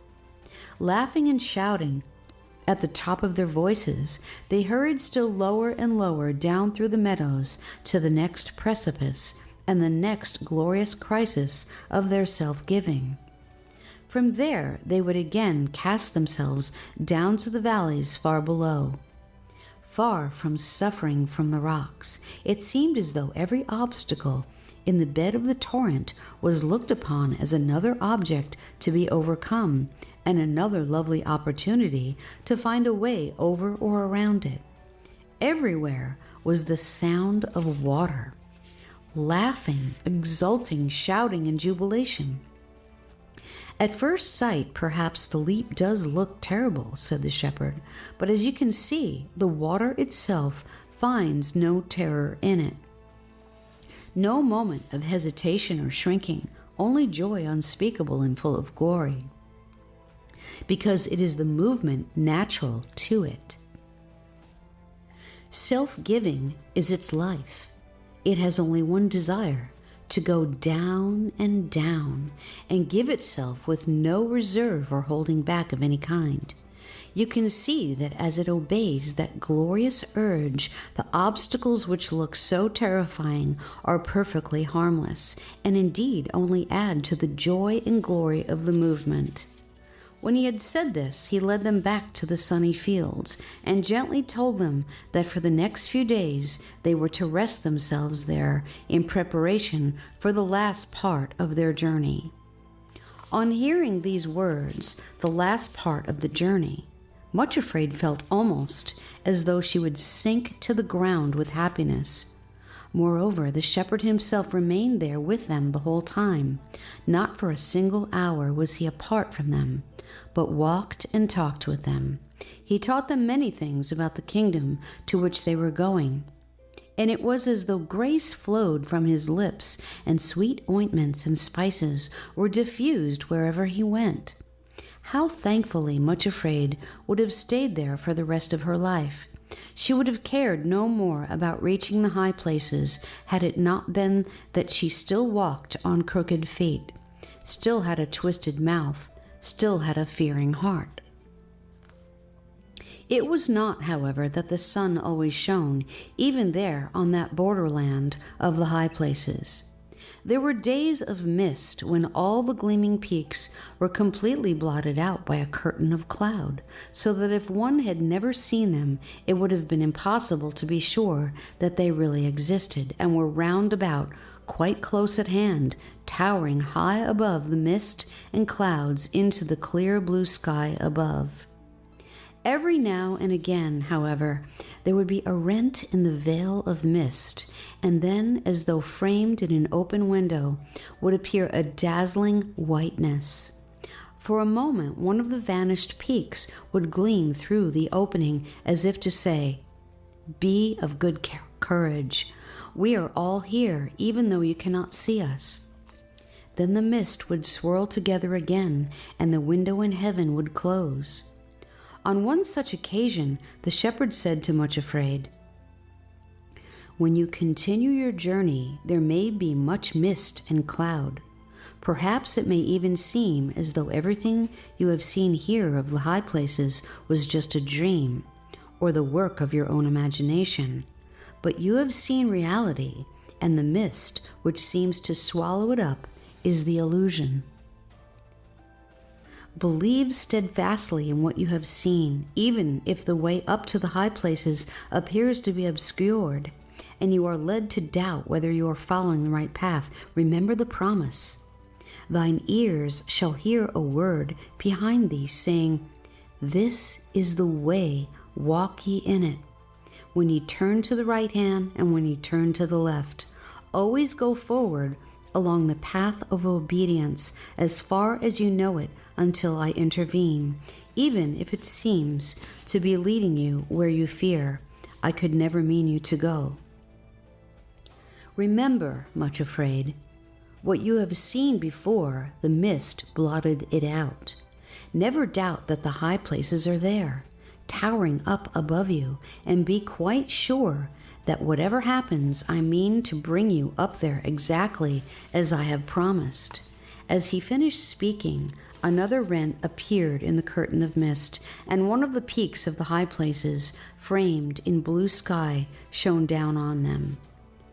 Before the curtain closed again, Much Afraid stooped down and picked a few of the gentians growing near her feet as a reminder of what she had seen.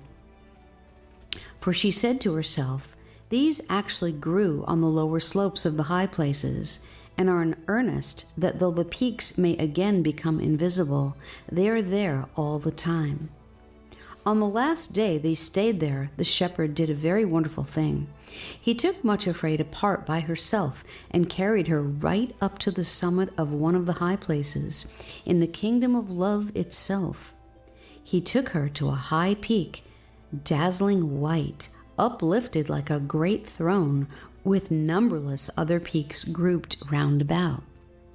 Up there on the mountaintop, he was transfigured before her, and she knew him then to be what she had dimly sensed all along: the King of Love himself, King of the whole realm of love. He was clothed in a white garment, glistening in its purity, but over it he wore a robe of purple and blue and scarlet studded with gold and precious gems. On his head he wore the crown royal, but as Much Afraid bowed herself and knelt at his feet to worship, the face that looked down upon her was that of the shepherd whom she had loved and followed from the very low places up to the heights. His eyes were still full of gentleness and tenderness, but also of strength and power and authority. Putting out his hand without a word, he lifted her up and led her to a place where on the topmost pinnacle of all they could look right out on the whole realm around them. Standing there beside him and so happy as to be scarcely conscious of herself at all, Much Afraid looked out over the kingdom of love. Far, far below were the valleys and the plains and the great sea and the desert. She even thought she could recognize the Valley of Humiliation itself, where she had lived so long and had first learned to know the shepherd. But that seemed so long ago, it was like remembering another existence altogether. All around her in every direction were the snowy peaks of the high places. She could see that the bases of all these mountains were extremely precipitous, and that higher up they were all clothed with forests, then the green slopes of the higher Alps, and then the snow.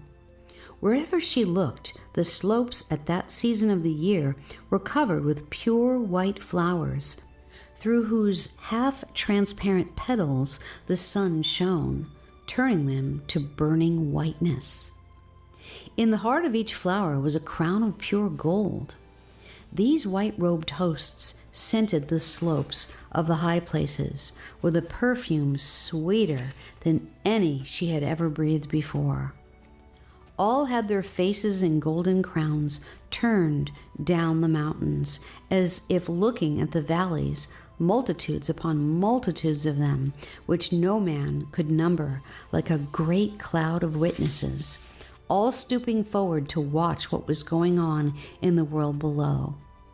Wherever the king and his companion walked, these white-robed flowers bowed beneath their feet and rose again, buoyant and unsullied, but exuding a perfume richer and sweeter than before. On the utmost pinnacle to which he led her was an altar of pure gold, flashing in the sun with such splendor that she could not look at it, but had to turn her eyes away at once, though she did perceive that a fire burned on it and a cloud of smoke perfumed with incense rose from it. Then the king told her to kneel, and with a pair of golden tongs brought a piece of burning coal from off the altar. Touching her with it, he said, "Lo, this hath touched thy lips, and thine iniquity is taken away, and thy sin purged." Isaiah 6, verse 7. It seemed to her that a burning flame of fire too beautiful and too terrible to bear went through her whole being, and much afraid lost consciousness and remembered no more. When she recovered, she found that the shepherd was carrying her in his arms, and they were back on the lower slopes of the borderland. The royal robes and the crown were gone, but something of the expression on his face remained, the look of utmost authority and power. Above them towered the peaks, while everything below was shrouded in cloud and mist. When he found that she was sufficiently recovered, the shepherd took her by the hand, and they walked together down into the white mist and through a little wood where the trees were scarcely visible, and there was no sound but drops of water splashing onto the ground.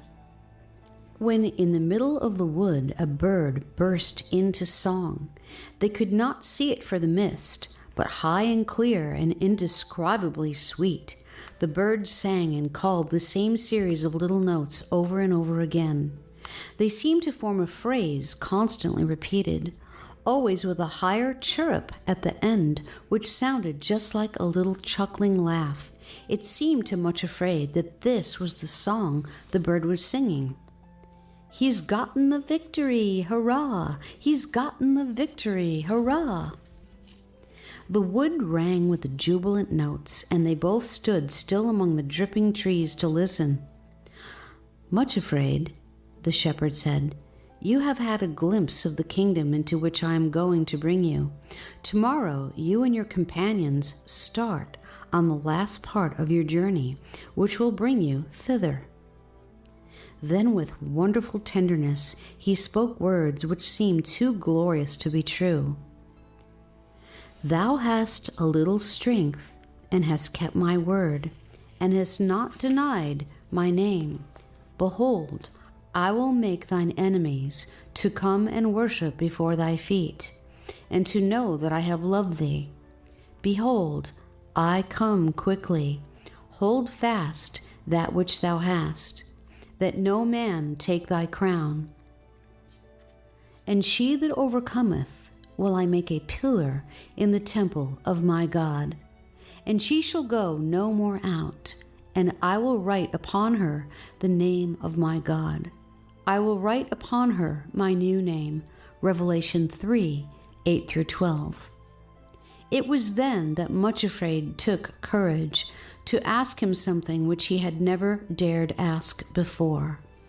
With her hand held in his, she said, "My Lord, may I ask one thing? Is the time at last soon coming when you will fulfill the promise that you gave me?"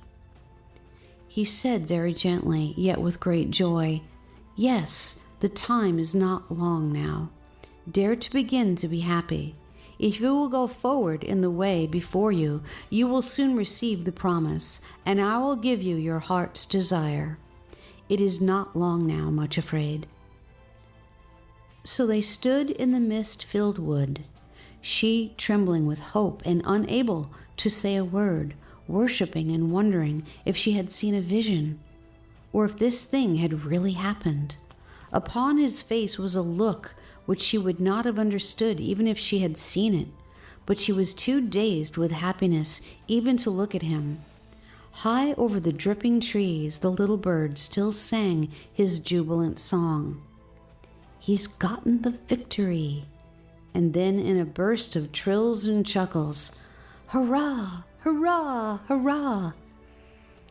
A little later, they were down in the meadows where Sorrow and her sister were waiting for their return. It was time to go forward on the journey, but after the shepherd had blessed them and was turning to go his way again, Suffering and Sorrow suddenly knelt before him and asked softly, "Lord, what place is this where we have been resting and refreshing ourselves during these past days?" He answered very quietly, "This is the place to which I bring my beloved, that they may be anointed in readiness for their burial." Much Afraid did not hear these words, for she was walking a little ahead, repeating over and over again. He said, "Dare to begin to be happy, for the time is not long now, and I will give you your heart's desire." Chapter 15. The Floods. The path they followed did not go straight up to the heights, but sloped gently up the mountainside. The mist still shrouded everything and indeed grew a little thicker. All three walked in silence, occupied with different thoughts. Much Afraid was thinking of the promise the shepherd so recently had given her. "Behold, I come quickly, and will give thee thy heart's desire." Suffering and Sorrow perhaps were thinking of the answer they had received to the question asked of him at parting.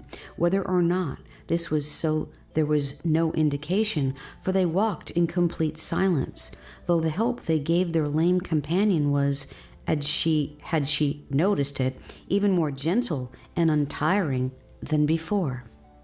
Toward evening they came to another log cabin standing at the side of the path with the shepherd's secret mark inscribed upon the door. So they knew that they were to rest there for the night. Once inside, they noticed that someone must have been there quite recently, for a fire was burning brightly on the hearth, and a kettle of water was singing on the hob. The table, too, was laid for three, and a supply of bread and fruit upon it. Evidently their arrival had been expected, and these kindly preparations made, but of the one who had thus gone in the way before them there was no sign. They washed themselves and sat down at the table, gave thanks, and ate of the prepared meal. Then, being weary, they lay down to rest and immediately fell asleep. How long she had slept, Much Afraid could not tell, but she woke suddenly while it was still quite dark. Her companions slumbered peacefully beside her, but she knew that someone had called her. She waited in silence. Then a voice said, "Much Afraid." "Behold me, here I am, my lord," she answered. "Much Afraid," said the voice, "take now the promise you received when I called you to follow me to the high places, and take the natural longing for human love, which you found already growing in your heart when I planted my own love there, and go up into the mountains to the place that I shall show you. Offer them there as a burnt offering unto me." There was a long silence before Much Afraid's trembling voice spoke through the darkness. "My lord, am I understanding you right?" "Yes," answered the voice. "Come now to the entrance of the hut, and I will show you where you are to go." Without waking the two beside her, she rose silently, opened the door of the hut, and stepped outside. Everything was still shrouded in mist, and the mountains were completely invisible, swallowed up in darkness and cloud. And she looked. The mist parted in one place, and a little window appeared through which the moon and one star shone brightly. Just below them was a white peak, glimmering palely, and at its foot was the rocky ledge over which the great waterfall leaped and rushed down to the slopes below. Only the lip of rock over which it poured itself was visible, all below being shrouded in the mist. Then came the voice, "That is the appointed place."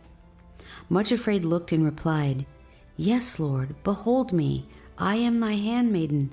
I will do according to thy word."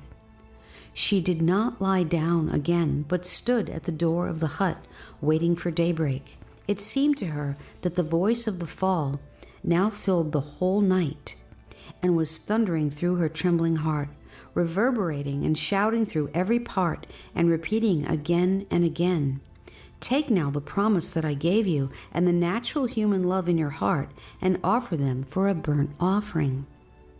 With the first glimmer of dawn, she bent over her sleeping companions and said, "We must start at once. I have received commandment to go up to the place where the great fall pours itself over the precipice." They rose immediately, and after hurriedly eating a meal to strengthen themselves, they started on their way. The path led straight up the mountainside toward the thunderous voice of the fall, though everything was still shrouded in mist and cloud, and the fall itself remained invisible. As the hours passed, they continued to climb, though the path was now steeper than ever before. In the distance, thunder began to roll, and flashes of lightning rent the veil of mist. Suddenly, higher up on the path, they heard the sound of running feet, slipping and scraping on the rocks and stones. They stopped and pressed themselves closely to one side of the narrow path to allow the runners to pass. Then out of the ghostly mist appeared first fear, then bitterness, followed by resentment, pride, and self-pity. They were running as though for their lives. As they reached the three women, they shouted, "Back, turn back at once. The avalanches are falling ahead, and the whole mountainside is shaking as though it will fall too. Run for your lives." Without waiting for an answer, they clattered roughly past and fled down the mountainside. "What are we to do?" asked Suffering and Sorrow, apparently at a loss for the very first time. "Shall we turn back to the hut and wait until the avalanches and the storm are over?" "No," said Much Afraid in a low, steady voice, speaking for the first time since she had called them to rise and follow her. "No, we must not turn back. I have received a commandment to go up to the place where the great fall pours over the rock." Then the voice spoke close at hand. "There is a place prepared for you here beside the path. Wait there until the storm is over." In the rocky wall beside them was a little cave so low that it could be entered only if they stooped right down, and with just enough room for them to crouch inside. Side by side they sat huddled together. Then all of a sudden the storm burst over them in frightful fury. The mountains reverberated with thunder and with the sound of falling rocks and great avalanches. The lightning flashed incessantly and ran along the ground in sizzling flames. Then the rains descended and the floods came, and the winds blew and beat upon the mountains until everything around them seemed to be shivering and quaking and falling. Floodwaters rushed down the steep cliffs, and a torrent poured over the rocks, which projected over the cave, so that the whole entrance was closed with a waterfall. But not a single drop fell inside the cave, where the three sat together on the ground. After they had been there for some time, and the storm, far from abating, seemed to be increasing in strength, Much Afraid silently put her hand in her bosom and drew out the leather bag which she had always carried. Emptying the little heap of stones and pebbles into her lap, she looked at them. They were the memorial stones from all the altars which she had built along the way, from the time that she stood beside the shepherd at the pool and allowed him to plant the thorn in her heart, and all along the journey until that moment of crouching in a narrow cave upon which the whole mountain seemed to be ready to topple. Nothing was left to her but a command to offer up the promise on which she had staked her all, on the strength of which she had started on the journey. She looked at the little pile in her lap and asked herself dully, "Shall I throw them away? Were they not all worthless promises which he gave me on the way here?" Then with icy fingers, she picked up the first stone and repeated the first words that he had spoken to her beside the pool. "I will make thy feet like hinds' feet, and set thee upon thine high places." Habakkuk 3:19. She held the stone in her hand for a long time, then said slowly, "I have not received hinds' feet, but I am on higher places than I ever imagined possible, and if I die up here, what does it matter? I will not throw it away." She put the stone back in the bag, picked up the next, and repeated, "What I do thou knowest not now, but thou shalt know hereafter." John 13:7.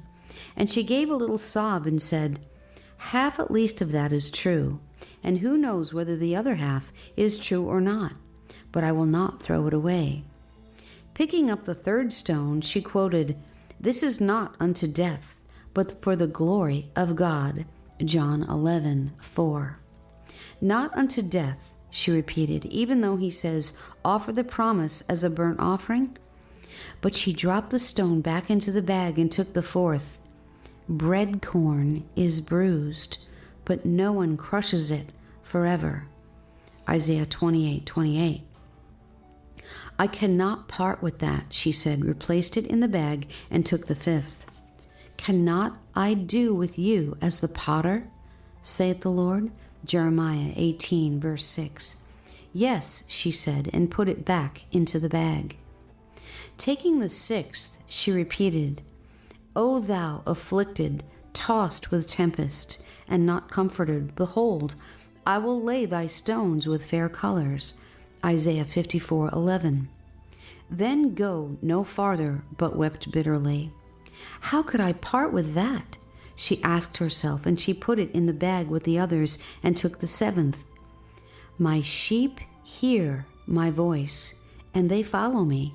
John 10:27. "Shall I not throw this one away?" she asked herself. "Have I really heard his voice, or have I been deceiving myself all the time?" Then, as she thought of his face when he gave her that promise, she replaced it in the bag, saying, "I will keep it. How can I let it go?" and took the eighth. "Now shalt thou see what I will do." Exodus 6:1. Remembering the precipice which had seemed so terribly impossible, and now he had brought her to the top, she put the stone with the others and took the ninth. "God is not a man that he should lie. Hath he said, and shall he not do it? And hath he spoken, and shall he not make it good?" Numbers 23:19. For a very long time she sat trembling with the stone in her hand, but in the end she said, "I have already given the only answer possible when I told him, 'If thou canst, thou mayest deceive me.'" Then she dropped the icy cold little pebble into the bag and took the 10th. "Thine ears shall hear a word behind thee, saying, This is the way, walk ye in it, when ye turn to the right hand and when ye turn to the left." Isaiah 30:21. At that she shuddered, but after a while added, "Thou hast a little strength, and hast not denied my name. Hold that fast which thou hast, that no man take thy crown." Revelation 3:8-11. Returning the 10th stone to the bag, after a long pause, she picked up an ugly little stone lying on the floor of the cave and dropped it in beside the other 10, saying, "Though he slay me, yet will I trust him." Job 13:15. Tying up the bag again, she said, "Though everything in the world should tell me that they are worthless, yet I cannot part with them," and put the bag once again in her bosom. Sorrow and her sister had been sitting silently beside her, watching intently as she went over the little heap of stones in her lap. Both gave a strange laugh, as though of relief and thankfulness, and said together, "The rain descended, and the floods came, and the winds blew, and beat upon the house, and it fell not, for it was founded upon a rock." Matthew 7, verse 25. By this time, the rain had ceased. The cataract was no longer pouring over the rocks, and only a light mist remained. The rolling of the thunder and the roar of the avalanches were fading away into the distance, and as they looked out of the cave, up from the depths beneath came through the wreaths of the mist of the clear, jubilant notes of a bird. It might have been brother to that which sang in the dripping woods at the foot of the high places. "He's gotten the victory, hurrah! He's gotten the victory, hurrah!" As the pure, clear notes came floating up to them, the icy coldness in the heart of Much Afraid broke, then melted away. She pressed her hands convulsively against the little bag of stones, as though it contained priceless treasure, which she had thought lost, and said to her companions, "The storm is over. Now we can go on our way." From that place on, it was very steep going, for the path now went straight up the mountainside, so straight and steep that often Much Afraid could hardly do more than crawl forward on hands and knees. All along she had hoped that the higher she went and the nearer she got to the high places, the stronger she would become, and the less she would stumble, but it was quite otherwise. The higher they went, the more conscious she was that her strength was leaving her, and the weaker she grew, the more she stumbled. She could not help dimly realizing that this was not the case with her companions. The higher they went, the more vigorous and strong they seemed to become, and this was good, because often they had almost to carry Much Afraid, for she seemed utterly spent and exhausted. Because of this, they made very slow progress indeed. On the second day, they came to a place where a little hollow in the mountainside formed a tiny plateau. Here, a spring bubbled out of the cliff and trickled across the hollow and down the side of the mountain in a little waterfall. As they paused to rest, the voice said to Much Afraid, "Drink of the brook at the side of the way and be strengthened." Stooping down at the spring where it bubbled up from between the rocks, she filled her mouth with the water, but as soon as she swallowed it, she found it so burning and bitter that her stomach rejected it altogether, and she was unable to retain it. She knelt by the spring, gasping for a moment, and then said very quietly and softly through the silence, "My Lord, it is not that I will not, but that I cannot drink of this cup. There is a tree growing beside this spring of Marah." Answering the voice, "Break off a piece of branch when you have cast it into the waters. They will be sweetened."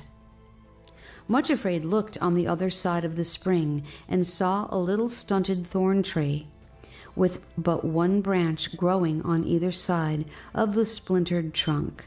Like the arms of a cross, they were covered all over with long, sharp spines. Suffering stepped forward, broke off a piece of the thorn tree, and brought it to Much Afraid, who took it from her hand and cast it into the water. On doing this, she stooped her head again to drink. This time she found that the stinging, burning bitterness was gone, and though the water was not sweet, she could drink it easily. She drank thirstily and found that it must have contained curative properties, for almost at once she was wonderfully refreshed and strengthened. Then she picked up her 12th and last stone there beside the water of Marah and put it into her bag. After they had rested a little while, she was able to resume the journey, and for a time was so much stronger that although the way was even steeper than before, she was not nearly so faint and exhausted. This greatly comforted her, for by that time she had only one desire in her heart: to reach the place appointed and fulfill the command which had been given her before her strength ebbed away altogether. On the third day they lifted up their eyes and saw the place afar off, the great rock cliff and the waterfall, and continuing up the rocky path, at midday they came through the shrouding mist to the place which had been appointed.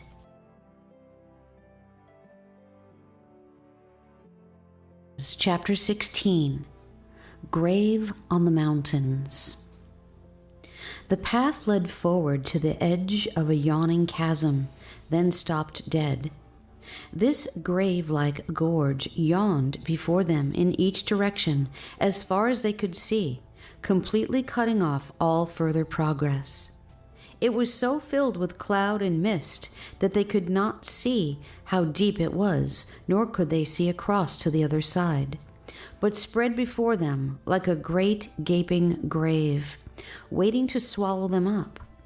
For a moment, Much Afraid wondered whether this could be the place after all, but as they halted on the edge of the canyon, they could plainly hear the sound of mighty, swirling waters, and she realized that they must be standing somewhere near the lip of the great fall, and that this was indeed the place appointed.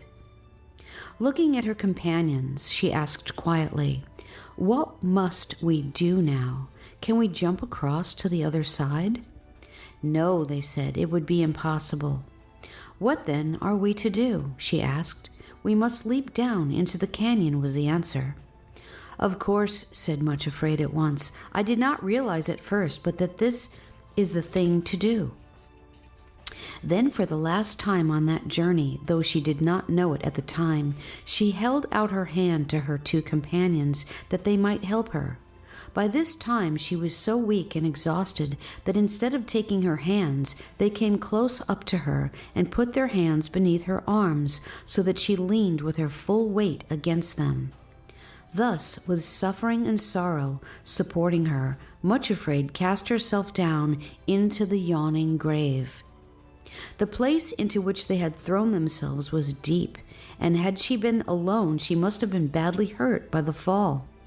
However, her companions were so strong that the jump did not seem to harm them at all, and they bore her so easily between them and broke the fall so gently that she was no more than bruised and shaken. Then, because the canyon was so filled with mist and cloud that nothing was visible, they began to feel their way slowly forward and saw looming up before them a flat, oblong rock. On reaching it, they found it to be some kind of stone altar with the indistinct figure of someone standing behind it. "This is the place," said Much Afraid quietly. "This is where I am to make my offering." She went up to the altar and knelt down. "My lord," she said softly through the mist, "will you come to me now and help me to make my burnt offering as you have commanded me?" But for the first time on all that journey, there seemed to be no answer at all, and the shepherd did not come. She knelt there quite alone in the cold, clammy mist, beside the desolate altar in this valley of shadow, and into her mind came the words which bitterness had flung at her long before, when she walked the shores of loneliness. "Sooner or later, when he gets you up on the wild places of the mountains, he will put you on some sort of a cross and abandon you to it." It seemed that, in a way, bitterness had been right, thought Much Afraid to herself, only he had been too ignorant to know, and she too foolish at that time to understand that in all the world only one thing really mattered: to do the will of the one she followed and loved, no matter what it involved or cost.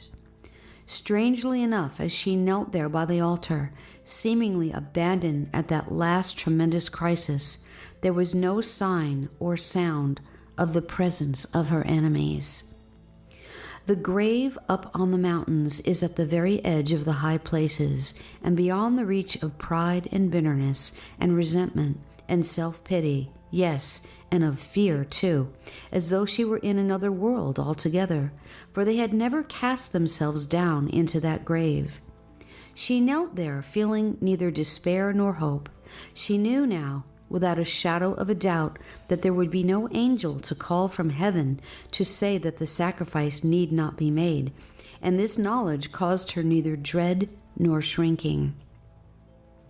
She felt nothing but a great stillness in which only one desire remained, to do that which he had told her, simply because he had asked it of her. The cold, dull desolation which had filled her heart in the cave was gone completely. One flame burned there steadily, the flame of concentrated desire to do his will. Everything else had died down and fallen into ashes. After she had waited for a little, and still he had not come, she put out her hand and with one final effort of failing strength grasped the natural human love and desire growing in her heart and struggled to tear them out. At the first touch, it was as though anguish pierced through her every nerve and fiber, and she knew with a pang almost of despair that the roots had wound and twined and thrust themselves into every part of her being. Though she put forth all her remaining strength in the most desperate effort to wrench them out, not a single rootlet stirred. For the first time she felt something akin to fear and panic. She was not able to do this thing which he had asked of her. Having reached the altar at last, she was powerless to obey. Turning to those who had been her guides and helpers all the way up the mountains, she asked for their help and for them to do what she could not for herself, to tear the plant out of her heart. For the first time, suffering and sorrow shook their heads. "We have done all that we can do for you," they answered, "but this we cannot do." At that, the indistinct figure behind the altar stepped forward and said quietly, "I am the priest of this altar. I will take it out of your heart if you wish." Much Afraid turned toward him instantly. "Oh, thank you," she said. "I beg you to do so." He came and stood beside her, his form indistinct and blurred by the mist, and then she continued entreatingly, "I am a very great coward. I am afraid that the pain may cause me to try to resist you. Will you bind me to the altar in some way so that I cannot move? I would not like to be found struggling while the will of my Lord is done." There was complete silence in the cloud-filled canyon for a moment or two. Then the priest answered, "It is well said. I will bind you to the altar." Then he bound her hand and foot. When he had finished, Much Afraid lifted her face toward the high places, which were quite invisible, and spoke quietly through the mist. "My Lord, behold me, here I am, in the place thou didst send me to, doing the thing thou didst tell me to do. For where thou diest, will I die, and there will I be buried. The Lord do so to me, and more also, if aught but death part thee and me." Ruth 1:17. Still there was a silence as of the grave, for indeed she was in the grave of her own hopes, and still without the promised Hinds' feet, still outside the high places with even the promise to be laid down on the altar. This was the place to which the long, heartbreaking journey had led her. Yet just once more before she laid it down on the altar, Much Afraid repeated the glorious promise which had been the cause of her starting for the high places. "The Lord God is my strength, and he will make my feet like hinds' feet, and he will make me to walk upon mine high places. To the chief singer on my stringed instruments." Habakkuk 3, verse 19. The priest put forth a hand of steel right into her heart. There was a sound of rending and tearing, and the human love, with all its myriad rootlets and fibers, came forth. He held it for a moment and then said, "Yes, it was ripe for removal. The time had come. There is not a rootlet torn or missing."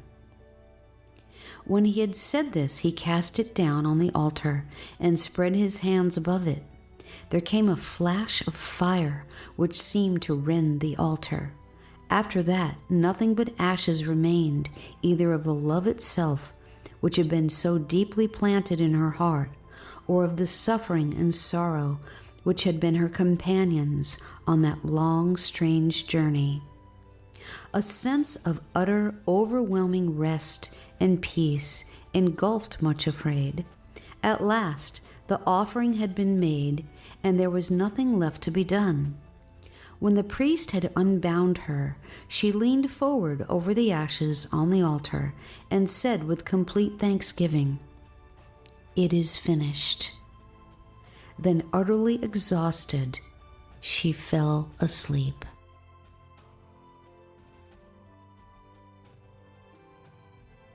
Part 2. Joy cometh in the morning. Psalm 30, verse 5. Chapter 17. Healing Streams.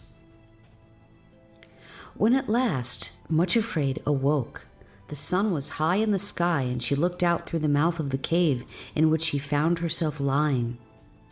Everything was shimmering in a blaze of radiant sunshine, which burnished every object with glory. She lay still a little longer, collecting her thoughts and trying to understand where she was. The rocky cave into which the sunbeams were pouring was warm and quiet, and drenched with the sweet perfume of spikenard, frankincense, and myrrh. This perfume, she gradually realized, was emanating from the wrappings which covered her. She gently pushed back the folds, sat up, and looked about her. Then the memory of all that had happened returned to her.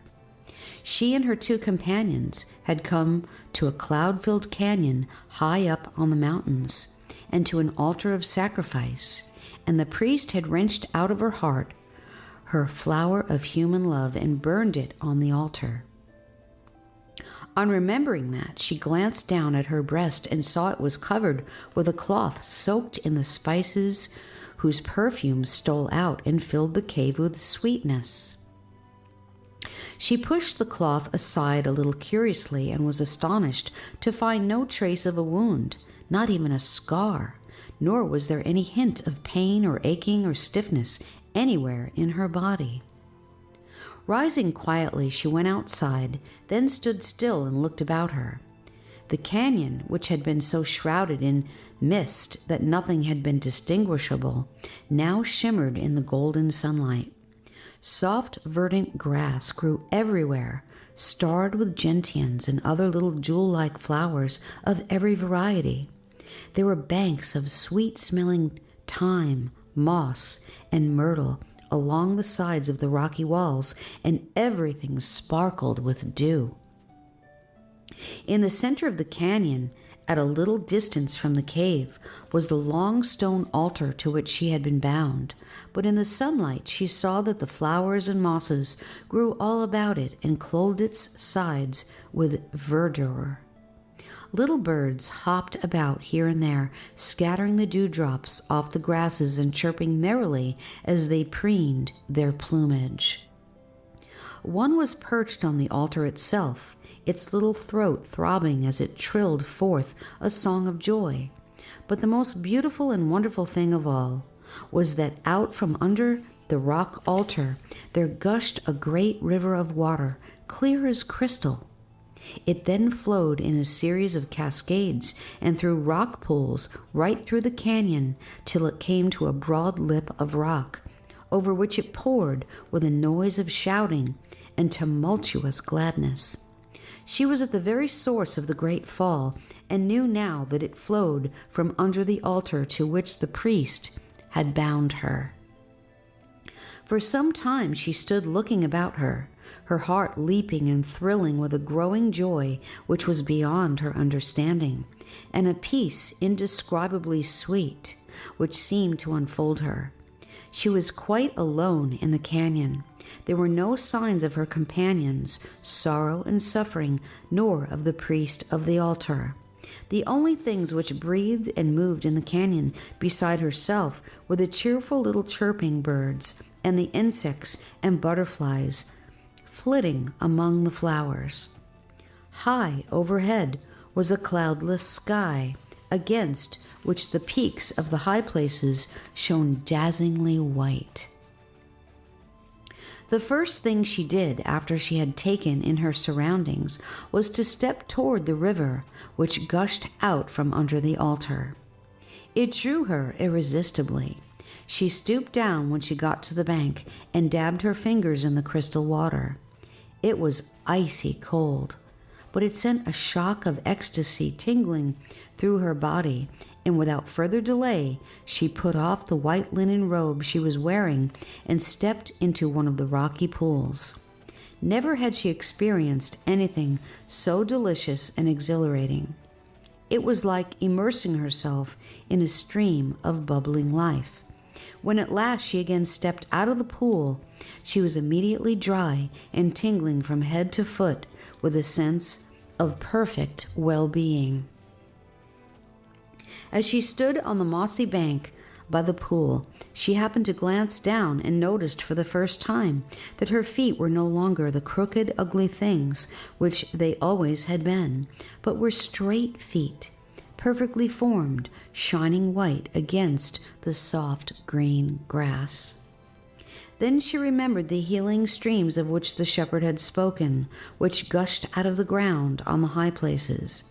Stepping straight back into the pool with a shock of sweetest pleasure, and putting her head beneath the clear waters, she splashed them about her face. Then she found a little pool among the rocks, still and clear as a mirror. Kneeling down, she looked into its unruffled surface and saw her face quite clearly. It was true, the ugly twisted mouth had vanished, and the face she saw, reflected back by the water, was as relaxed and perfect as the face of a little child.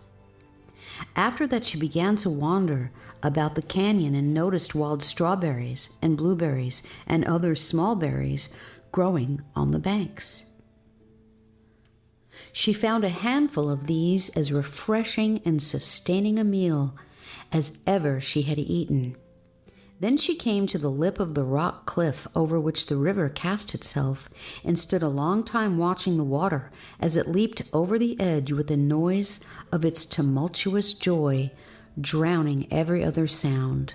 She saw how the sun glorified the crystal waters as they went swirling downward, and far below she saw the green Alps, where the shepherd had led her, and where they had stood at the foot of this same fall.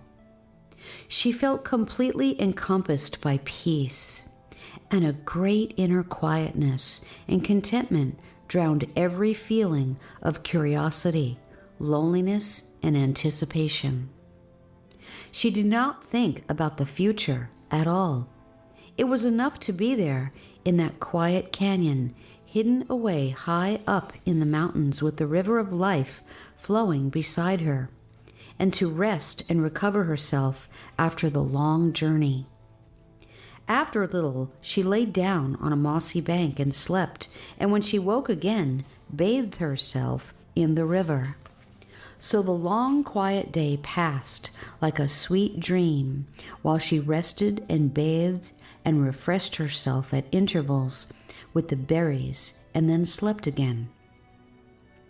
When at last the shadows lengthened, and the sun sank in the west, and the snow peaks glowed glorious in rose and flame color, she went back into the cave, laid herself down among the spice-perfumed coverings, and slept as deeply and dreamlessly as she had the first night when the priest laid her there to rest.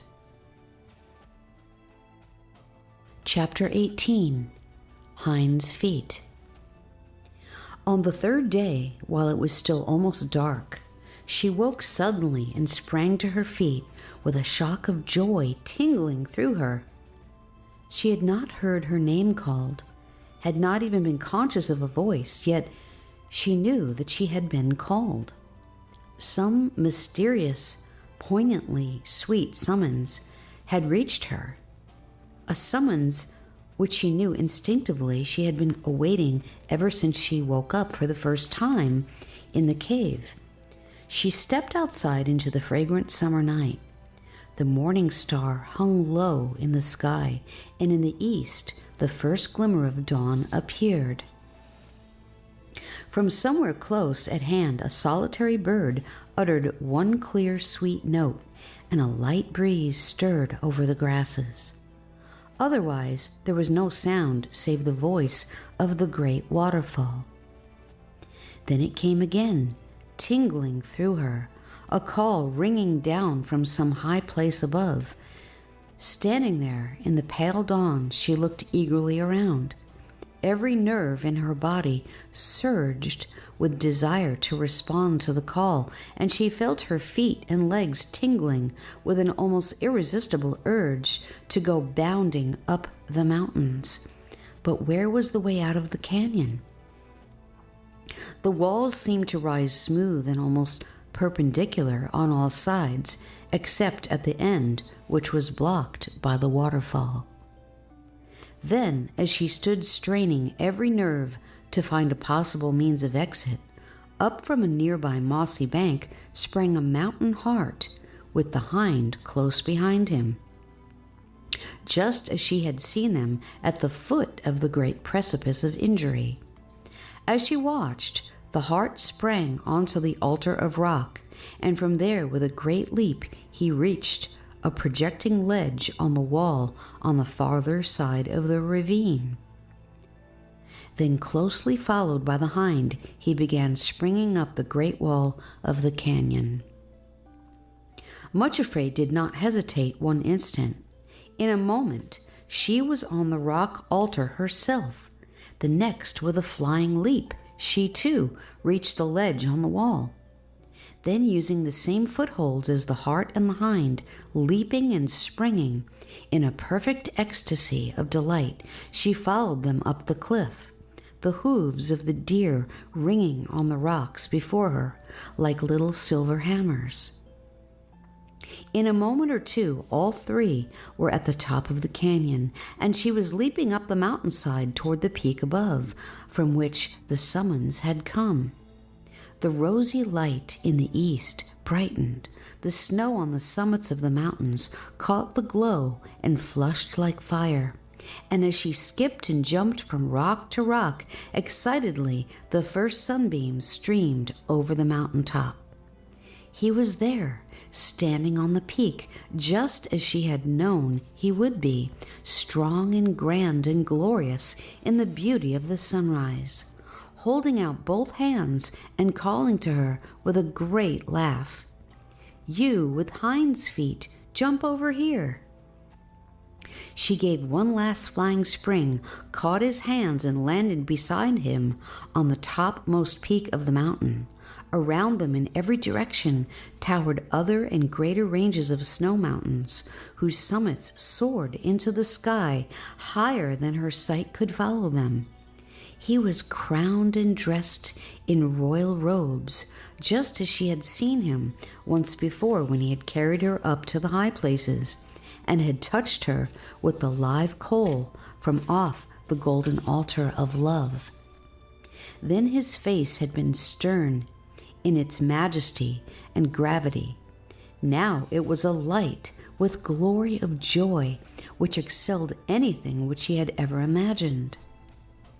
"At last," he said, as she knelt speechless at his feet, "at last you are here, and the night of weeping is over, and joy comes to you in the morning."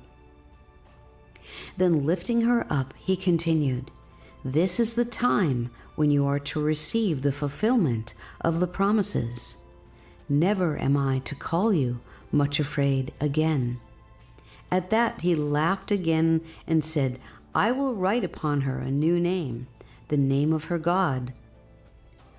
The Lord God is a sun and shield. The Lord will give grace and glory. No good thing will he withhold from them that walk uprightly." Psalm 84, verse 11. "This is your new name," he declared. "From henceforth you are grace and glory." Still she could not speak, but stood silent with joy and thanksgiving and awe and wonder. Then he went on, "Now for the flower of love and for the promise that when it blooms, you will be loved in return." Grace and Glory spoke for the first time. "My Lord and King," she said softly, "there is no flower of love to bloom in my heart. It was burned to ashes on the altar at thy command." "No flower of love?" he repeated, and laughed again so gently and joyfully that she could hardly bear it. "That is strange, Grace and Glory. How then did you get here? You are right on the high places, in the kingdom of love itself. Open your heart and let us see what is there." At his word, she laid bare her heart, and out came the sweetest perfume she had ever breathed, and filled all the air around them with its fragrance. There in her heart was a plant whose shape and form could not be seen because it was covered all over with the pure white, almost transparent blooms from which the fragrance poured forth. Grace and Glory gave a little gasp of wonder and thankfulness. "How did it get there, my Lord and King?" she exclaimed. "Why, I planted it there myself," was his laughing answer. "Surely you remember, down there by the sheep pool in the Valley of Humiliation, on the day that you promised to go with me to the high places. It is the flower from the thorn-shaped seed." "Then, my Lord, what was the plant which the priest tore out of my heart when I was bound to the altar?" "Do you remember, Grace and Glory, when you looked into your heart beside the pool and found that my kind of love was not there at all, only the plant of longing to be loved?" She nodded wonderingly. "That was the natural human love which I tore out from your heart when the time was ripe and it was loose enough to be uprooted altogether, so that the real love could grow there alone and fill your whole heart." "You tore it out," she repeated slowly and wonderingly, and then, "Oh, my Lord and King, were you the priest? Were you there all the time when I thought you had forsaken me?" He bowed his head, and she took his hands in hers, the scarred hands which had sown the thorn-shaped seed in her heart, and the hands with the grasp of steel which had torn out that love which had been the cause of all her pain, and kissed them, while tears of joy fell on them. "And now for the promise," said he, "that when love flowers in your heart, you shall be loved again." Taking her hand in his, he said, "Behold, I have set my love upon thee, and thou art mine. Yea, I have loved thee with an everlasting love. Therefore, with loving kindness have I drawn thee." Jeremiah 31:3. After that he said, "Give me the bag of stones of remembrance that you have gathered on your journey, Grace and Glory." She took it out and passed it to him, and then he bade her hold out her hands. On doing so, he opened the little purse and emptied the contents into her hands. Then she gasped again with bewilderment and delight, for instead of the common ugly stones she had gathered from the altars along the way, there fell into her hands a heap of glorious, sparkling jewels, very precious and very beautiful. As she stood there, half dazzling by the glory of the flashing gems, she saw in his hand a circlet of pure gold. "O thou who was afflicted, tossed with tempest, and not comforted," he said, "behold, I lay thy stones with fair colors." First he picked out of her hand one of the biggest and most beautiful of the stones, a sapphire, shining like the pavement of heaven, and set it in the center of the golden circlet. Then, taking a fiery, blood-red ruby, he set it on one side of the sapphire and an emerald on the other. After that, he took the other stones, 12 in all, and arranged them on the circlet, then set it upon her head. At that moment, Grace and Glory remembered the cave in which she had sheltered from the floods, and how nearly she had succumbed to the temptation to discard as worthless those stones which now shone with glory and splendor on the crown upon her head. She remembered, too, the words which had sounded in her ears and had restrained her. "Hold fast that thou hast, that no man take thy crown." Supposing she had thrown them away, had discarded her trust in his promises, had gone back on her surrenders to his will, there could have been no jewels now to his praise and glory, and no crown for her to wear. She marveled at the grace and love and tenderness and patience which had led and trained and guarded and kept poor faltering Much Afraid, which had not allowed her to turn back, and which now changed all her trials into glory. Then she heard him speaking again, and this time the smile on his face was almost more joyful than before. "Hearken, O daughter, and consider, and incline thine ear. Forget also thine own people and thy father's house. So shall the king greatly desire thy beauty. For he is thy Lord, and worship thou him.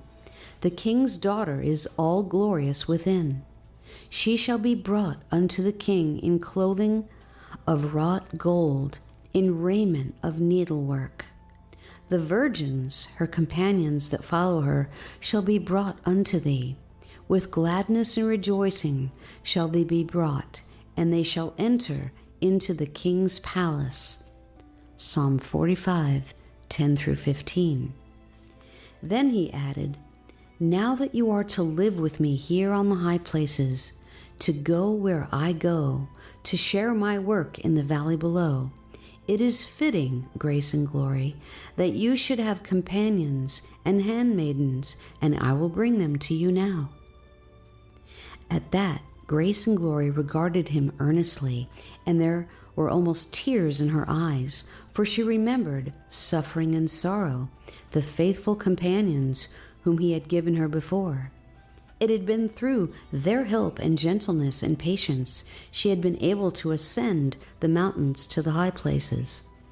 All the time she had been with her Lord and King, receiving her new name and being crowned with joy and glory, she had been thinking of them and wishing, yes, actually wishing and longing that they were there too, for why should she receive everything?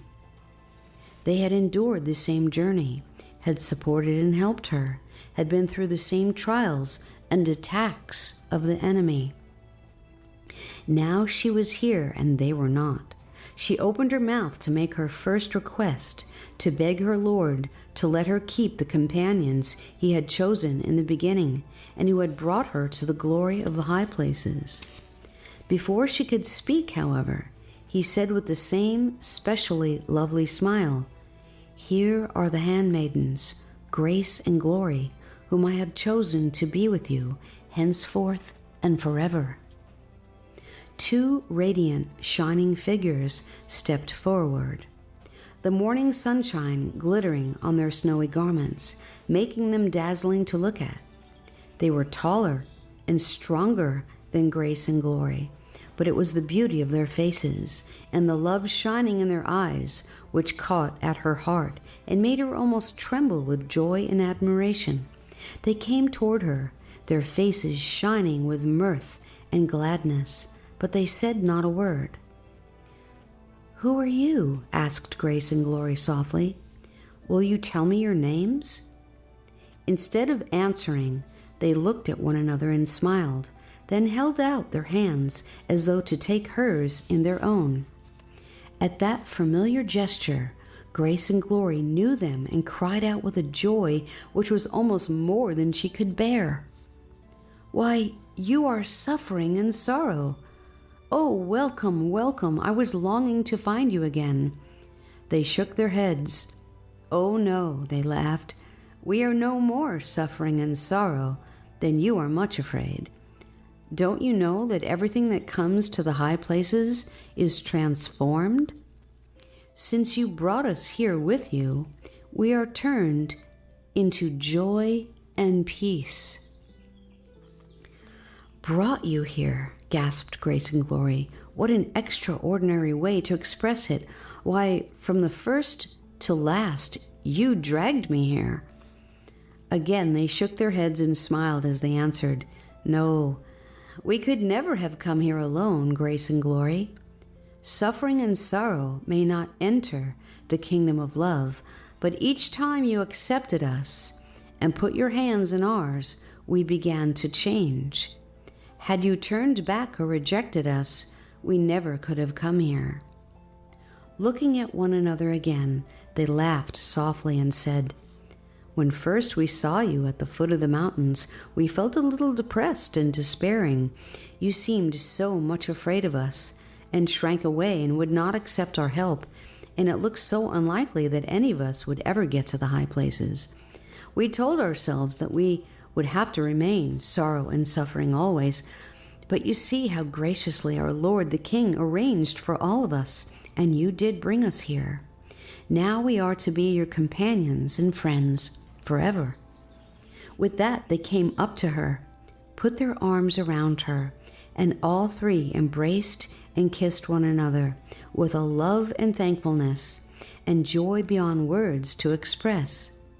So with a new name and a united to the King and crowned with glory, Grace and Glory, accompanied by her companions and friends, came to the high places and was led into the kingdom of love.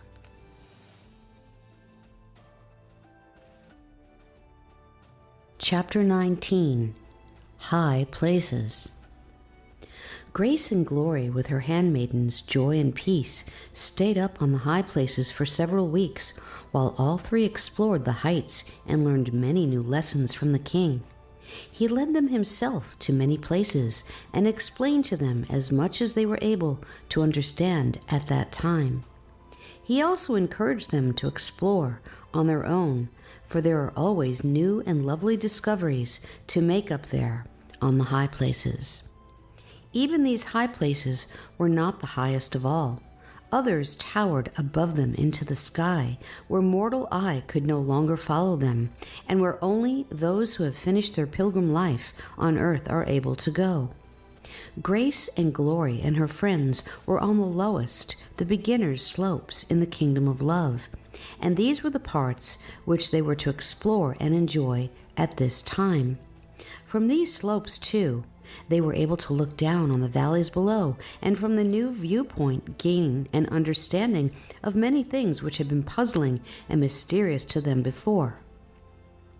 From beneath they had not been seen clearly, and even then only a small part had been visible.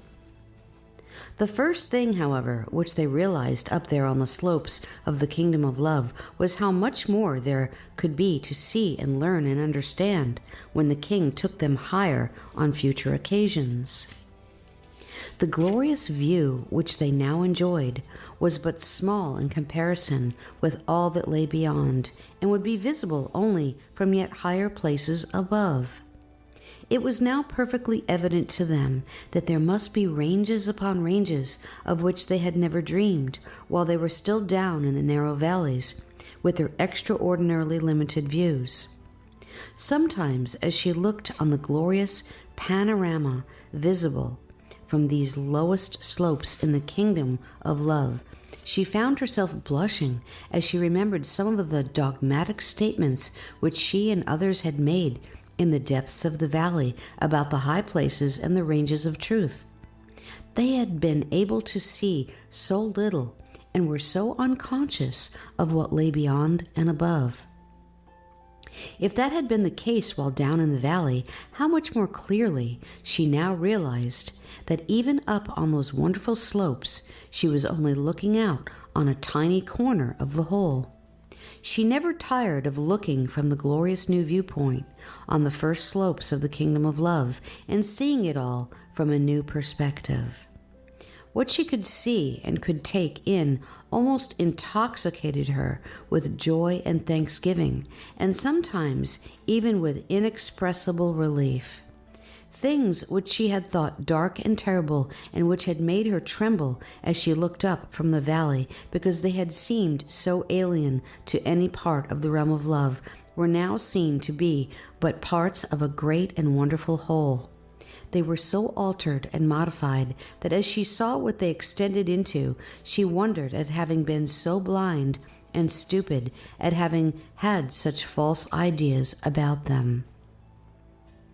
She began to understand quite clearly that truth cannot be understood from books alone or by any written words, but only by personal growth and development in understanding, and that things written even in the book of books can be astonishingly misunderstood while one still lives on the low levels of spiritual experience and on the wrong side of the grave on the mountains. She perceived that no one who finds herself up on the slopes of the kingdom of love can possibly dogmatize about what is seen there, because it is only then that she comprehends how small a part of the glorious whole she sees. All she can do is to gasp with wonder, awe, and thanksgiving, and to long with all her heart to go higher and to see and understand more. Paradoxical as it may seem, as she gazed out on dazzling vistas, so glorious that she could not look at them steadily or grasp their magnificent sweep, she often thought that the prayer which best expressed her heart's desire was that of the blind man. Lord, that I might receive my sight, help me to open myself to more light. Help me to fully understand. Another thing which gave her continual joy was their unbroken communion with the King. Wherever he went, she in peace and joy went too, springing behind him with a delight which at times was almost hilarious, for he was teaching and training them to use their hinds feet. Grace and Glory quickly saw, however, that he always chose the way most carefully and restrained his own amazing strength and power, taking only such springs and bounds as they could manage too.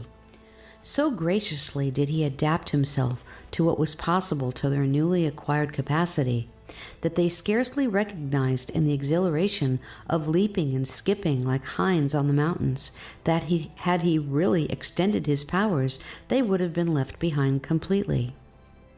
For Grace and Glory, who had been lame and limping all her life, the ecstasy of leaping about in this way and of bounding from rock to rock on the high places as easily as the mountain rose was so rapturous that she could hardly bear to cease from it even for rests.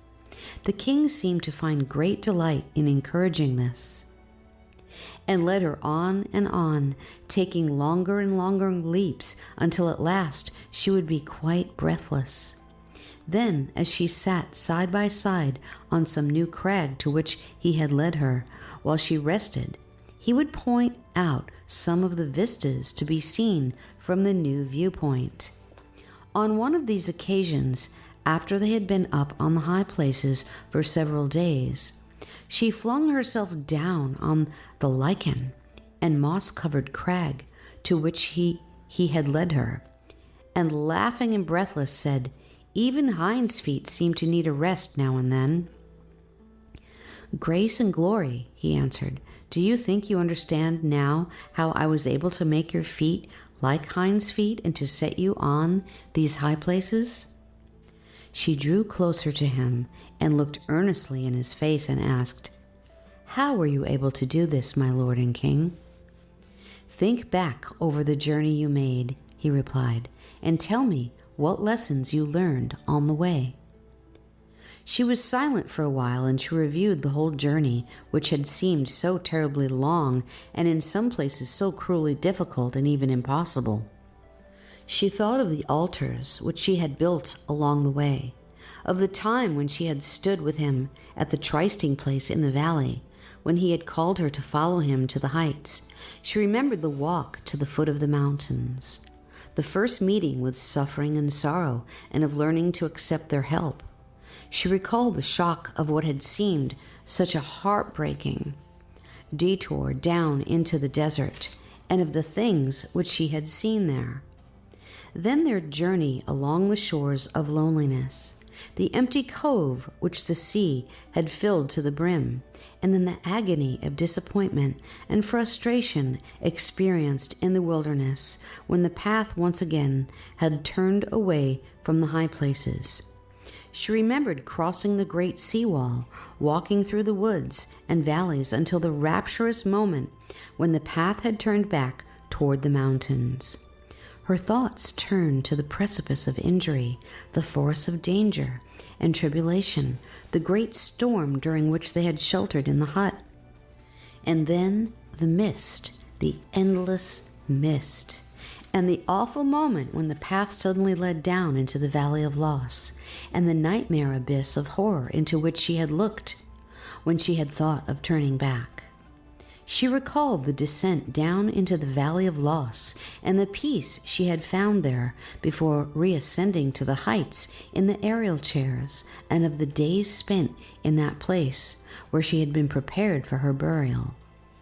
Then that last agonizing ascent and the cave where they sheltered from the floods and where she had been tempted to cast away the promises. Then the spring called Mara, and finally the mist-shrouded grave up among the peaks where she had been bound to the altar. How little she had imagined when first she set out on that strange journey, what lay ahead of her, and the things which she would be called upon to pass through. So for a long time she sat silent, remembering, wondering, and thankful. At last she put her hand in his and said softly, "My Lord, I will tell you what I learned." "Tell me," he answered gently. "First," she said, "I learned that I must accept with joy all that you allowed to happen to me on the way and everything to which the path led me. That I was never to try to evade it, but to accept it and lay down my own will on the altar and say, 'Behold me, I am thy little handmaiden, acceptance with joy.'" He nodded without speaking, and she went on, "Then I learned that I must bear all that others were allowed to do against me and to forgive with no trace of bitterness, and to say to thee, 'Behold me, I am thy little handmaiden, bearing with love, that I may receive power to bring good out of this evil.'" Again he nodded, and she smiled still more sweetly and happily. "The third thing that I learned was that you, my Lord, never regarded me as I actually was, lame and weak and crooked and cowardly. You saw me as I would be when you had done what you promised and had brought me to the high places, when it could be truly said, 'There is none that walks with such a queenly ease, nor with such grace as she.' You always treated me with the same love and graciousness, as though I were a queen already, and not wretched little much afraid." Then she looked up into his face, and for a little time could say no more, but at last she added, "My Lord, I cannot tell you how greatly I want to regard others in the same way." A very lovely smile broke out on his face at that, but he still said nothing, only nodded for the third time, and waited for her to continue.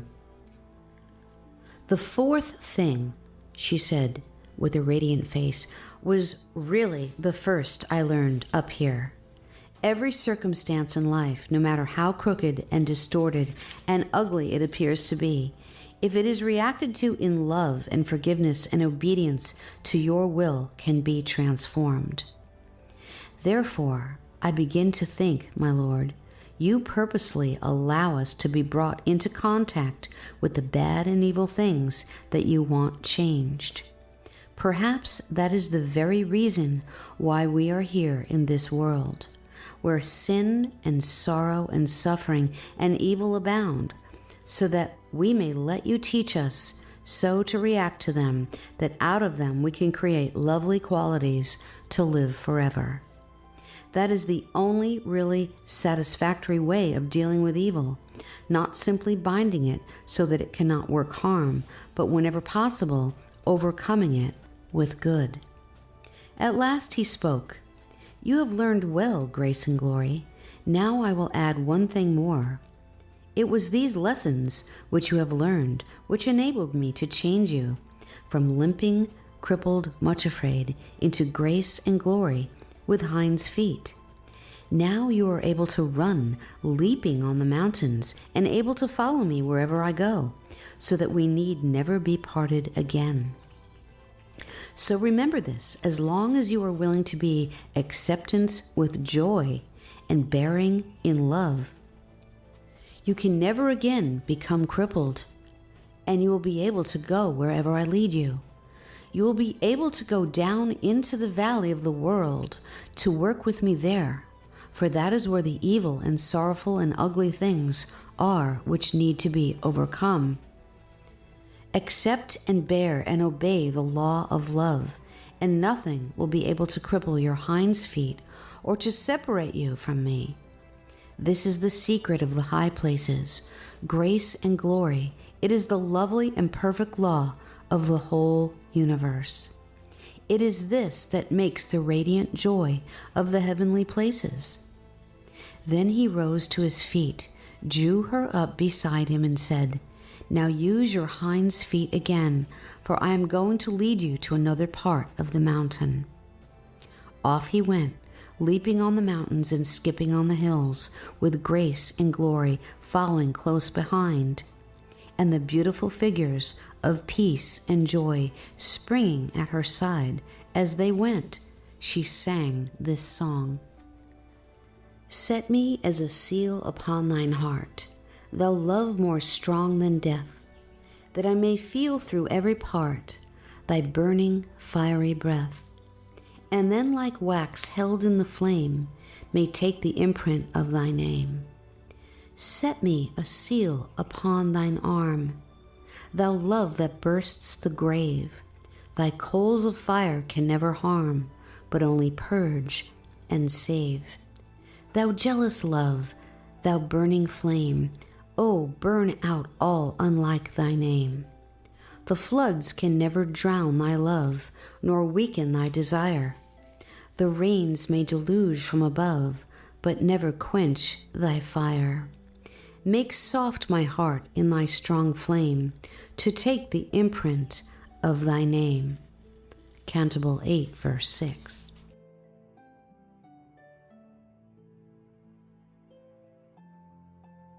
Chapter 20. Return to the Valley. The place to which the King of Love now brought them was a most beautiful valley among the peaks of the high places. The whole of this sheltered spot was laid out in quiet gardens and orchards and vineyards. Here grew flowers of rarest beauty and lilies of every description. Here, too, were trees of spices and of many kinds of fruits, and nut trees, almonds and walnuts, and many other varieties which Grace and Glory had never seen before. Here the king's gardeners were always busy pruning the trees, tending the plants and the vines, and preparing beds for new seedlings and tender shoots. These the king himself transplanted from uncongenial soil and conditions in the valleys below, so that they might grow to perfection and bloom in that valley high above, ready to be planted in other parts of the kingdom of love, to beautify and adorn it wherever the king saw fit. They spent several delightful days watching the gardeners as they worked under the gracious supervision of the king himself and accompanying him as he walked in the vineyards, teaching and advising those who tended the vines. One day, however, Grace and Glory, with her 2 attendants, walked to the end of the valley and found themselves on the very edge of the high places, from which they could look right down into the low places far below. As they stood there, they saw a long, green valley between 2 chains of mountains, through which a river wound like a ribbon of light. Here and there were patches of brown and red, which seemed to be villages and dwelling places, surrounded with trees and gardens. All of a sudden, Grace and Glory gave a queer little gasp, for she recognized the place. They were looking down into the Valley of Humiliation itself, the place where she had lived in misery for so long, and from which the shepherd had called her to the high places. Without a word, she sat down on the grassy slope, and as she looked, a multitude of thoughts filled her mind. Down there was the little white cottage where she had lived, and the pastures where the shepherds tended the king's flocks. There were the sheepfolds and the stream where the flocks went to drink, and where she had met the shepherd for the first time. In that valley were all her fellow workers and the friends among whom she had lived and with whom she had enjoyed such happy fellowship. Others she had known were there too. Away on the outskirts of the village was the cottage where her Aunt Dismal Forebodings lived, and where she had spent her miserable childhood with her cousins Gloomy and Spiteful and Craven Fear. As she thought of them and their wretched existence, a pang of compassion and pain shot through her heart.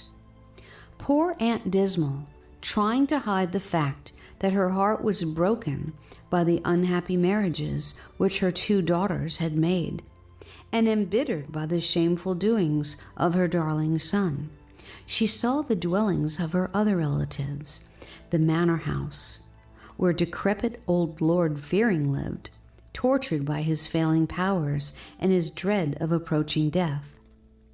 There was the house where Pride lived, and near it the homes of bitterness and resentment, and under those dark trees lived miserable self-pity.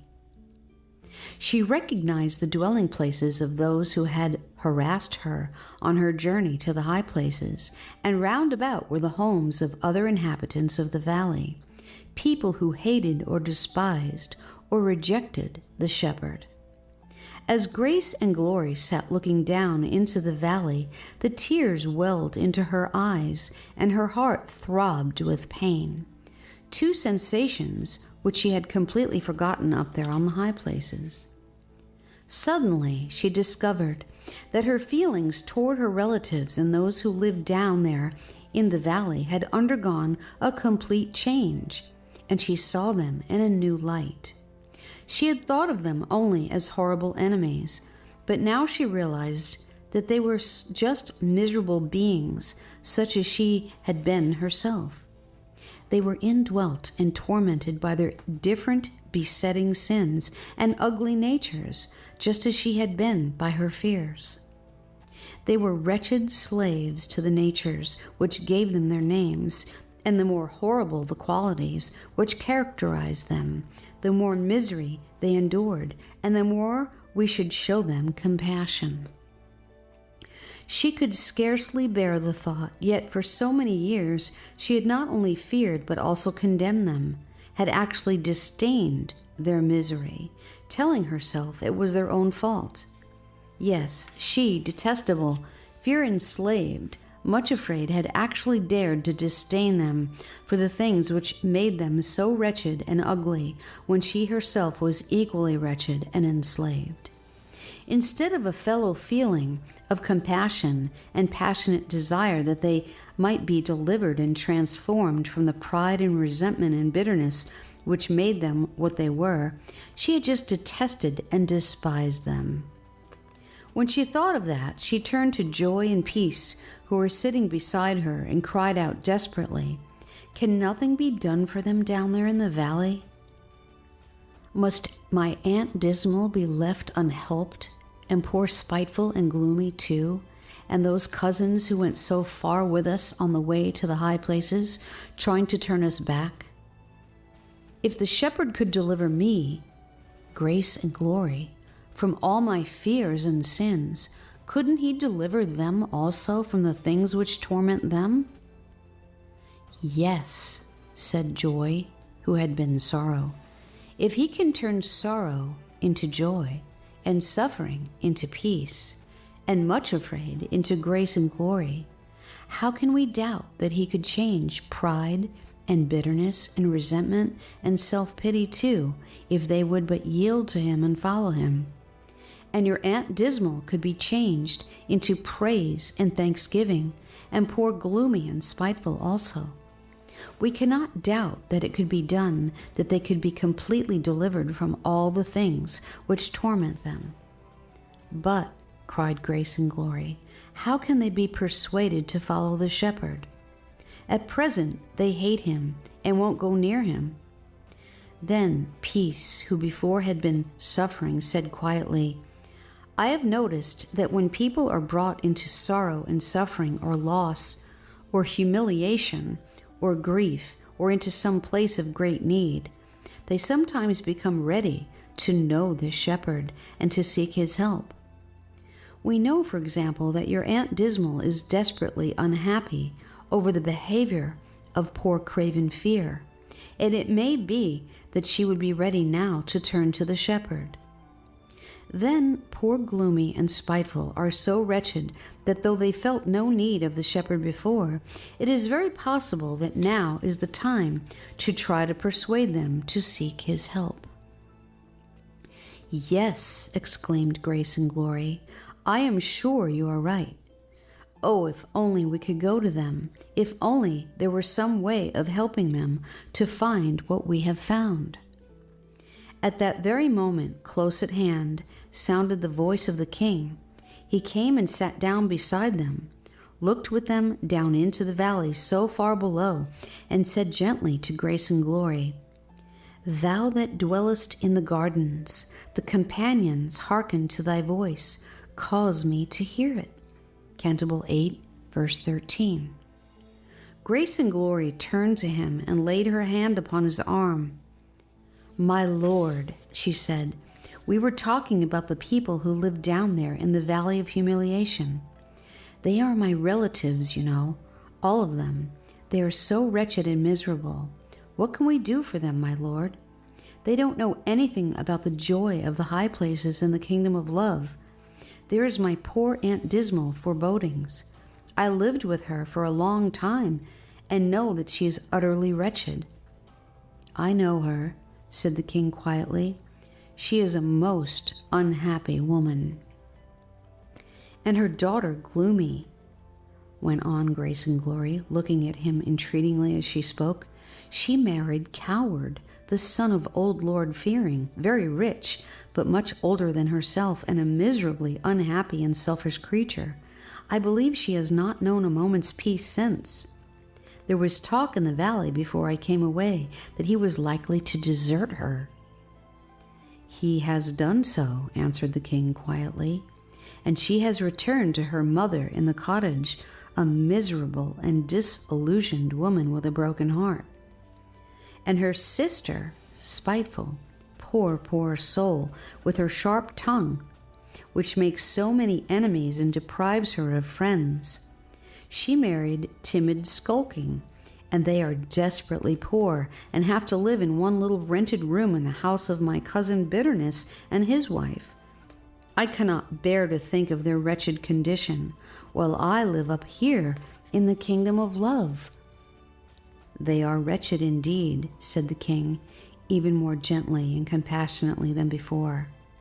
"They have just lost the little daughter, who poor Spiteful had hoped would be such a comfort to them in their dreary circumstances." "And then," continued Grace and Glory with just a hint of hesitation in her voice, There is their brother, craven fear. She did not look at the king as she spoke, but paused a moment, then went on hurriedly. He is the most unhappy member of the whole family. He has broken his mother's heart. Neither of his sisters will speak to him any more, and he goes skulking about the valley, hated by everyone. I know him, replied the king gravely, but with just a hint of a smile. I know him well. You do not exaggerate when you speak of his wretchedness. I have had to interfere and chastise him many times to try and correct his bullying propensities. But though I have chastened him sore, I have not given him over unto death. No, no, cried Grace and Glory imploringly. Don't ever do that, my lord. Oh, I beg you, find some way to rescue and deliver him from himself, as you delivered me. He made no answer for a little while, only looked at her very kindly and with a look of great contentment and happiness on his face. At last he spoke. I am more willing to do what you suggest, said he. But Grace and Glory, these unhappy souls we are speaking about will not allow me into their homes, nor even permit me to speak to them. I need a voice to speak for me, to persuade them to let me help them. I see what you mean, she cried joyfully. We will go down with you and speak to them and show what you have done for us and what you are willing and able to do for them. Do you think they will listen to you? He asked, smiling at her very gently as he spoke. No, I don't think it's at all likely, at least not at first, she answered. I was not at all the sort of person to make them want to listen to me. I did not behave at all lovingly to them. But you will tell me what to say. You will teach me, and I will say it for you. Oh, my lord, let us make haste and go down there. When they see what you have done for me, when they see peace and joy, I do think in the end they will want you to help them too. It is because they have lied to themselves about you and have persuaded themselves that you cannot do them good that they resist you and turn from your help. But we will plead with them, especially now, my lord, when they are so unhappy and so despised by others. Their very misery and loneliness and sorrow will make them more willing to listen to news of your grace and of your desire to help them. True, he agreed. That is just what I think. This is indeed a specially favorable time for us to go down and try to help them. He rose to his feet as he spoke. She sprang up too, and all four stood joyful and radiant on the edge of the high places, ready to go leaping down to the valley again. Then Grace and Glory saw that the great waterfall quite close at hand was leaping down to the valley too, with the tumultuous, joyful noise of many waters, singing as they poured themselves down over the rock lip.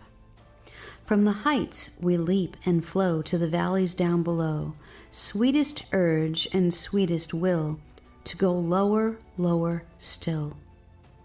Suddenly she understood. She was beholding a wondrous and glorious truth.